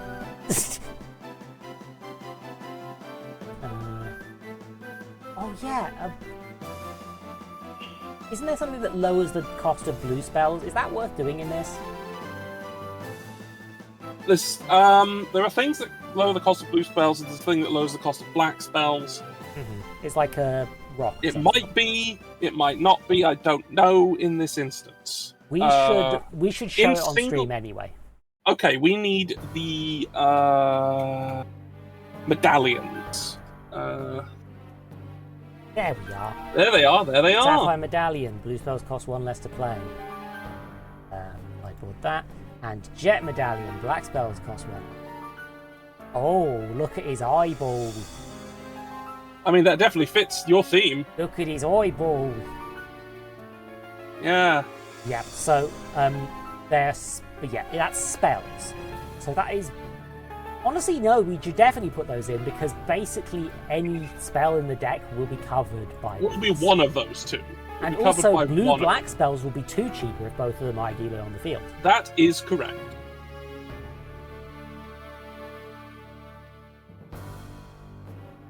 Also, I just like them. I just like the art on these ones. Okay, I've thought of something, and I don't know how good. It's a card I like. Main deck's at 100, so we will be trimming stuff at some point. That's fine. There's something I've thought of, and I don't know how good you think it is, but I like it. So I'm gonna say Startled Awake. Oh fuck! You're being summoned apparently by CA. Am I? Yeah. Oh shit! It's time for that. Fuck! I've got to go. Oh god, yeah. How long? Oh god, yeah. You can give me a list, and I'll try and finish it off quick. Well, you can keep going however you want to go it, and I can help you later. But finish it on stream. I believe in you. Yep. Okay, Zitsky's now my help, and Zitsky can't speak, so this is going to be interesting. That's fine. Yeah. No, not an offensive thing. I'm just stupid. Oh. And I occasionally miss that she's saying something, which I don't feel good about. Anyway, I'm going now. Okay, It's not stupidity, it's ADHD. I should. Anyway, I'm out. Yep. Have a good, George. That's not the sound George made when he came in. That's worrying. Okay. Zitsky recommendations. Let's strengthen these. Dwarf Infiltrator, Human Horror. Got Skulk. That's good. Dwarf Infiltrator is combat damage. You draw this card. Yep. Creature type you may put 2, and I can summon additional horrors. Yep. No, that's a good one.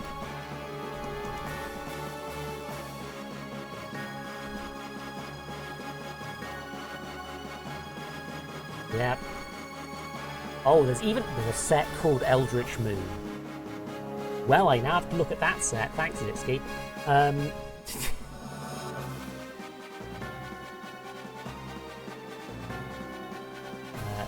Zelix Sanity.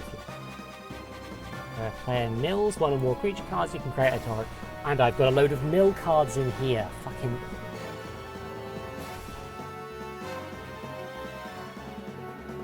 Why is it showing me a squirrel? Oh, it's 2 L's.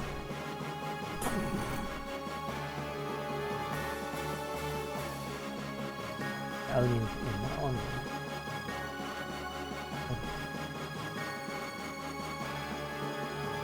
You can have a background. Hold on. Use a background. You can have a background as a second commander.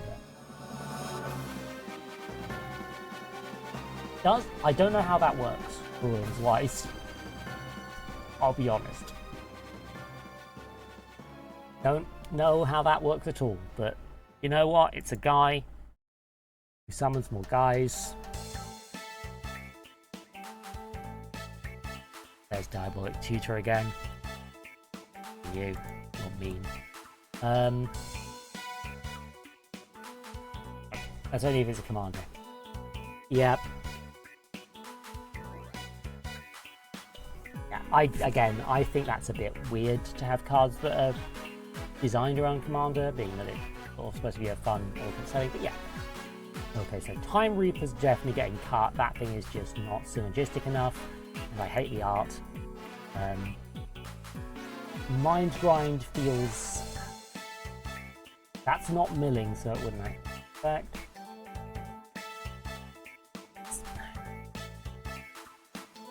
The thing about Mind Grind is...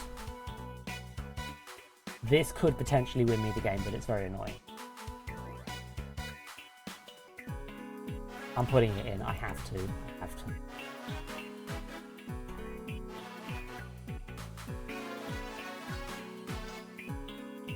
Was it? Like... Yeah, no, Super State is another one where it's like, this could just win, potentially. But then I might be stacking myself a little bit too high on win conditions and not enough on actually getting to that point. editions. We can definitely cut the candlestick. Don't need. I can probably cut at least one. And the music has stopped because. Yeah, I'm still watching. Stop it. I'll finish this quick as well for me. The lead pipe is not synergistic strategy. The candlestick, however, surveil is useful, and it's card draw potentially, and also it's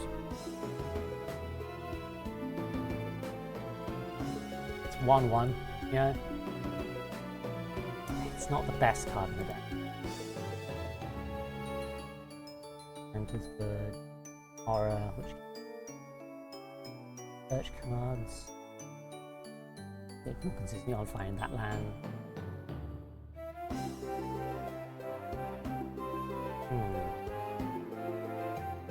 A cocktail. See? Version?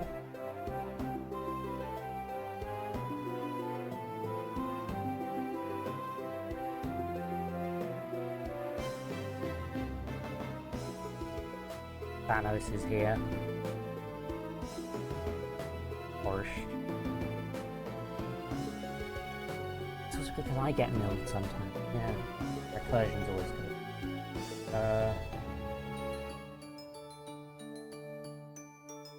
I think Aboleth Swarm is one of the ones I cut.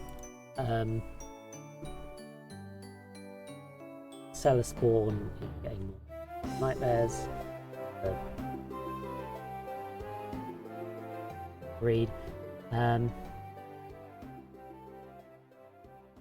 Just exiles so much stuff. Which is the guy. Both. The fucking.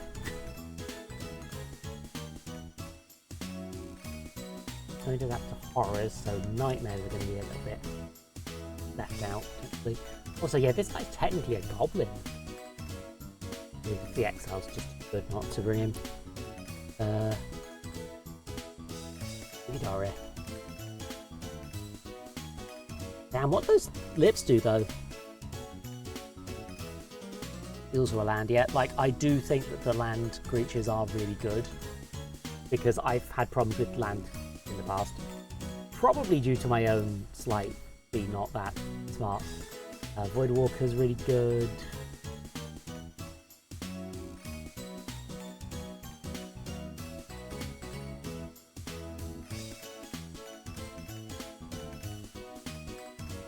That means any mill actually could just become exile instead, which is real good. Oh, Doomsday Excruciator is just rare. Shadow Cat is also really, yeah, that means that it's really hard to block my fucking Furby.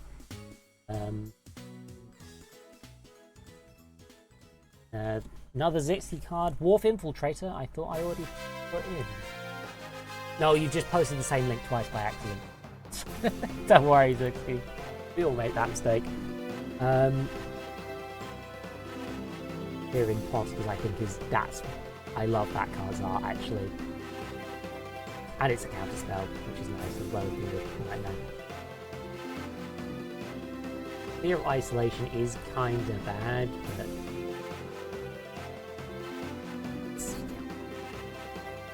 yeah, it happens. So, Black Market Connections. Oh! Now this one might be a bit evil, if I remember correctly. I've seen this for treasure decks. Treasure token loses a life, draw a card for 2 life. Shapeshifter with Changeling. It has. Wait, hold on, that's so many. That's so much card summoning. This thing's really good. Yeah, Black Market Connection is actually really fucking good.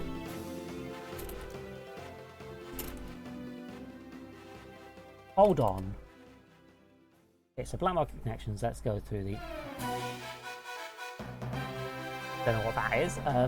Black Market Tycoon is not relevant. Black Market in general gets charge counters and black mana. That's not what I'm going for. Black Market Connection is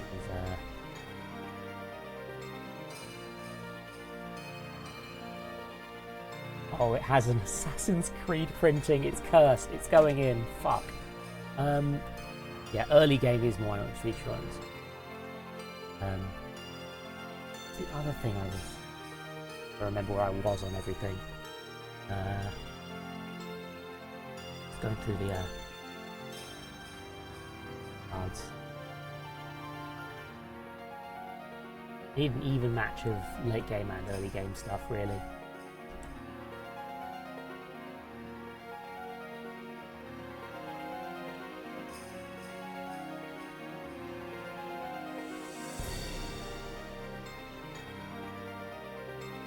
Squidward is one of the less synergistic ones, but he's so funny. It's so funny to have Squidward in the deck. Hullbreaker Horror is not removed. It cannot be removed because it's Hullbreaker Horror. The whole bit.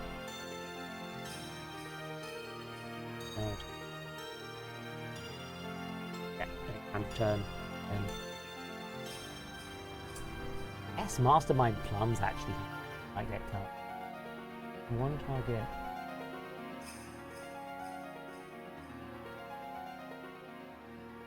Yeah, he's not synergistic with the deck. Sad to kill him, but you know, he has to die. Blood Blitz. Just funny. Mommy, I mean Phyrexian Obliterator.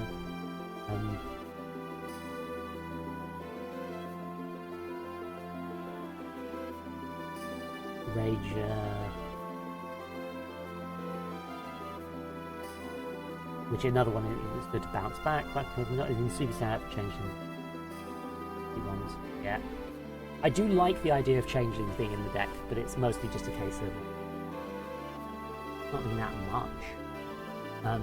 Roaming Throne being kind of the best changeling-esque thing in the deck right now. I don't know what was good. Skites. Pretty good. Technically blue. Seeing the Ice is good as well. This thing is going to spawn a load of small that. Problem is, this deck's looking really fucking good because basically George made. But it's really good.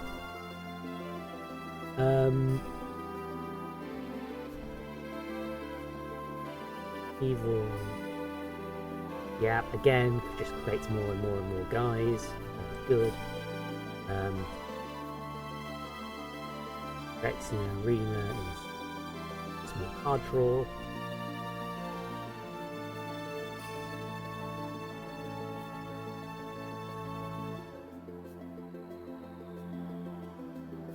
Yep, these are all the counter stuff. I still think it's very funny to make someone into a Cyberman for no result, really, even anything to do with the deck. It's just removal. Yep.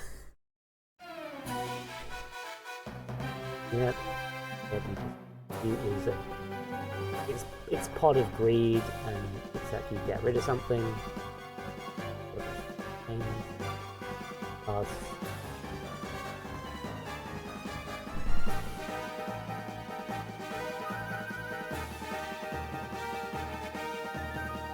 I think Slip Out the Back was one that I wasn't actually. I don't remember adding this, and I don't know why I would. Okay, it's because there was a hot lady on it, isn't it? It was protection, but it's not. I'm not really going for protection that much, really. Instant or a card with flash, which is.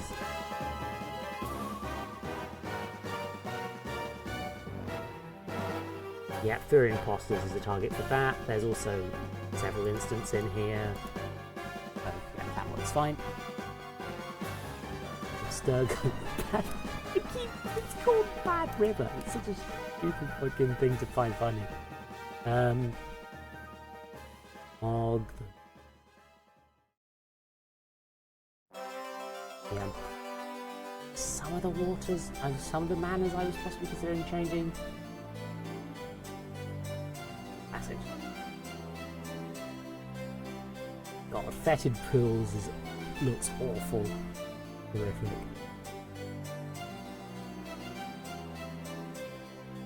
A hotel does become a horror. Yep. Exiles from my graveyard. You know, it's a horror. It's... I'm going.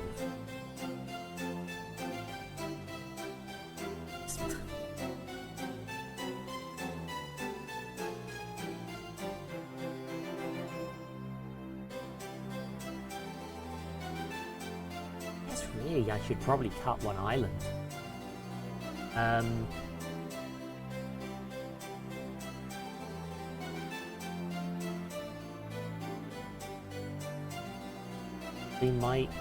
might cut the Bikini Bottom Island. That would be quite funny.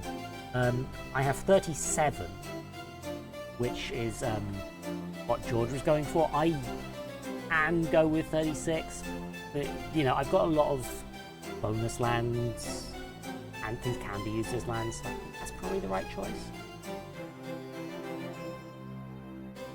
Just because the deck analytics is like, yeah, you've got kind of 24 blue and 17 black deck.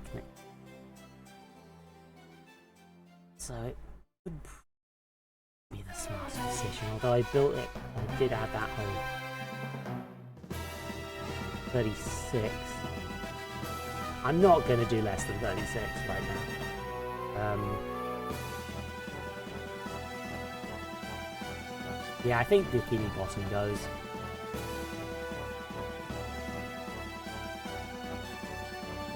I've got a load of good lands, so could be.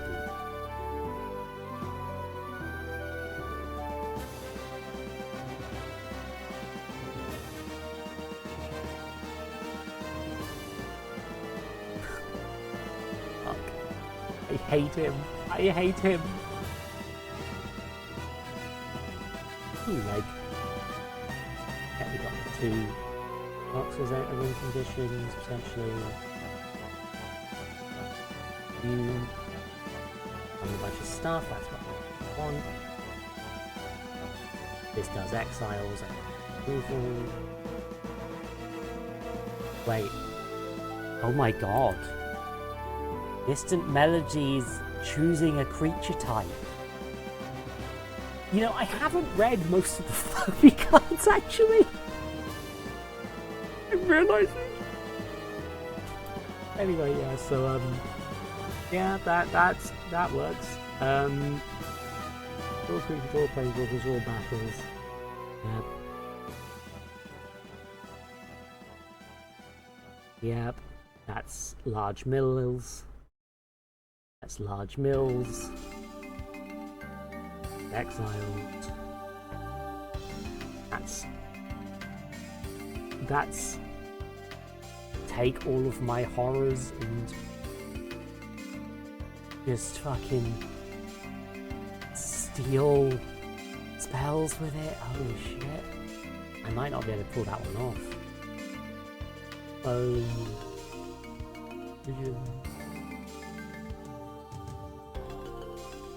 Yeah, I think that basically it's, do I try and find a way to put Super State in my deck? Because I think it's funny. The answer is no, it's not actually good enough, and I can make other decks based around that. Built on stream. Thank you to George and Zick. I'm gonna spell your name wrong because I'm terrible with Zixkey. And chat, I guess.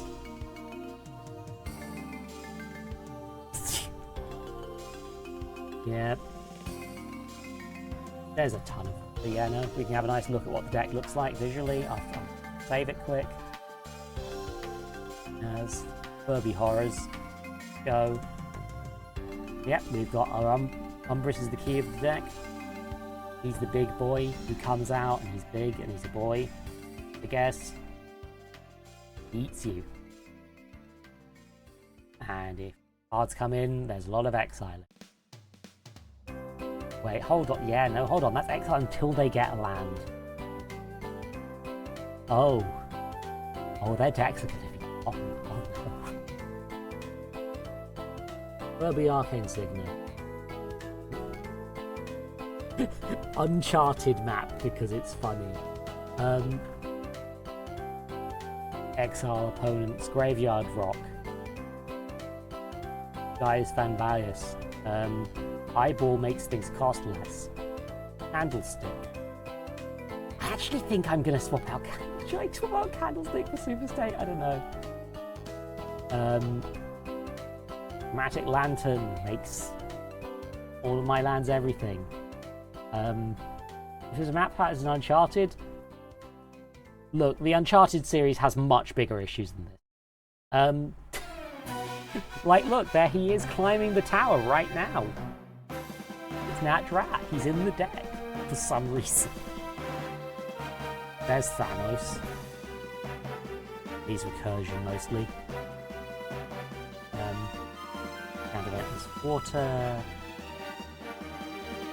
Italian. Another map. Land. Which actually may not be the right play because if I've got Chromatic Lantern, I can also use that. It's fine. Give me a key rune, becomes also become a creature for a turn.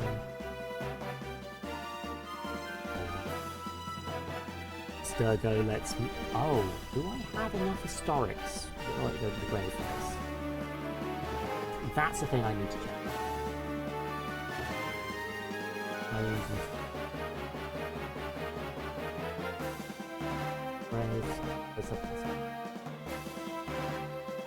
And makes people mill.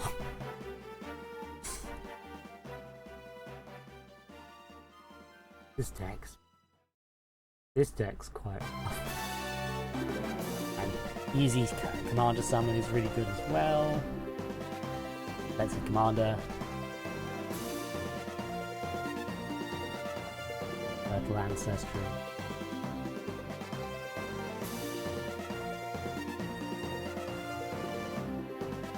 I hope this gives my friend who I announced this in one of my friend's servers. They don't stream much anymore.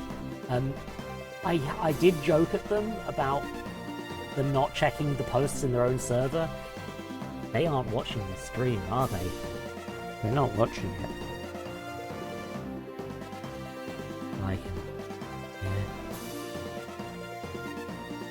Yeah, he's also up to 1. Yeah, we double checked that actually. I forgot. Two Ashes, Passage, Pools, Leg, Witch, Funnel, Blue type Witch type can't be blocked. There's ways to hit big.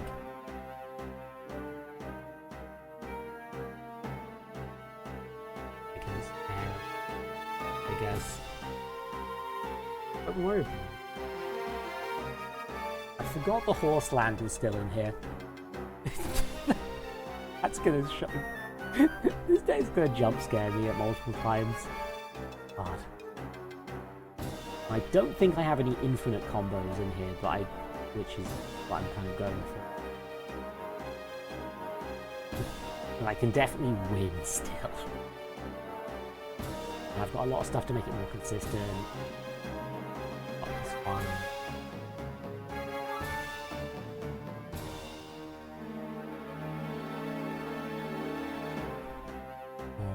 Library milling. I think Psionic Ritual is one I'm a little bit like on.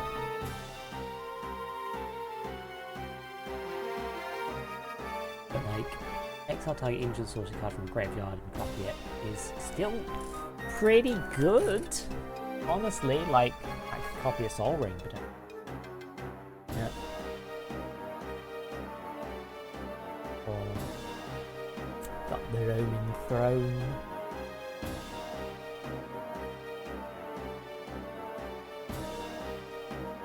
Player.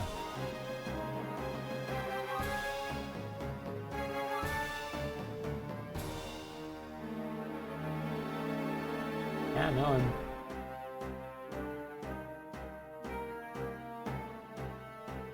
It's mostly just a case of, do I have enough monsters to actually defend myself? I think I do. Like, Spell Sky and Thing in the Ice are good defensive. Roaming Throne. Sludge Monster is not only a good roaming defense, but also can debuff an opponent. Nice.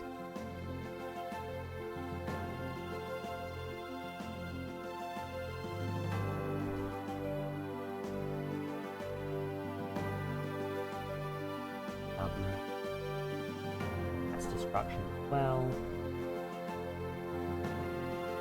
Yeah. Distance.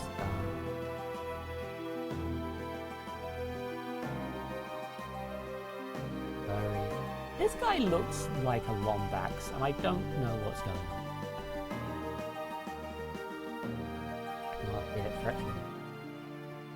Arena's Actually, both of these are just summon nightmares, mill the opponent. And also my opponents can't search their libraries? God, Dream Renders.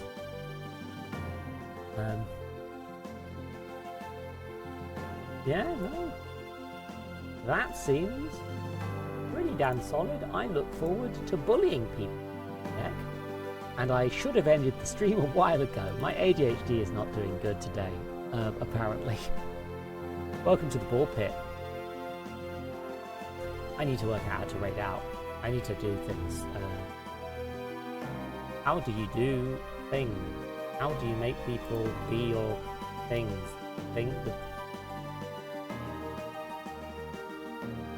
So my brain is a puddle now. I need you to understand this. I will be going to bed pretty shortly after this. It's... Oh my god, Guma has a new model. I'm torn. Because I've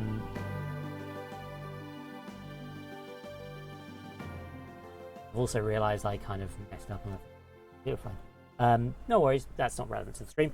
I'm torn, chat. This show. Let's pop back to the screen quick. Just demonstrate that I open up live channels you think you'd like.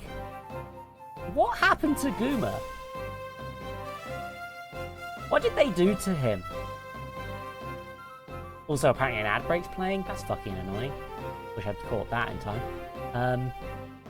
And then there's CA, and I really should send you to CA. There's plenty of options if you want. Many of my cool friends who are cool, and friends. I collect them, like Pokemon cards. You understand? You can also go watch Warframe if you want, but that's a corporation, so I'm definitely not rating. So, don't worry about it. Hop into Stream Manager. I think I'm going to raid CA, because I did delay their stream significantly, so I do feel a little bad about that one. I can't lie. I have attention deficit hyperactive disorder.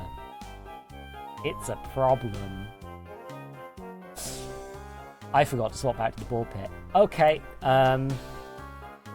raid message please. There we go. Yep. I think actually, no, hold on. What should my raid message be? Sorry we kidnapped George Yeah, that's the one. I've misspelt sorry. I've misspelt sorry.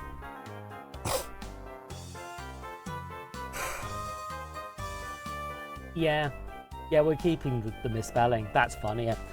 Thank you all for being here. This was sadly not what I usually do on Thursdays. I usually do the we usually do Dokapon Kingdom with me, George Bag Space King, and Madam Universe, but due to internet issues, Madam Universe done.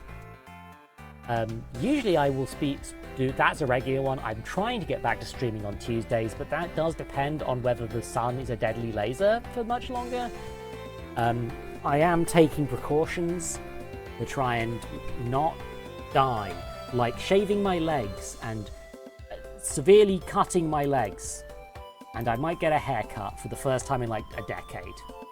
Who fucking knows? I would chill people, but we've run out of time, and also, oh fuck, yeah, that's the time running out. Bye. Sorry, Zixky's cool.